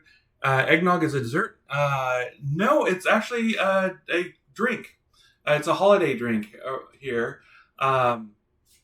Basically, I just went through the whole history, but it goes back to the 1700s and is 16 or 1700s, depending on how you do it. And it's actually related to a drink called a posset, which goes back even further than that. But Americans are the ones who turned it into a holiday drink. Uh, the British actually drink it as well. It's actually, yeah, basically uh, Britain Britain and former British colonies tend to drink it. This is my family recipe for it, so it's you know, it's a little different than most of them. A lot they're generally a lot thicker than this, but no, it's a drink. You can add bourbon to it, which I'm going to do in a minute, and then it's more of a cocktail at that point. But you can make up a big batch of it ahead of time and save it for that. So, cheers. It was missing the nutmeg. Yeah, just grate a little nutmeg on top. Um, and you can actually use, which I use 2% milk on this. You can increase you can use whole milk or non-fat milk if you want to make it thicker or lighter. I wouldn't actually use non-fat. I used to in the past, but then it would basically be watery. It's already very thin, very light. Uh, you know, I mean, if you want to make it a little more potent, you could drop down the amount of milk by a cup, or increase the seasoning, the spices and vanilla accordingly. Um, you'd have to add more egg too. So let's see. And also, for some reason, sorry, we've been streaming, or I've been streaming since one p.m. today, so my brain is a little off today. So I'm gonna forget your name all day. Jazzar8 says I'm okay, and you? I'm, as you can see from that, I'm a little tired, but we're hanging in there. Uh, and they're from Sweden and translated it now. And they think they've tried it a long time ago. So that great. I hope you enjoy it. Like I say, this is not a typical version of eggnog. They're usually a lot stronger and a lot thicker. I like this because it's a lot more drinkable. But let me get some bourbon and I'll note some more things there. Um,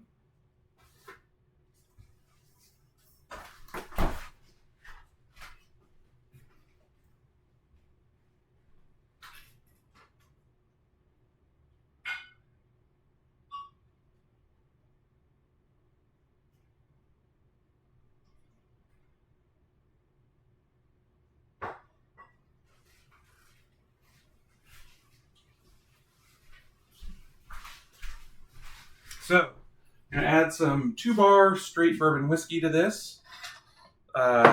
Good American whiskey, bourbon, either. And I say on the recipe about an ounce and a half per 8 ounces of eggnog. I'm just going to do it the traditional way, which is by splashing some in. And then I'll stir it around a little bit. Usually I just swish it around, but I'll get a spoon, stir it around a little bit. And now it is a cocktail.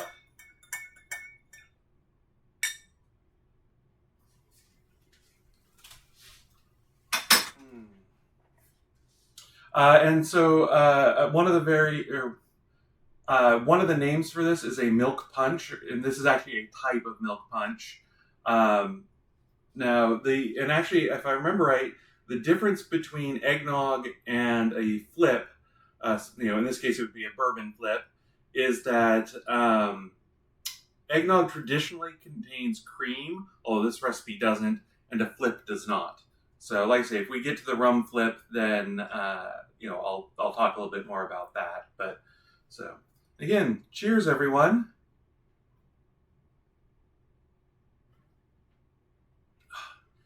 In my opinion, that brings the drink together. It's the vanilla notes in the eggnog just mirror the vanilla notes in the bourbon. They work really well together. Bourbon and eggnog is a traditional. It's a traditional drink. You can't get much more American Christmas than that. Well, unless you don't drink, in which case, fine. Darth Christoph, good to see you. Let's see. Uh, he says, Sweden's beautiful. I love it there. Mind you, I've only been visited in the summertime. Yeah, I imagine Sweden's gorgeous this time of year, although very cold.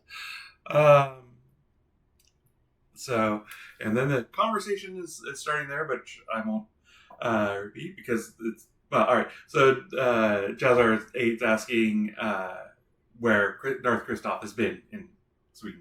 I don't know why I did that. Anyway, so that is eggnog. My family's recipe, anyway.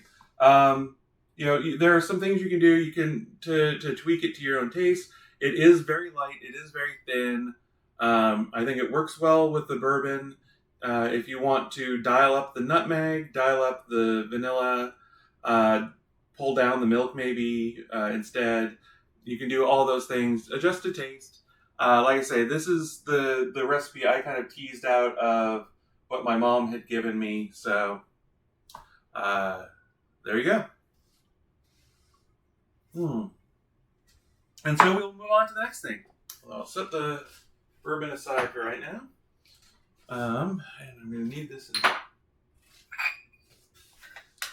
And I'm going to need the nutmeg grater because every Christmas drink begs for nutmeg.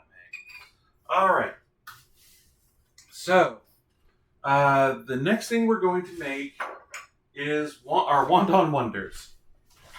And I'm going to need some things from the dishwasher for that. So I'm going to get those out and dry them off because this didn't quite get done before I finished, before we were ready for it. All right.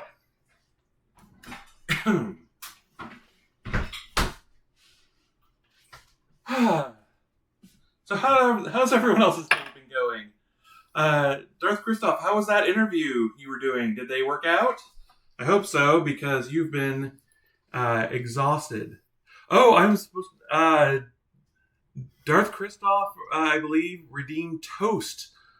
Skull to you. So the toast here for the is that I give a toast to the folks here with whatever drink I've got handy. So let me finish drying this off so I can finish air drying before I need to use it. And then I will give a toast.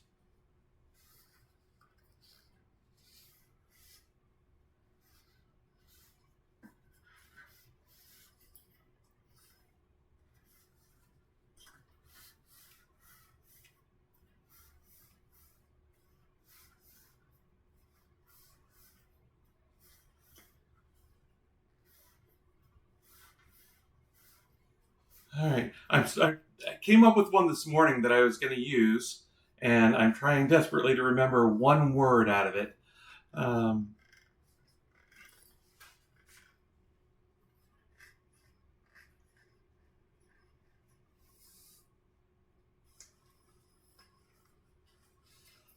All right. So,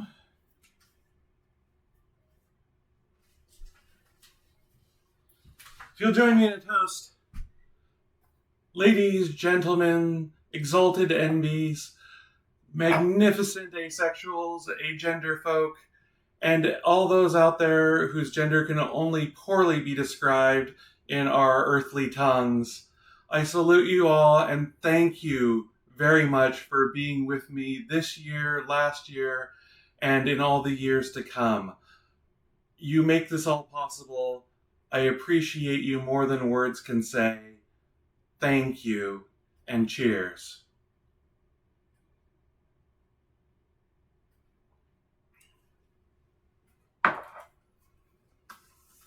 All right. So, I'm going to now. Where did the food scene go? Oh no.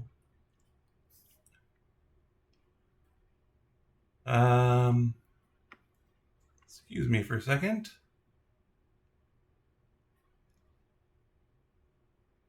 What the heck? Oh no, I think I deleted this. All right, give me a second here. Uh, it's that kind of day.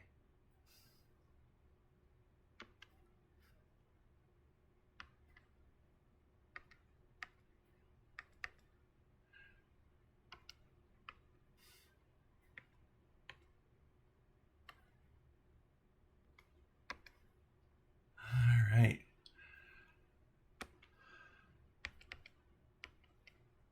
You may recognize some of the things up there from the Halloween show. All right. So, let me move that down a little bit. There we go. All right. Does that look okay? The interview. Darth Christoph says the interview was okay, but he can't start until January, and I need people during the holidays, so I'm gonna keep looking. Thanks for asking. I'm sorry that didn't work out, but best of luck trying to find someone to help you out. If anyone's looking for a job over the holidays in I believe Texas, let Darth Christoph know. He could use the help. So there's no big long history of this cocktail, or not cocktail, of food. But it's something I've made for a long time, and it's I think it's just about perfect for any kind of party. When I make basically when I plan food for a party, I plan finger food because I don't want to wash a bunch of forks and plates and have someone accidentally throw out my silverware in the garbage or what have you. I just do finger food, paper plates, or plates that I can fit all of them in the wash at once. So this one is a standard. It gets extra points if you can make things up ahead of time. You can make all of this up like at least a day before. There are things I'm looking for in a food for parties. This one clicks all the boxes. So I'm honestly kind of surprised I haven't done this on the show before. But because I usually do them, make these for holiday parties, it's ideal. I'm making it for this one. Let's just put it that way. So the recipe does come from this book, Cocktail Food. It's by Mary Corpening Barber and Sarah Corpening Whiteford with Lori Lynn Narlock, which are some amazing names. I think we can all agree with that. So what this essentially is, on the show I've done, this is something that you can put on a cracker. This is something that you put on some, cooked puff pastry. This is something, you put in a pie crust shell, that kind of thing. This one does something like that I'd never really seen before, which is it puts something in a crisp wonton wrapper. And you don't have to deep fry them, which is huge. You basically cook them in oil in the oven in this, in a mini muffin tin. So let's see. So you want to preheat the oven to 325.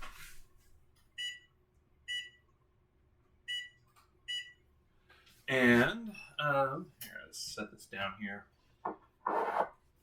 And I will say though, so it's basically a curried chicken salad that you make in in a bowl, and then you and then put it in these little wonton wrappers.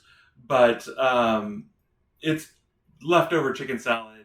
I always make more chicken salad than I do the wonton wrappers. It's just as good on crackers or anything else too. So it's just a good chicken salad. One note on that book is that it was published in 1999, and it has a lot of inspired by ethnic foods. Like this one has, some Indian influences, but doesn't even have, doesn't say that in the name. But there are like, Bombay Delights, which, as a older white woman, I am not the person to tell you what's a cultural appropriation, what isn't. I'm just saying maybe not mention the names on some of these things. They might be fine, might not. 1999 was a different world. All right, so get some things out of the fridge here.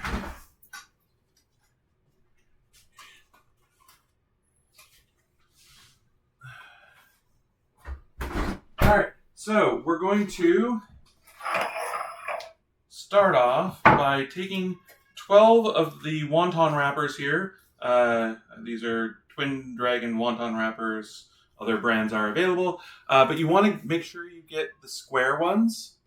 Let's see. Oh. For some reason, Morning Wind Automod had a thought that finger food was a sex-based term, so I will allow that to happen. There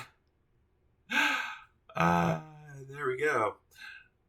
So yes. All right.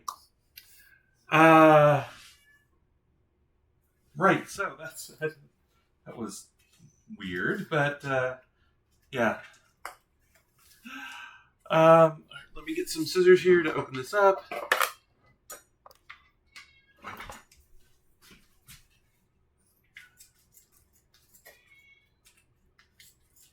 And if you hear a cat crying in the background, that's Lily. She is very upset that my wife is taking a nap. Alright. So we want 12 wonton wrappers here. If I can get a grip on them. Come on. There we go. So we've got 1, 2, 3, 4. And actually, for right now, I'm just going to do 1 pan of these, and that is...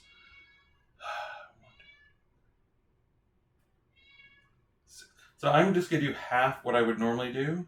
So that's 1, 2, 3, 4, 5, 6. Just because I don't want everyone to stand around watching me put these in a pan. We did that earlier today. It was a delight.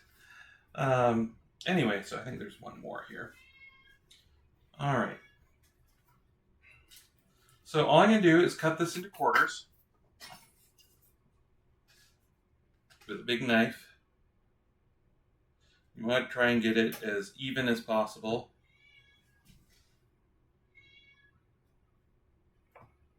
And you want to grease your mini muffin pan.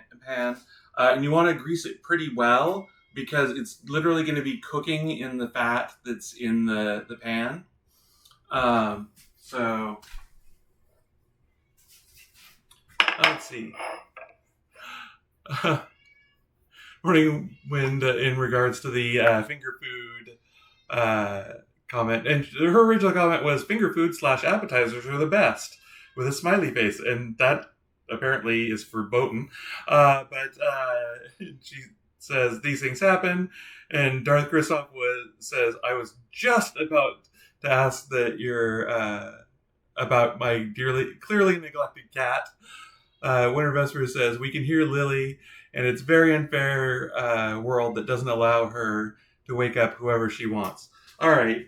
Well, you know, if that's how things are going to roll on this stream, give me a second.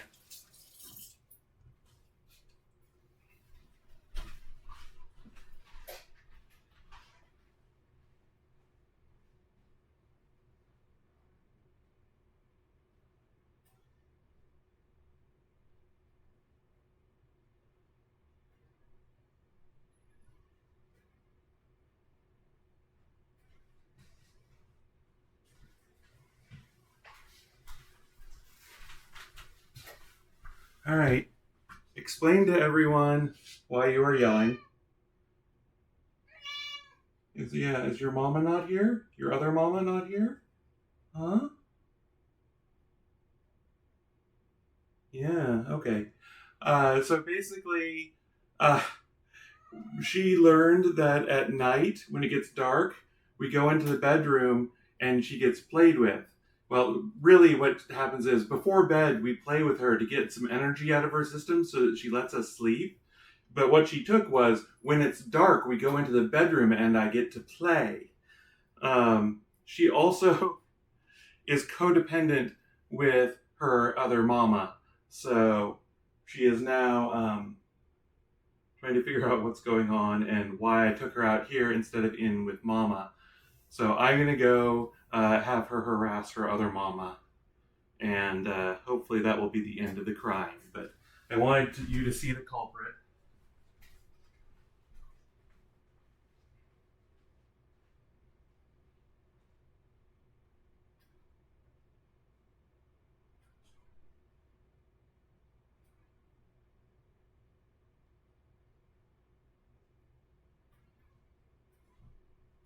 No, we're still going, but she's crying on the floor. It's okay.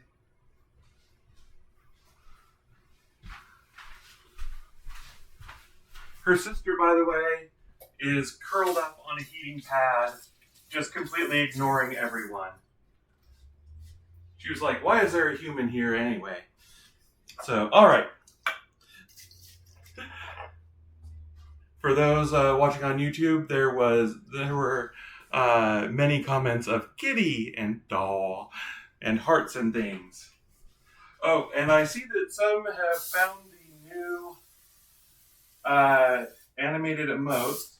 There are actually, I think I got 4 new slots for animated emotes, and that was the only one I could do on short notice.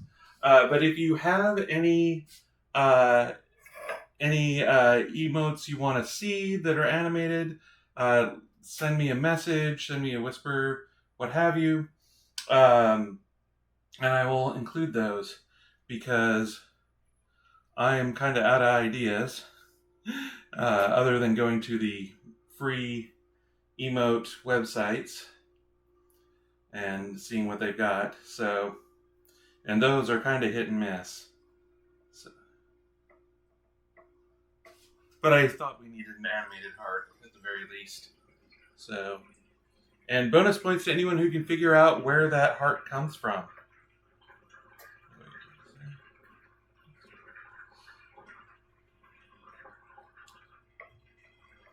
Alright, so like I say, I sprayed this down. I'm now putting the quarters of wonton wrapper in here. They're going to, I'll show you before I get too far, that, so they look like that in there. So they don't fill the bits of the tin up all the way. They're just taking that shape. And that's fine. You don't want them to be too big. You want the chicken salad to be the star there. You don't want it to be the wonton itself. I will say one thing about the wontons as a delivery mechanism for food is that they can be a bit sharp. So be careful with that, and maybe, really young kids, maybe not with this one. But our Christmas parties are always adults only, for a couple of reasons. One is our house is very tiny to begin with, and we can barely fit the adults in here, and we don't have a place, for the kids to run around and be kids. The other thing is that we find that parents often like an excuse to have some time away from their kids. So, needless to say, we don't actually have kids, so I can say things like that.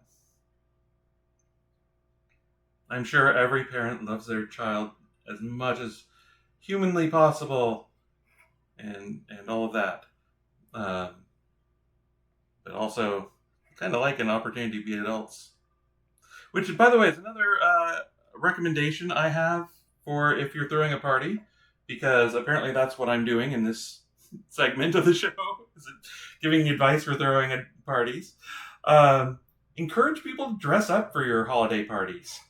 A lot of people, well, especially I find women, but I mean men too, like to have an excuse to dress up and look nice.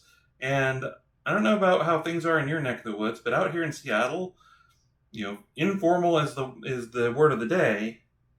But we went to the Nutcracker the other night, and not the burlesque one this time. Although the same thing applies to the burlesque one, Nutcracker, is that everyone was dressed to the nines.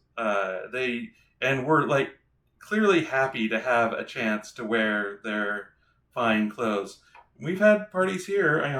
Our Christmas party every year. People wore their fanciest dresses, and the men all dressed up, nice sweaters, not suit and tie, but something nice, and they enjoyed it.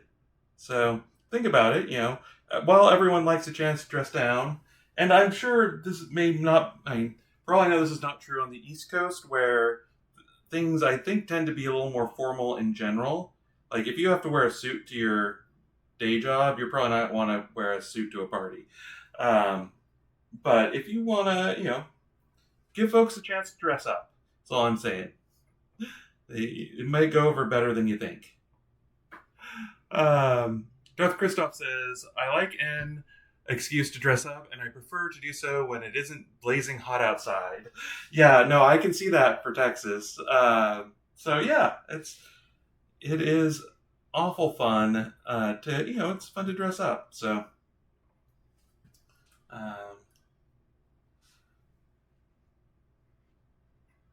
and I don't know, I think it also gives the party a sense of an occasion. You're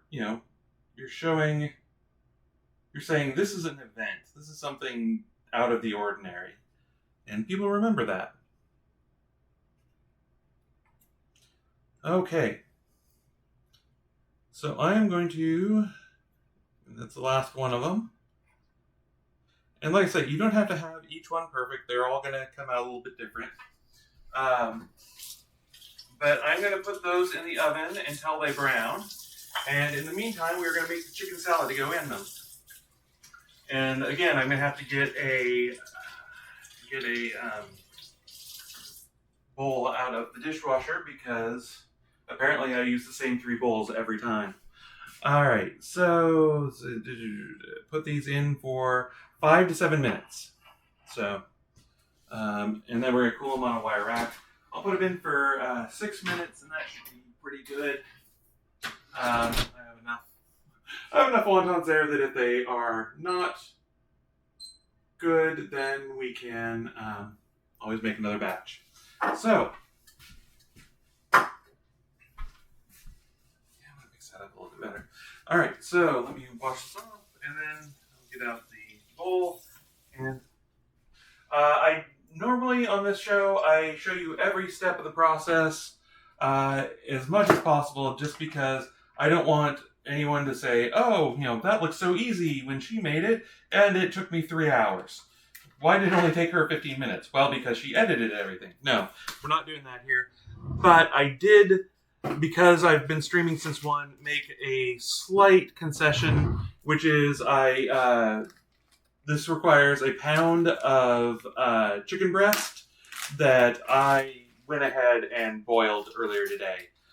So if you want to know how to do that part, basically heat 6 cups of water and 2 teaspoons of kosher salt.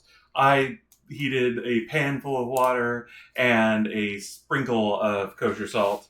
Basically, took some out of my salt cellar and tossed it in. And then you boil the chicken for, what does it say? I think 12 minutes. So, and then you transfer it to a paper towel, or I just put it on a plate, and then let it cool down to room temperature. And then it's ready to use. I stuck it in the fridge after that because I did that at about 11 this morning. So, I apologize for the cheat, but, I will apologize once I find it. Here it is. Like I say, our refrigerator is pretty full right now.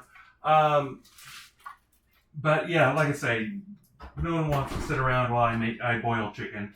So I figured that was a fair cheat on this one.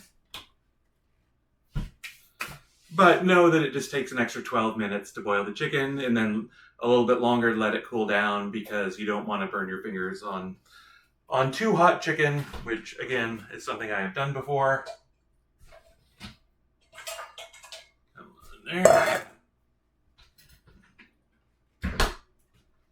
And the dishwasher is just in the drying phase right now, by the way, which is why I haven't been rinsing things off as they come out. Just drying them a little bit more. So I believe now we just want to combine everything in here. Yes, finely chopped. So let's go ahead. Good. So you can either shred or chop this. I much prefer to chop it because it takes way less time. But you want to chop it pretty fine. And by the way, I always move around the cameras when I'm doing stuff in here. So let me know if there's anything that I'm doing that you can't see. Pill Cosby says, "Sup, bro? Hello. Don't go by bro, but good to see you." And Etsy-ish, or Esty-ish. Thank you also for following. Good to see you. Let's see. Oh, Winter Vesper says that I make a point of dressing up at least once a week just because I like it. Good. I'm glad. I don't do it quite as often as that, but I do dress up every now and again. I try and dress up for date night. Maybe not in street appropriate stuff, but that's between Lori and I. Anyway, so I am just going to chop the chicken up pretty fine.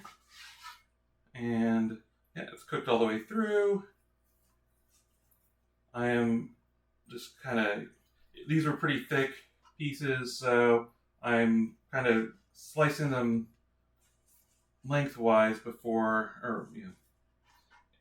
I'm just going to chop them as finely as possible. Let's put it that way.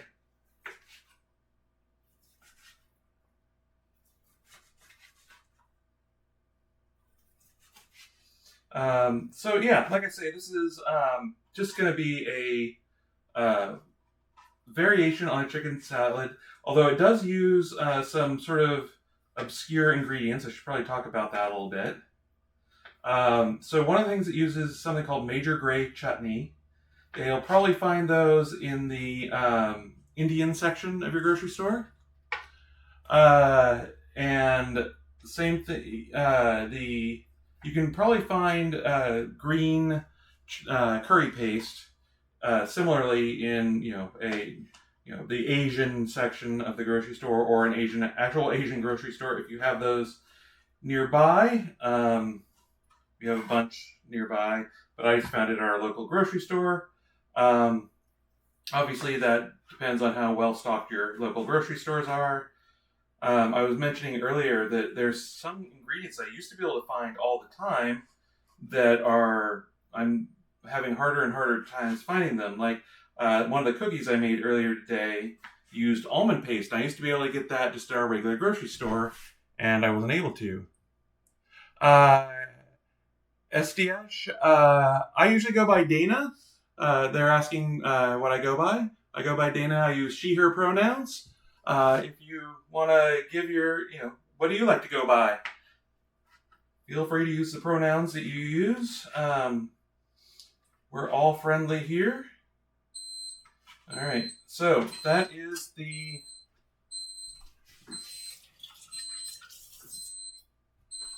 out of the oven here. Let's see how they look. All right, now they're still pretty pale. I'm going to give them about another 2 minutes and check on them again. So, all right, in the meantime, I'm going to finish chopping this up.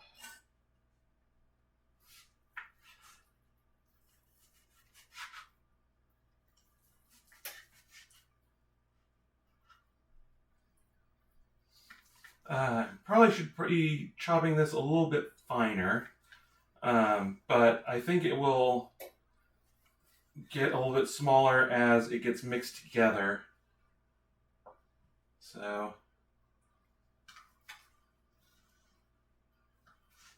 Oh, one thing there are some things I announced earlier on that I'll go ahead and repeat since everyone's here. First of all, we are in the top 10% of food and drink categories this year. So that's all due to all of you. So thank you very much for all of your support and tuning in and making this show so fantastic, because I literally would not do it without you. And I appreciate everything you guys do to make this a great place. So that's one thing. By the way, if you haven't seen your Twitter summaries for the year, it's fun. I think, by the way, I was in the top 10% last year too. Maybe even higher. I think I was in like the top 6% last year because, and I'd only been going for half a year. But there are a lot more food and drinks. I actually found a couple other bartenders, or people who make cocktails, just in the last week or so. And if depending on how late things go, we might raid over to one of them. All right, so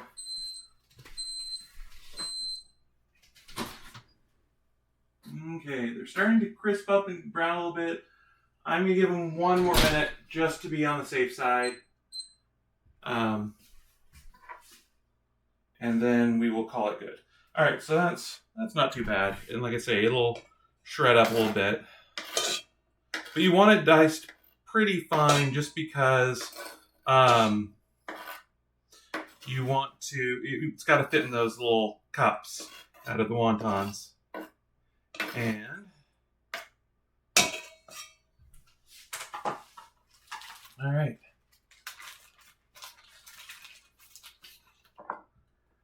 Anyway, all right. So let's see. What was the other? So like I say, we're taking donations for Rainbow Railroad tonight, which is that great charity. For those who weren't here when I described it, it's a charity that helps LGBTQIA plus folks get from countries where it's not safe for them, where they're in danger, to countries where it is safe, or at least safer. And because we are raising that money, for every $100 that is donated to them tonight, I will be doing a bonus drink on the stream. The up to 5, that is. I'm capping it at 5 because I can't drink like I used to. And so it's the donations there are in Canadian dollars for complex plot reasons. But earlier today I was saying that I was going to do it in American dollars. So for every $100 American dollars that gets donated, but that's why it says our goal tonight is 135. That is 100 American in Canadian. But we've gone for almost for 6 hours, over 6 hours now, and we're at $25 for the day. So if we get to 100 Canadian dollars, I will add an extra drink in. Now, certain someones who've been incredible benefactors of the show and supporters of the show, I should say, not benefactors, have done something kind of tricky to get one bonus drink already without the donations, which I'm going to honor because it was clever. And but I would like to get to that $100 mark, and the clever thing they did earlier is not going to work again. So at least it shouldn't work again. If it does work again, it's not going to work again. Anyway, so basically there's a thing there to redeem for an extra, or for a bonus drink. And it's normally once per show. And so it shouldn't work again, except that we had a flaw with one of the cameras halfway through. So we had to restart the stream. So if someone somehow redeems that, I'm going to refund, and because I want to actually get some money for this charity. They're doing good work, and they deserve to be supported. And as always, if you can't afford to donate, don't donate. Everyone's got problems. Everyone's got, this is a expensive time of year for a lot of folks, especially if you have kids and that kind of thing. The economy is, has been better. So if you can't donate, don't strain things to try and donate. But if you do have some money you can donate, I would appreciate it. So, because I would like to get them something. So, let's see. Okay. Nearly done chopping this up. And again, I'm dicing a lot finer, so I think it should be okay.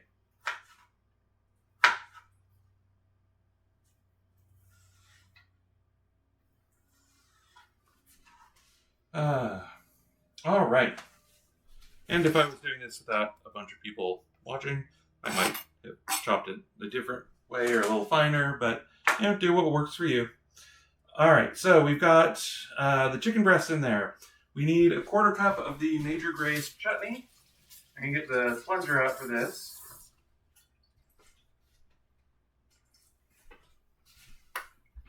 All right.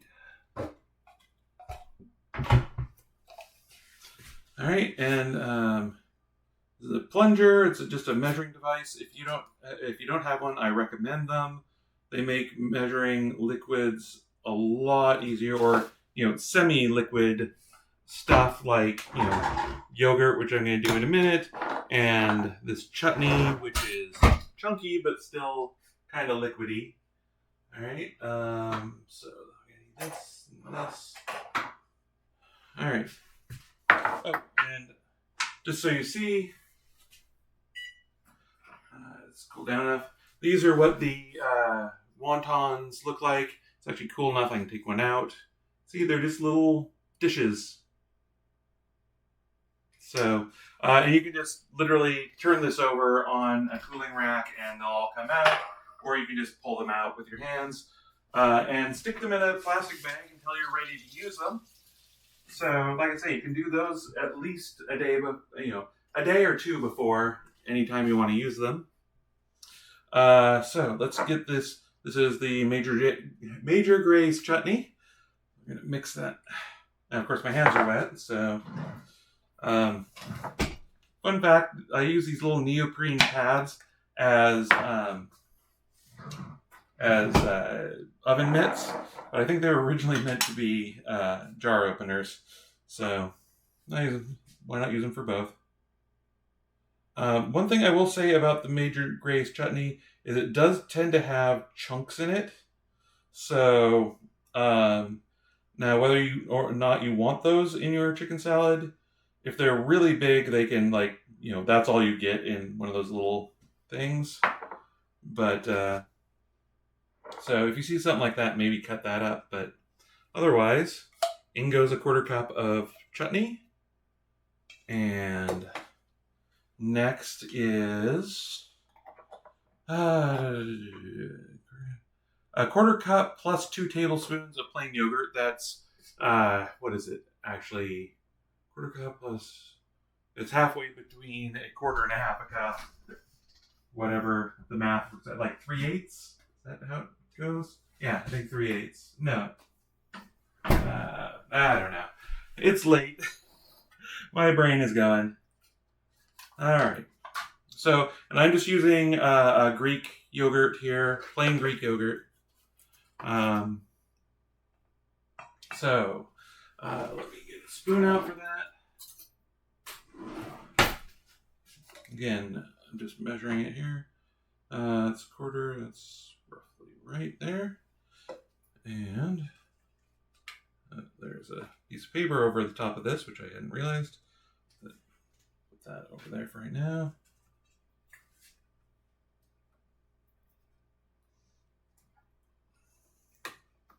Make sure there's no air bubbles in here, otherwise it'll throw off your measurement.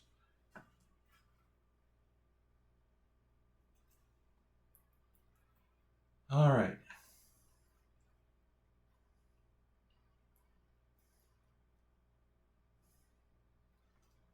So how's everyone else doing tonight? Like I say, I'm a little frazzled, but hopefully everyone else is having a good time tonight. I'll set that in there for right now.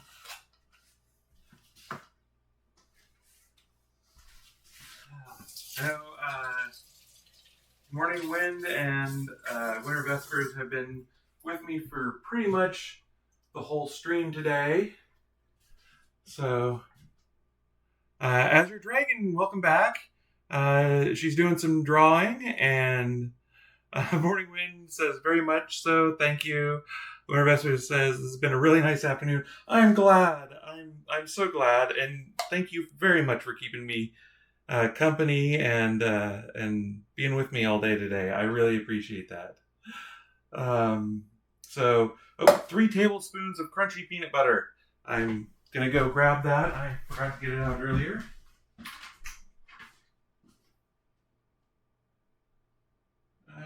Where did our peanut butter go? Oh, here we go.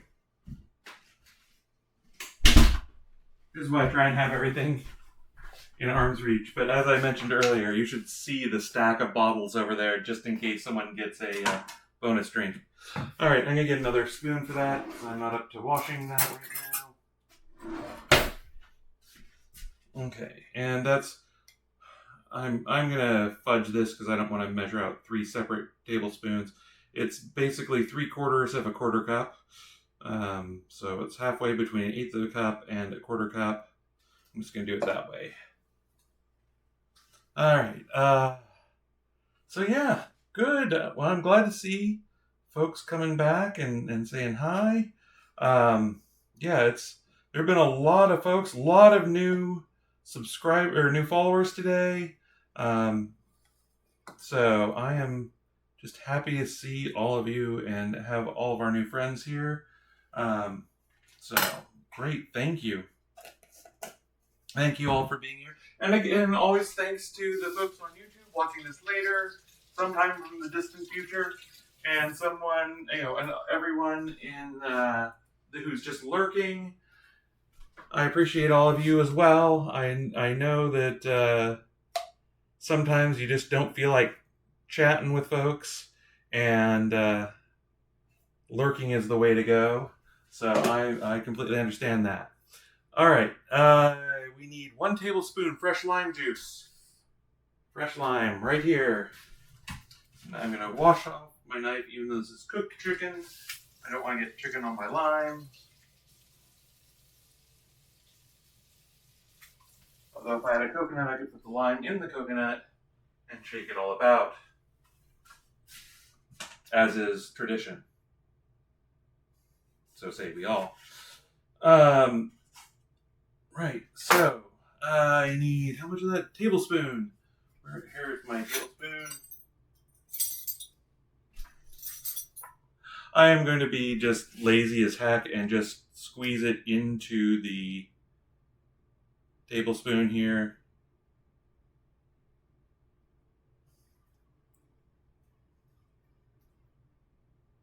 I'm getting, of course, lime juice everywhere. I should actually, you know what? I actually have, I just realized I got out the thing that actually squeezes limes for me, so I don't have to get lime juice all over myself. Lime oil from the skin. All right, there we go. 1 tablespoon lime juice. All right, and then we need 1.5 teaspoons of green curry paste.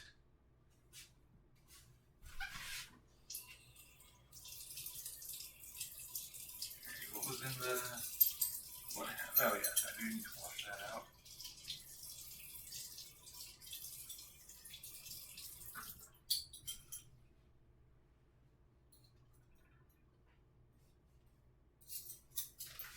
Okay. So I do have to say, I don't know about you, but I don't use a lot of green curry paste. I basically traditionally have bought a bottle of this to make this dish, and then it sits in my fridge for a year, and then I don't entirely trust it, so I throw it out and I buy a new bottle, and it sits, make this dish, and it sits in my fridge, etc., etc. Rinse, lather, repeat. So if anyone knows a good recipe that uses green curry, please let me know. Or green curry paste. I'm just going to scoop this 3 times. And by the way, my fem voices, I normally sound better than this. My fem voice has gone completely by the wayside today. So apologies for that. Okay. All right. Put that there.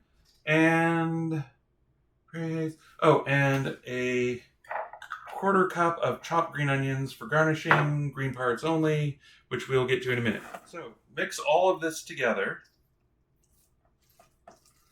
And you want to mix it really well. You want to make sure everything gets coated.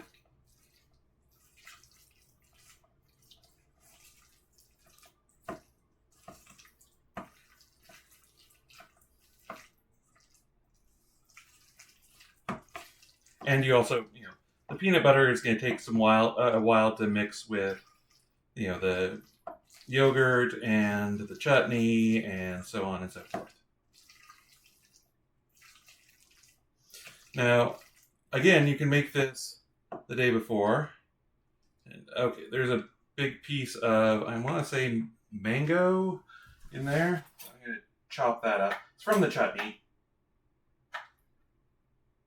I say it gets big pieces in there sometimes. So like I say, you can make this the day before, and that actually gives the flavors a real good chance to meld together. And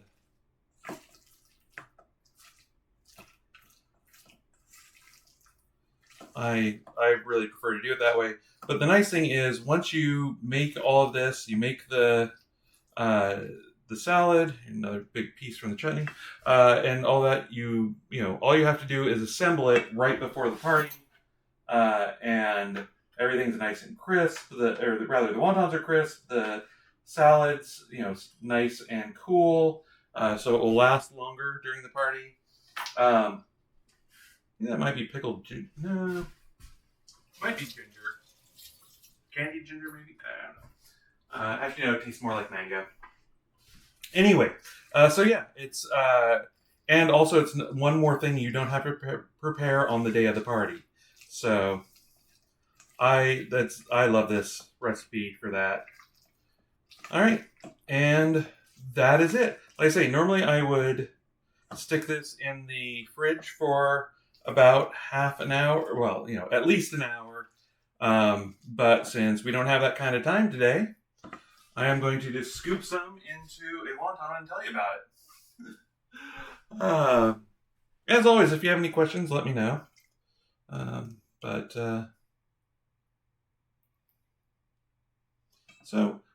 I'm supposed to put some green onions over the top of this. I don't always do that. Here, let me go grab a green onion.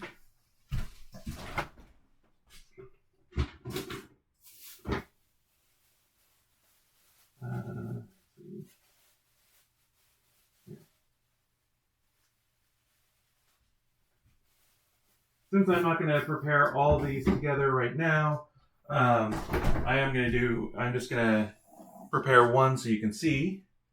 And let's use this one again. Excuse me here.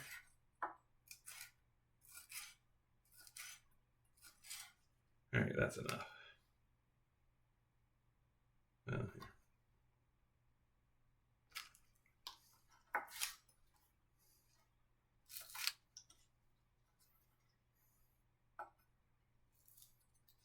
Sorry, I'm right close to the camera and not saying anything.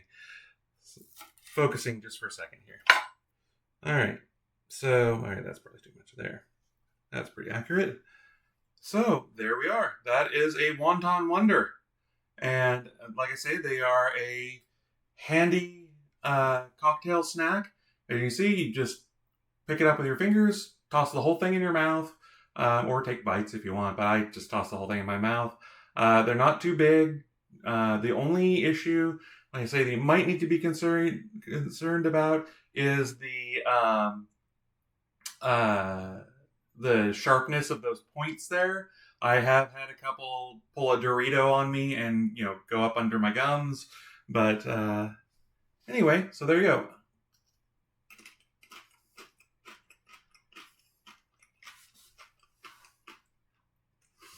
So you do get a lot of crunch from the wonton. But what really strikes me, I don't know why I'm surprised about this every year, but there's a real bright flavor up front. And that's from the chutney and from the lime juice and all that, and it just brightens everything. There's some lower notes from the peanut butter in there. Gives a nice earthy, peanutty flavor to it. One thing right now is there's a bit of a, I don't want to say grit, but fibrous bit sort of towards the end when you're really going through the chicken. And again, it's all chopped up. But if I'd given this some more time to come together, that grittiness would have been, basically I'm getting to the insides of the pieces of chicken I picked up or I cut up. But the sauce and the lime juice would have broken that down a little bit, and it would have been a little more, harmonious with everything else. It's kind of an off note right now, but in another couple hours, I think it's going to be fantastic. So, like I say, I'm not going to go ahead and prepare the rest of those right now, just because that would be boring for everyone concerned, and I don't know how many people are going to eat them. Lori, like I say, was taking a nap, so I think probably I will make myself a plate of those and have them as, if not dinner, at least part of dinner. So, let me tidy up a little bit. Actually, let me put that eggnog away, too. One thing about green curry paste, store it in the fridge. I will say this green curry paste is a lot more liquid than I'm used to. It's a different brand. It's the Safeway store brand. And, or Safeway or Kroger? I can never remember. Anyway, it's a little more liquid than I'm used to. So, not quite as strong a flavor.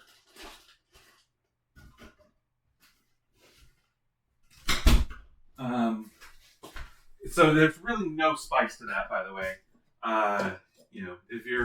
If you're worried about it being too spicy, there's no spice. My wife, which was I think a question that was asked about an hour ago, and I completely forgot to answer. Actually, no, I think it was asked about 4 hours ago at this point. Wow. Okay. I apologize to I think it was that Durr who asked it, and I just never got around to answering. Anyway, so yes, Lori does not like spice at all, and so I tend to cook avoiding spice as much as possible, and so I was a little worried when it had curry paste in it, but no, there's no spice in this, unless you don't mix it together real well and you hit like a clump of it.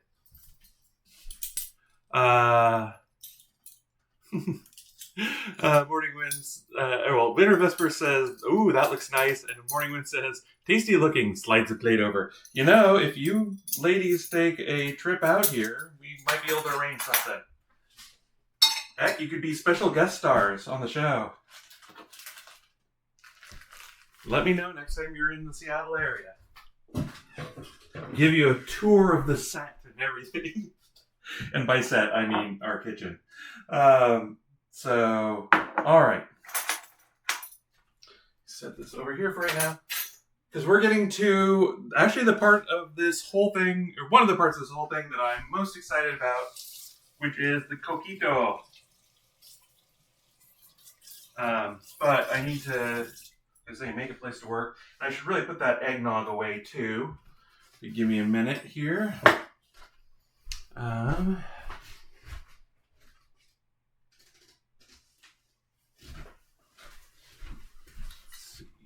I've got a couple funnels that I can use, and I think this one's too big for that.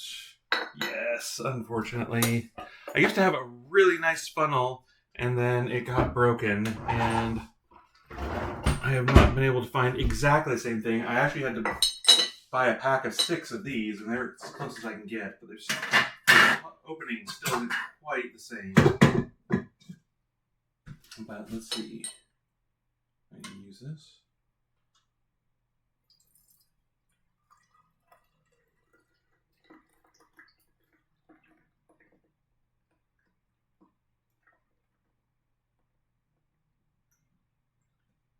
Alright, we're getting close to the top here. Alright, I gotta let the foam go down a little bit there before I finish that off. Alright, the rest of the stuff, here, let me get this out of the way.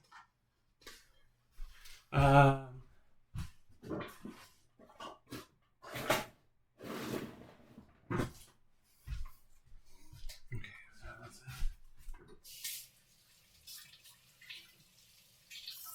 Okay, so let me tell you about Coquito, and let me get on to the actual, no, not that, drink 2, there. Alright, so, Coquito, that way in a second. So Coquito is often referred to as Puerto Rican eggnog, which, as I said earlier, is a misnomer. Because there's no eggs in it. And eggnog has eggs. It's just kind of how it works. So, and this, by the way, goes back, again, like eggnog, just ages and ages ago. And it's, you know, basically, it is a Puerto Rican version of eggnog, but it's, you know, what they use to replace eggnog, I guess, is the best way to put it. Because, you know, it's hard to get fresh cream and all that in tropical climates and store it and all that. So they used cream of coconut and coconut milk and things like that. Now, like eggnog, this is, you know, every family has their own recipe for it. And this is just one that was, I actually got it from Greg's, you know, on How to Drink, or, you know, just by watching this episode. He didn't actually, you know, I didn't actually talk to him about it. And he got it from Giuseppe Gonzalez, who's the owner of the Suffolk Arms. And according to him, this is very representative of the style of Coquito found in Puerto Rico in the 50s, which was apparently kind of one of the heights of it. And also just, a fond period of time for a lot of cocktail buffs. And let's see what else. The name literally means little coconut. Not that. This goes in the fridge. Let's see. It's all right. This whole fridge is going to explode in a minute.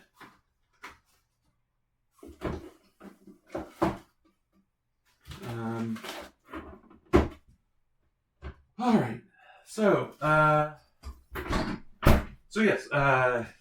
See, no definitive evidence of who invented it, but it was definitely invented in Puerto Rico.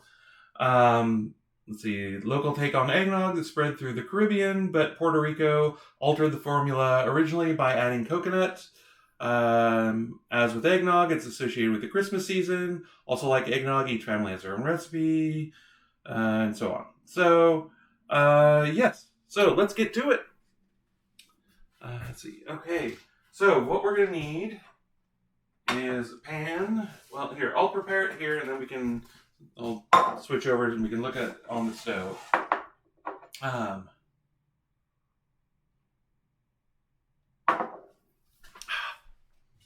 You know, that's tasting better and better. I think it's kind of coming together a little bit more. It probably needed some time to let the flavors meld a little bit. Okay, so first thing we're going to add is Carnation evaporated milk. Evaporated milk is different than condensed milk, and I cannot tell you how, but it is. So I'm just going to open this up. Oh, I'm supposed to have shaken that well, but we're going to put the whole thing in, so Yeah.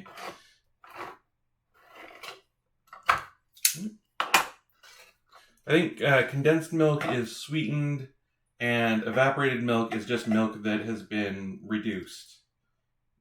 So, I'll clean that in a minute with recycling. And then, next thing is 15 ounces. So that was 12 ounces of evaporated milk. This is Coco Lopez cream of coconut, real cream of coconut. And I doubt how real it is because they list a bunch of stuff other than coconut in here. But it turns out you can make your own evaporated milk. You can make your own cream of coconut. Both are kind of pains in the butt, so I don't personally recommend it. I just buy it in the store because you can. All right. So one thing I will say about the Coco Lopez is there is going to be a layer of coconut oil on the top of it. I should have recycled that, but okay. If where you have it stored is warm enough, it will be liquid. If where you have it is too cold, then it will solidify. That point is right around, I want to say, 70 degrees, 72 degrees, somewhere around there. So this has been sitting out all day.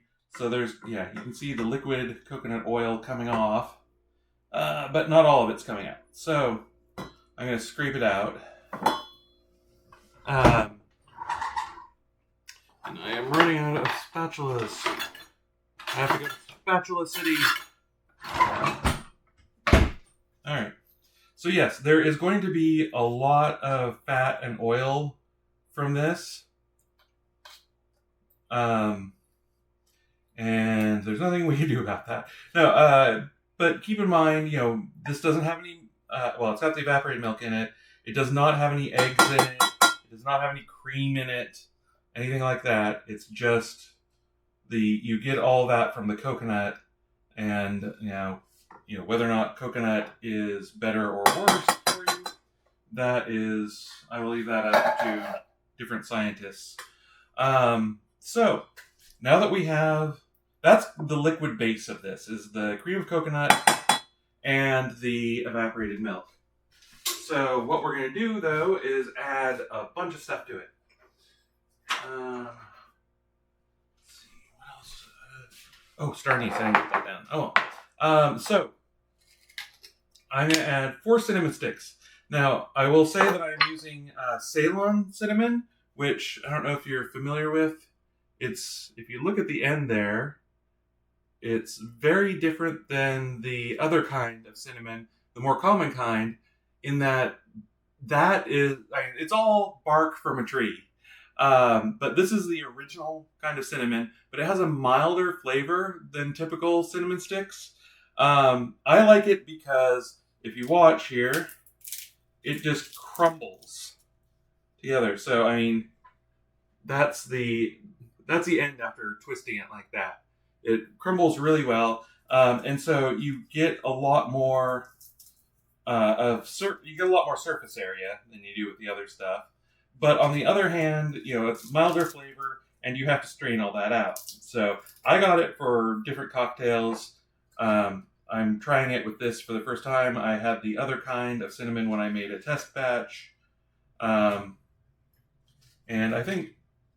Let's see. I think I can crumble up another one. The other 2 I'll put in more or less whole. Because you have to put in four cinnamon sticks, which is a lot. When I first made this, I was a little worried that was too much. These 2 are a little on the big side, so hopefully I'm not going to overwhelm myself. All right.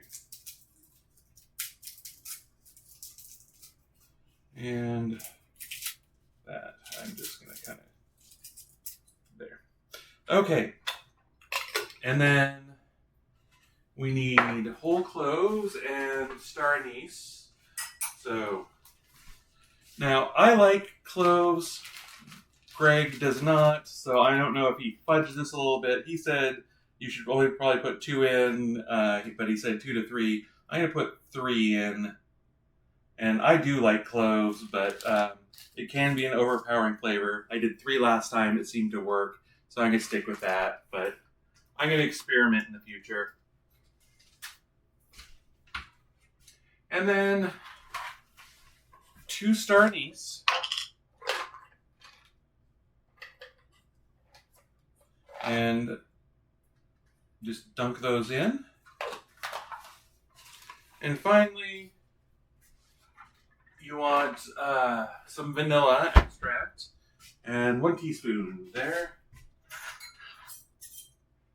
So, and instead of vanilla extract, you can just add a vanilla bean. I think having and scraping a vanilla bean in there would be perfectly fine, and just let it simmer. But again, I got this recipe from Greg, and he doesn't really understand vanilla, as he put it, so he didn't want to futz with that. And again, just because I'm following his instructions, I didn't futz with it either. Next time I'm probably going to do it with a vanilla bean, because I think that would probably be a better flavor, but and you don't get the excess color from the bourbon there they extracted the vanilla into. So this is what it looks like right now. There we go. Kind of a cinnamony mess, but like I say, we're going to strain that off. We want to bring it to a simmer and let it simmer for 10 minutes, and then it should be good to drink. So while I do that, I'm going to tidy a bit, and then we will, you know what?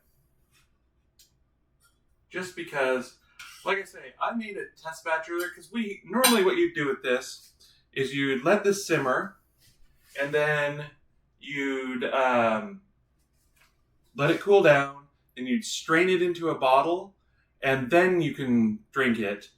And either make a cocktail with it or add some milk to it for a non-alcoholic version.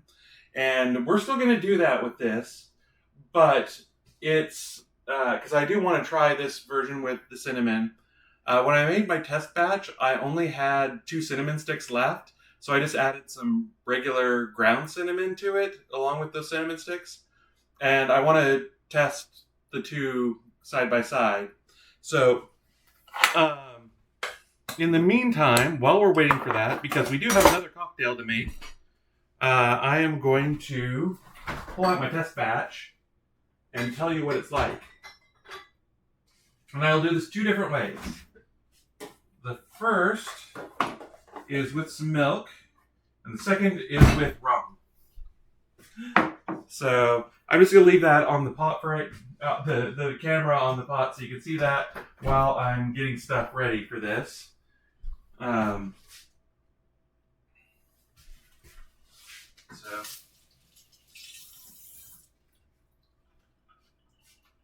And again, I'm going to stir it up. You actually, in my experience, stir this pretty frequently.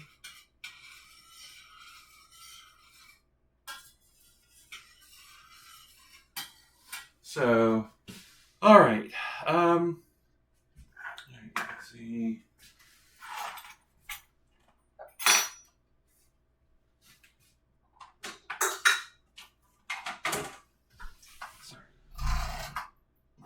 Normally, I do not have quite as much a mess as I do tonight. So, get some glasses down and give this a go. And again, Coquito is another one of those drinks that started off as a hot drink and became a cold drink. Which, you'd think more wintry drinks would be hot drinks because it's cold outside. But if you're sitting in front of a roaring fire, you can get pretty toasty. And especially in modern times. So I can see that why a lot of these became cold drinks. So, all right, let me switch back to the main camera here. Oh, this is just starting to boil. You can hear it simmering a bit, so I'm going to stir it up just as I turn away from it.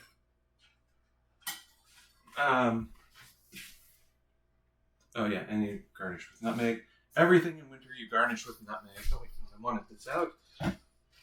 All right, so when you make these drinks, you can just pour it into the glass and pour either rum or milk in with it and drink it that way. I'm gonna shake it because I don't know. I like it. Actually, no, I'm not going to. I'll just do it that way because I don't want to cross contaminate.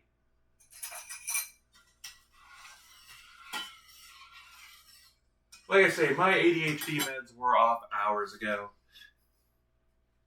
And y'all are being pretty quiet out there, so if you have anything to say. So, with these, it's 2.5 parts of coquito mix to 1 part either milk or rum. So I'll add first one.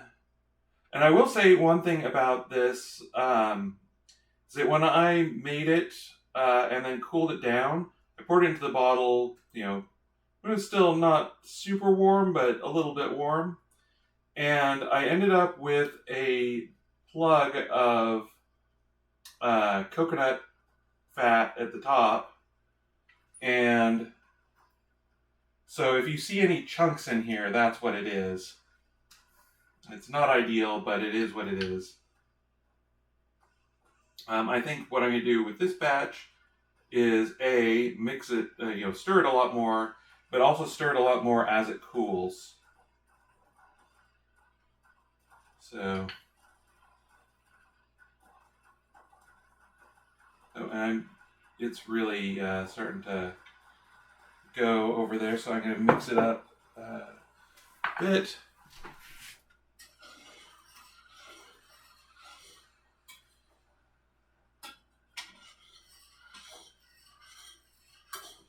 So, all right, yeah, it's going. All right, so I will say that, I'm over here on the West Coast, so coquito isn't really a thing over here as far as I know. It's Puerto Rican, which I believe mostly East Coast folk over that, are Puerto Ricans are more concentrated on the East Coast. Although I apologize if that is inaccurate, but that is my understanding.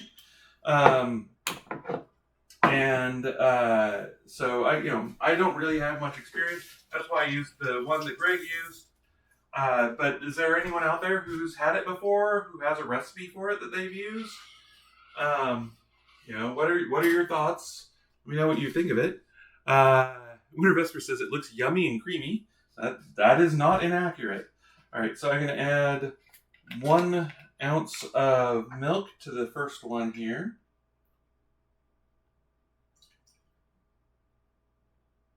And that's just to thin it down a little bit because it is very, very thick. And then I'm going to add 1 ounce of dark rum. And I'm going to use my very favorite Old Lahaina Dark here. Any dark rum will work. I have some Bacardi Black that I've used before. It's nice. You do want to use a good, obviously, Puerto Rican rum is traditional, but you do want to use a good quality of rum because it is fairly spirit forward in spite of everything. Here, I could probably have done the other one first, but oh. Here, I've got another stir.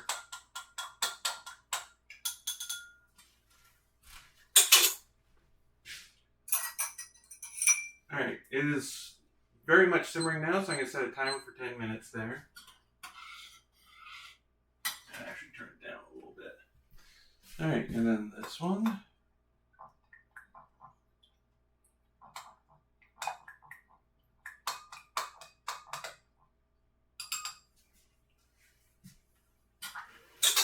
Alright, so let's see what we got here. So you can see the one with dark rum in it is That's this one, and it is darker than the one with milk in it, as you'd expect. So let's try the one with milk in it first. Oh, as with every single winter drink, you have to grate nutmeg over the top. Actually, that is the traditional garnish for this. But I again am just little every single wintry drink that I was looking at, and then you grate nutmeg over the top of it. It's very funny. All right, I am going to put a lid on the cookie dough because it is very much simmering now. I have the heat down about as low as it'll go, so hopefully it won't boil over there. All right, so the one with milk in it, with nutmeg grated over the top.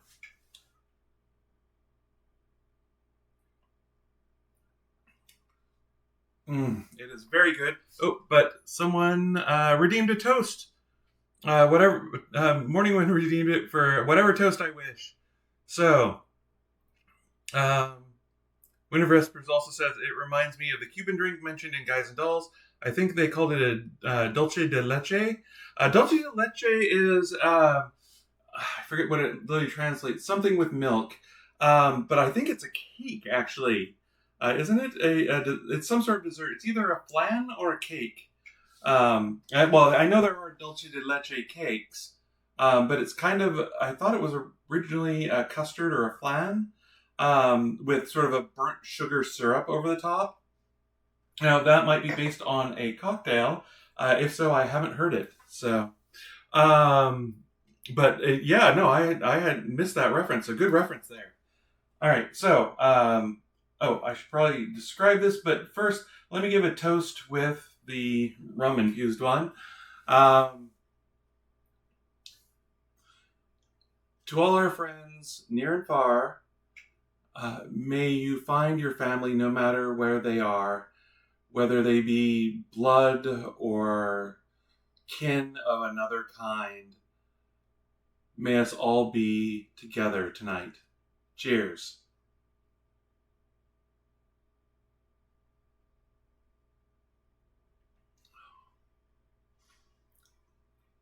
So, all right, let me describe these. So I'm going to describe the milk one first because the rum does a lot there. So, first of all, this is very thick. In all the ways that the eggnog I made earlier is thin, this is very thick. It coats the inside of your mouth.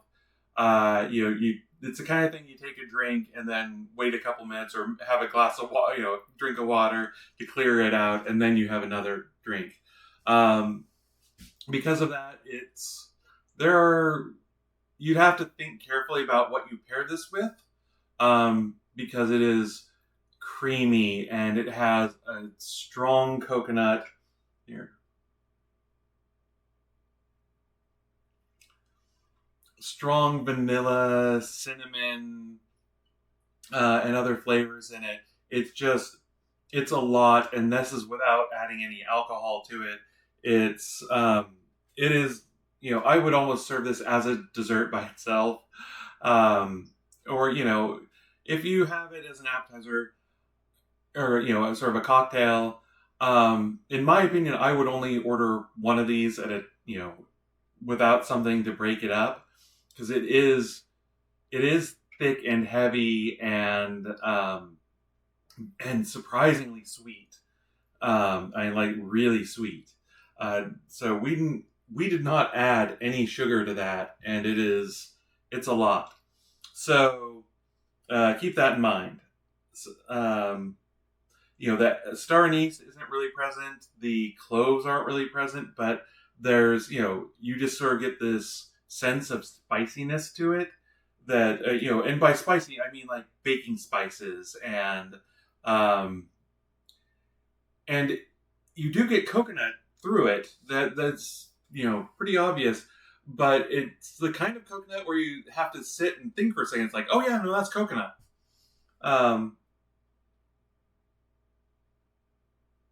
So yeah, your first thought is like, oh, that's dairy. And then you're like, no, wait, that's coconut. And cinnamon and everything else that we put in here. So yeah, very good, excellent. Definitely add again. Make the cocktail, but instead of spirits, if you want a non-alcoholic version, put some milk in. Um, now, Greg said you could also use water. I would stick with milk. And you can try it with water, but I don't know. For some reason, I think that would throw it off. But that's just a gut reaction. Now this with the dark rum in it, and again, not to keep going back to Greg, but he did a whole tasting matrix of different rums in this. And when I did it before, I used a gold rum instead of a dark rum. The dark rum definitely changes the flavor of this. The gold rum was just sort of okay. There's alcohol in this now. The same way is if you used had eggnog with a splash of bourbon in it, but it wasn't real. It was very middle of the road. Didn't have anything really standing out bourbon. This,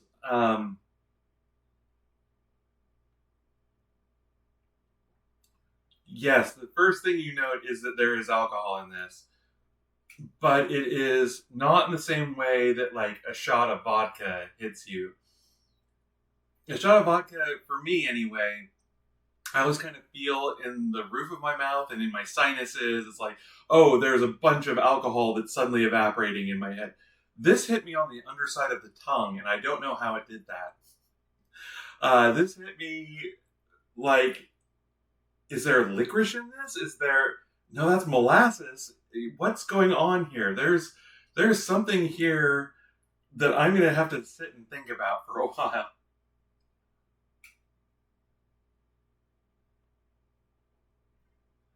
It's like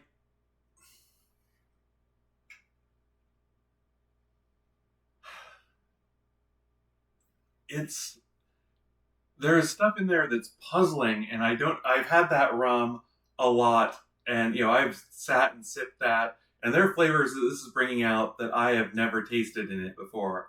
So I think it's fascinating, and I'm going to have to examine this a bit more.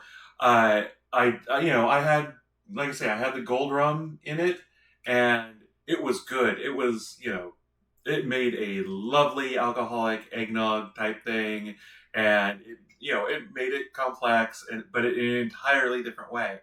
So if you make this, it's going to make a bottle of it. You'll have about I'd say 600 or 700 milliliters of it. Basically that's going to make about what I've already had four. So these two make four. So I'd say at least 7 or 6 or between 6 and 8 drinks, with the proportions that I gave here. So experiment with different rums. I think that if you used a silver rum, it would it would be kind of your baseline alcoholic coquito. It is also not insignificantly alcoholic. But if you but if you have something darker, if you have a gold rum, if you have a dark rum, if you have a rum agrical, that would probably be interesting. If you have rums from different parts of the world, give those a try. Figure out what tastes best to you. And you can do smaller batches than this.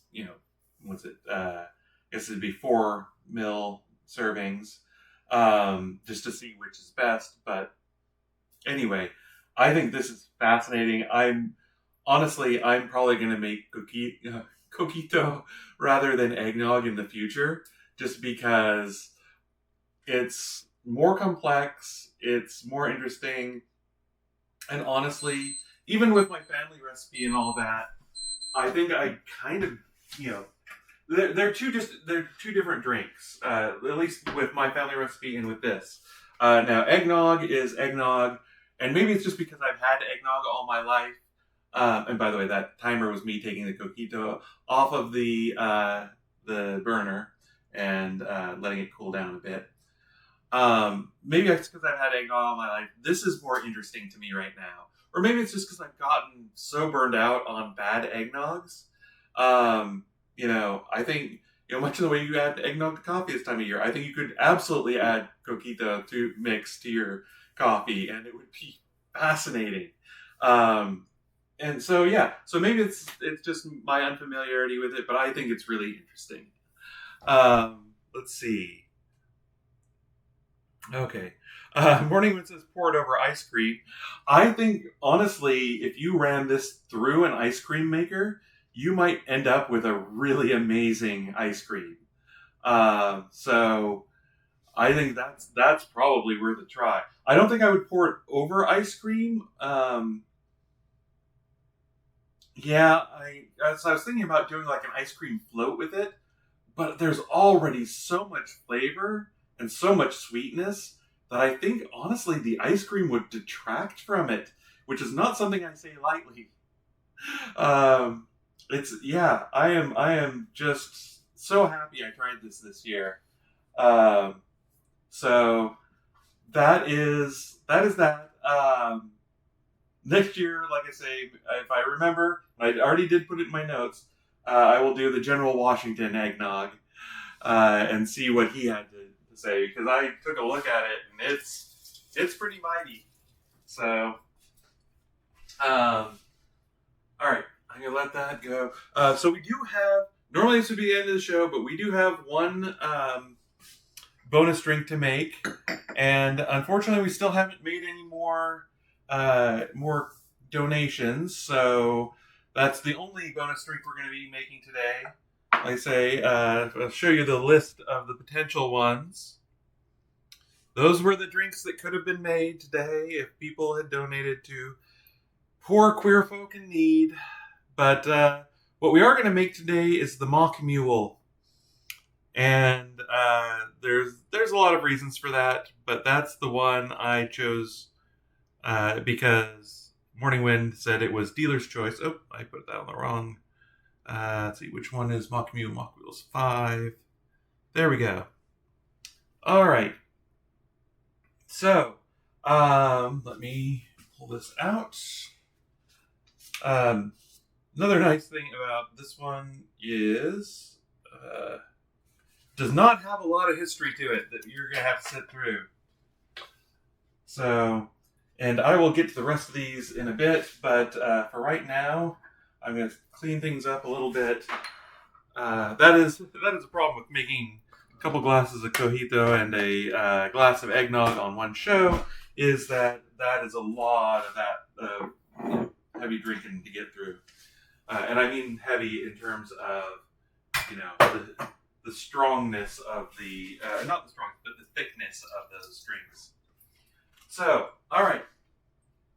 And I will report back to you on how the cojito that we made tonight compares. Actually, let me pour a little bit into. I've got a metal measuring cup here. I'll show you a quick trick to cool things down fast. Let's see. Let's put it in this. Yeah, that'll do. All right, so what I'm going to do is get some crushed ice.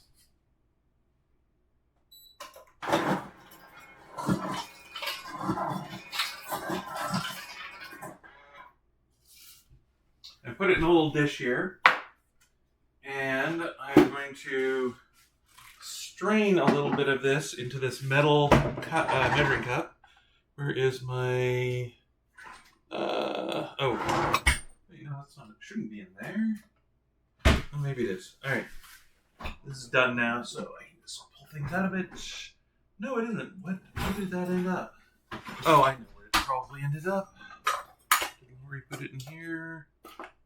My strainer has gone missing.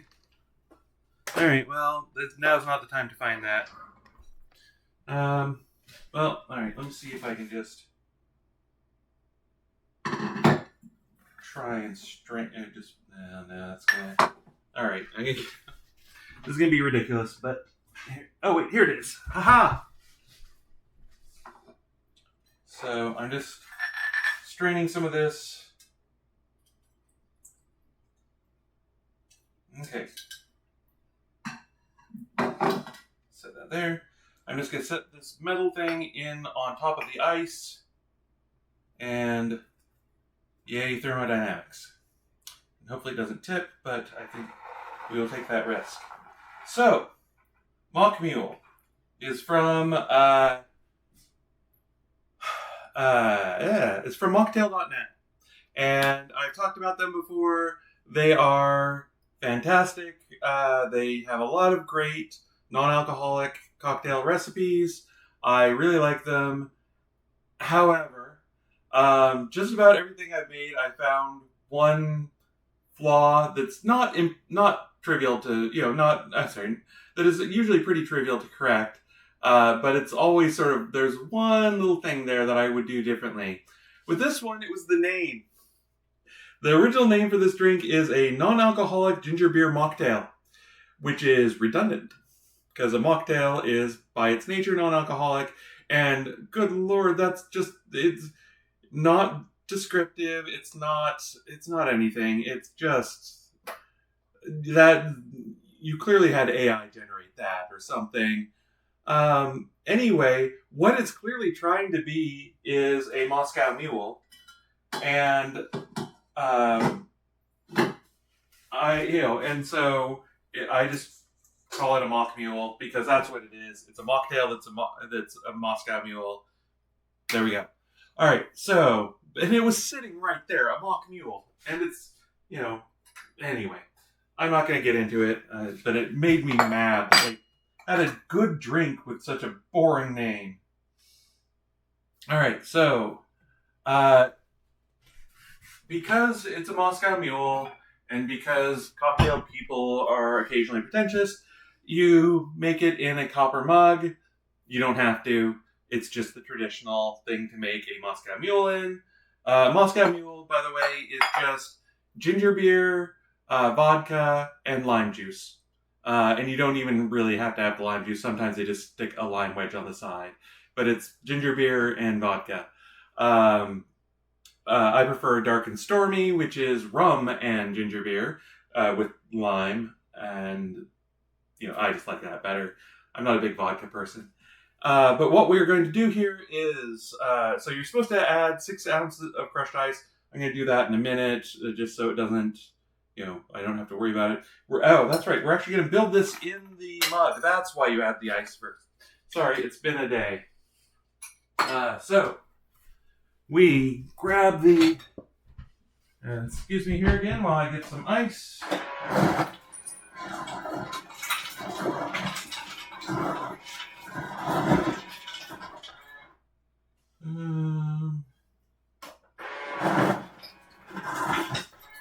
All right, there we go.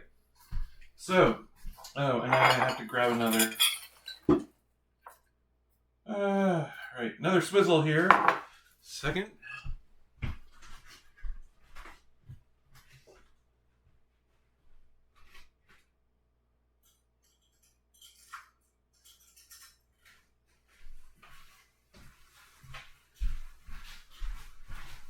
All right, so we need 4 ounces of ginger beer.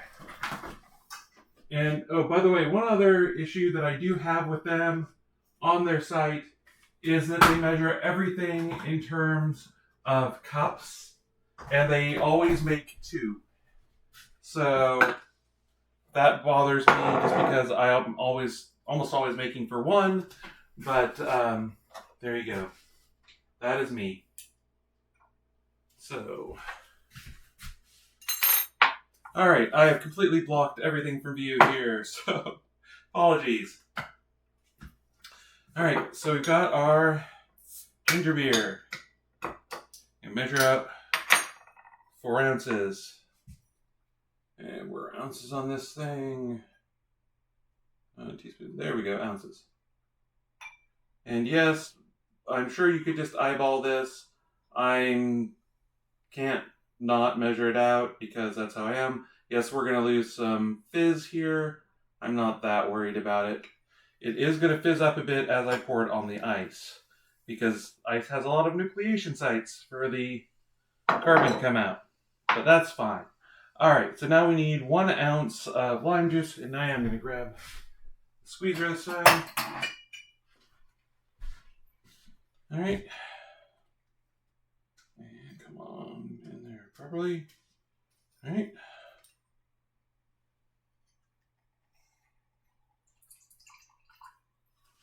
Alright, where's the marker here? Tablespoons, teaspoons, ounces, there we go.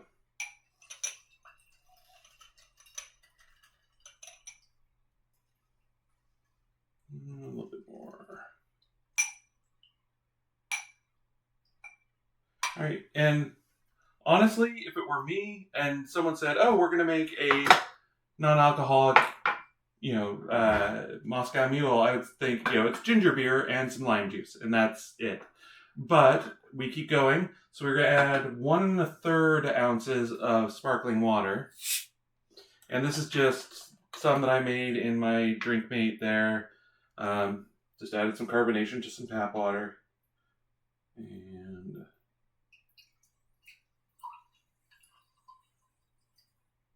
there we go. And then 2 ounces of pineapple juice, which you're like, what? Where did that come from? It works. So we're going to shake this up. I'm just using a little can of Dole because that's what I have on hand. And 2 ounces.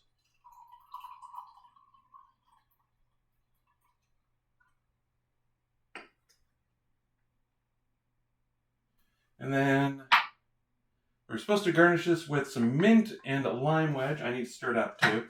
Now, when I did this the other day, I didn't have a lime wedge, and all the mint in my garden is now dead. I had like one tiny little pathetic sprig. So I did actually buy some mint to put on here because I think the mint's going to actually be important. I want to see how that changes things from when I tried it out. But let's see. Come on out. Oh, there we go.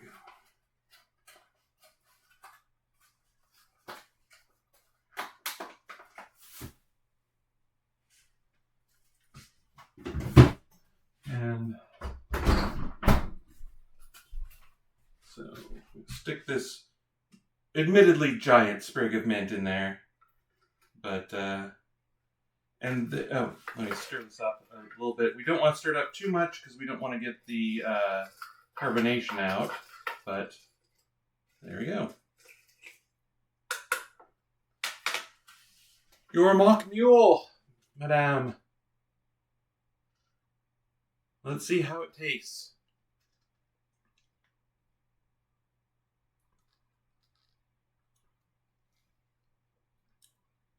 Tastes nothing like you'd expect. So yes, you do get ginger and you do get lime juice. And the thing that you don't expect, though, is that the lime dominates. And I think that is the pineapple pushing it up. But what's interesting to me is that it's not really sweet. There's some sweetness to it, especially after all these creamy drinks, which, by the way, is another reason why I did something with some fruit juice and some ginger and that kind of stuff in it. But basically,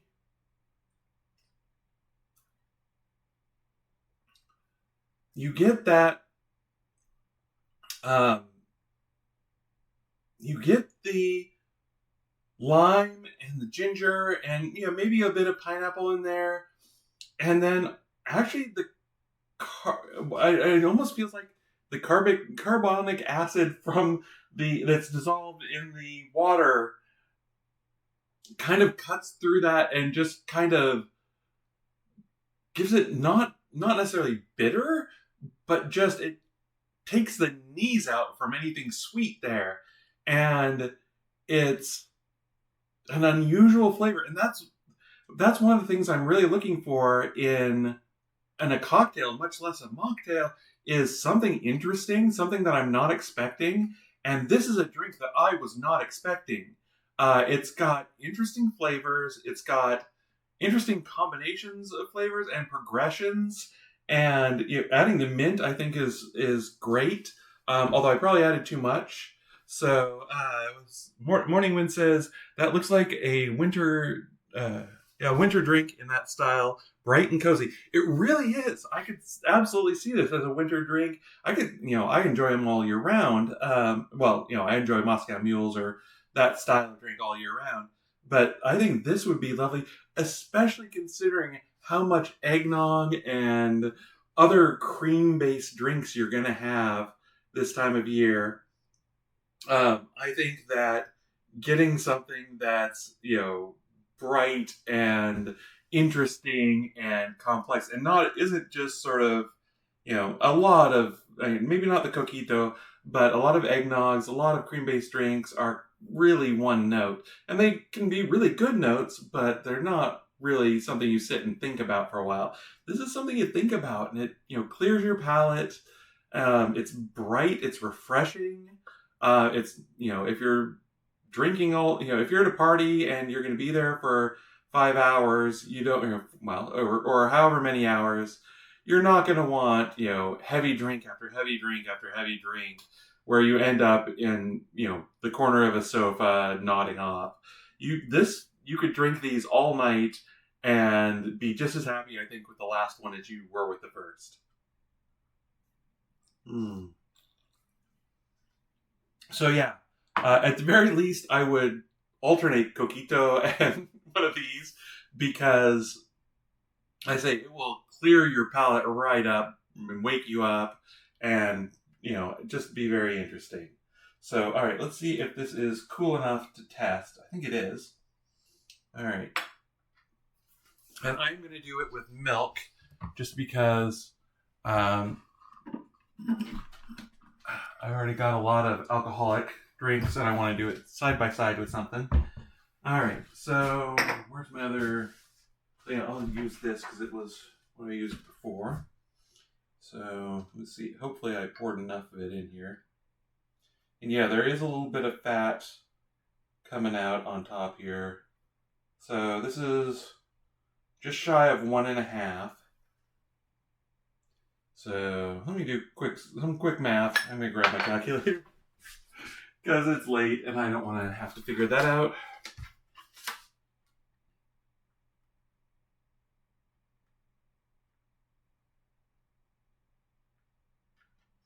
So we need, wait a minute.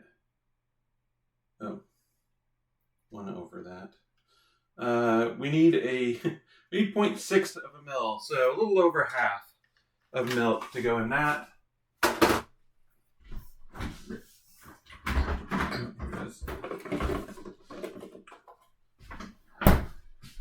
All right. I promise this is the last one, so.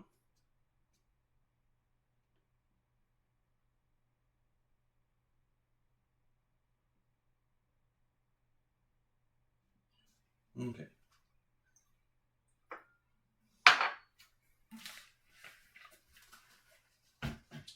Go. Use this one again.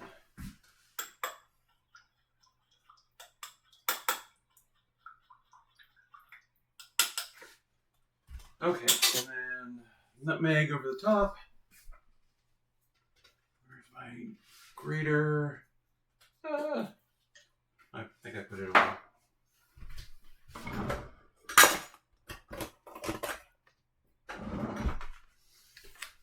Okay.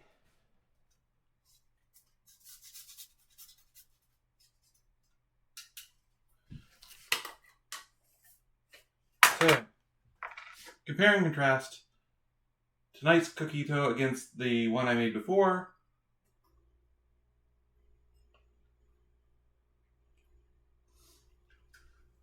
Noticeably light. Well, wait a minute. No.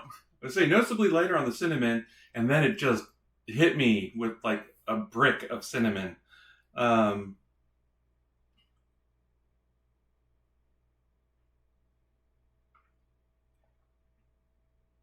Yeah, I think if anything, this has almost too much cinnamon in it. I think I would if you're using this kind of cinnamon and breaking it down that much, I would perhaps go with 2 or 3 instead of 4. Because otherwise, like I say, it's just hitting me with a brick of cinnamon. Not bad, not in a bad way, but becomes the dominant flavor of it. So, all right. Thank you to everyone who's joined me on this grand circle tour of Dana Land. Everyone who's been here tonight. Let's see, wait. Before that, let's see. Winter Vespers asks, offhand, do you happen to know how the copper mug tradition came about? Yes, I actually do, and it is dumber than you think. Literally, this is all marketing. The people who, I think it was Smirnoff, was making vodka, and they came out. Actually, I can't remember if it was the people who were making ginger beer or the people who were making vodka. Actually, now that I think about it, it might have been the people who were making ginger beer. Came out with the Moscow Mule, and so it was this big, production, or this big push to try and get bartenders to make it. And then someone had a big stash of copper mugs that they had got, that again, someone was trying to sell. And so they said, well, if you're making Moscow Mules, you have to have it in a copper mug. That's traditional. And they're like, what? What are you talking about? He's like, oh yeah, no, didn't you know that? I thought every bartender knew that. So they're like, okay. And they sold they sold bartenders these copper mugs and said, oh yeah, no, you need that to make that drink. And, they featured it in the advertising and this, that, the other thing. And one thing led to another and it became tradition. So yeah, it's capitalism. That's your answer. And on that depressing note, I'm just going to say thank you all for being here today. We didn't raise as much money as I'd hoped, but I do appreciate that you were all here with me today. And, I will see you in a couple of weeks, probably for an abbreviated episode, but I do want to see y'all after the holidays, or at least between Christmas and New Year's there. As always, I appreciate each and every one of you for being with me. I appreciate, all the followers and folks I have on Twitch. We have a ton of people. We're closing in on 150 followers. We may have hit that tonight, actually, with all the people who followed. That was amazing. Still pretty low over on YouTube, but I still appreciate each and every one of you. Like and subscribe. And all the lurkers who tune in and hang out, you are appreciated just as much. So thank you all. I hope you all have wonderful holidays, and I will see you later. Take care.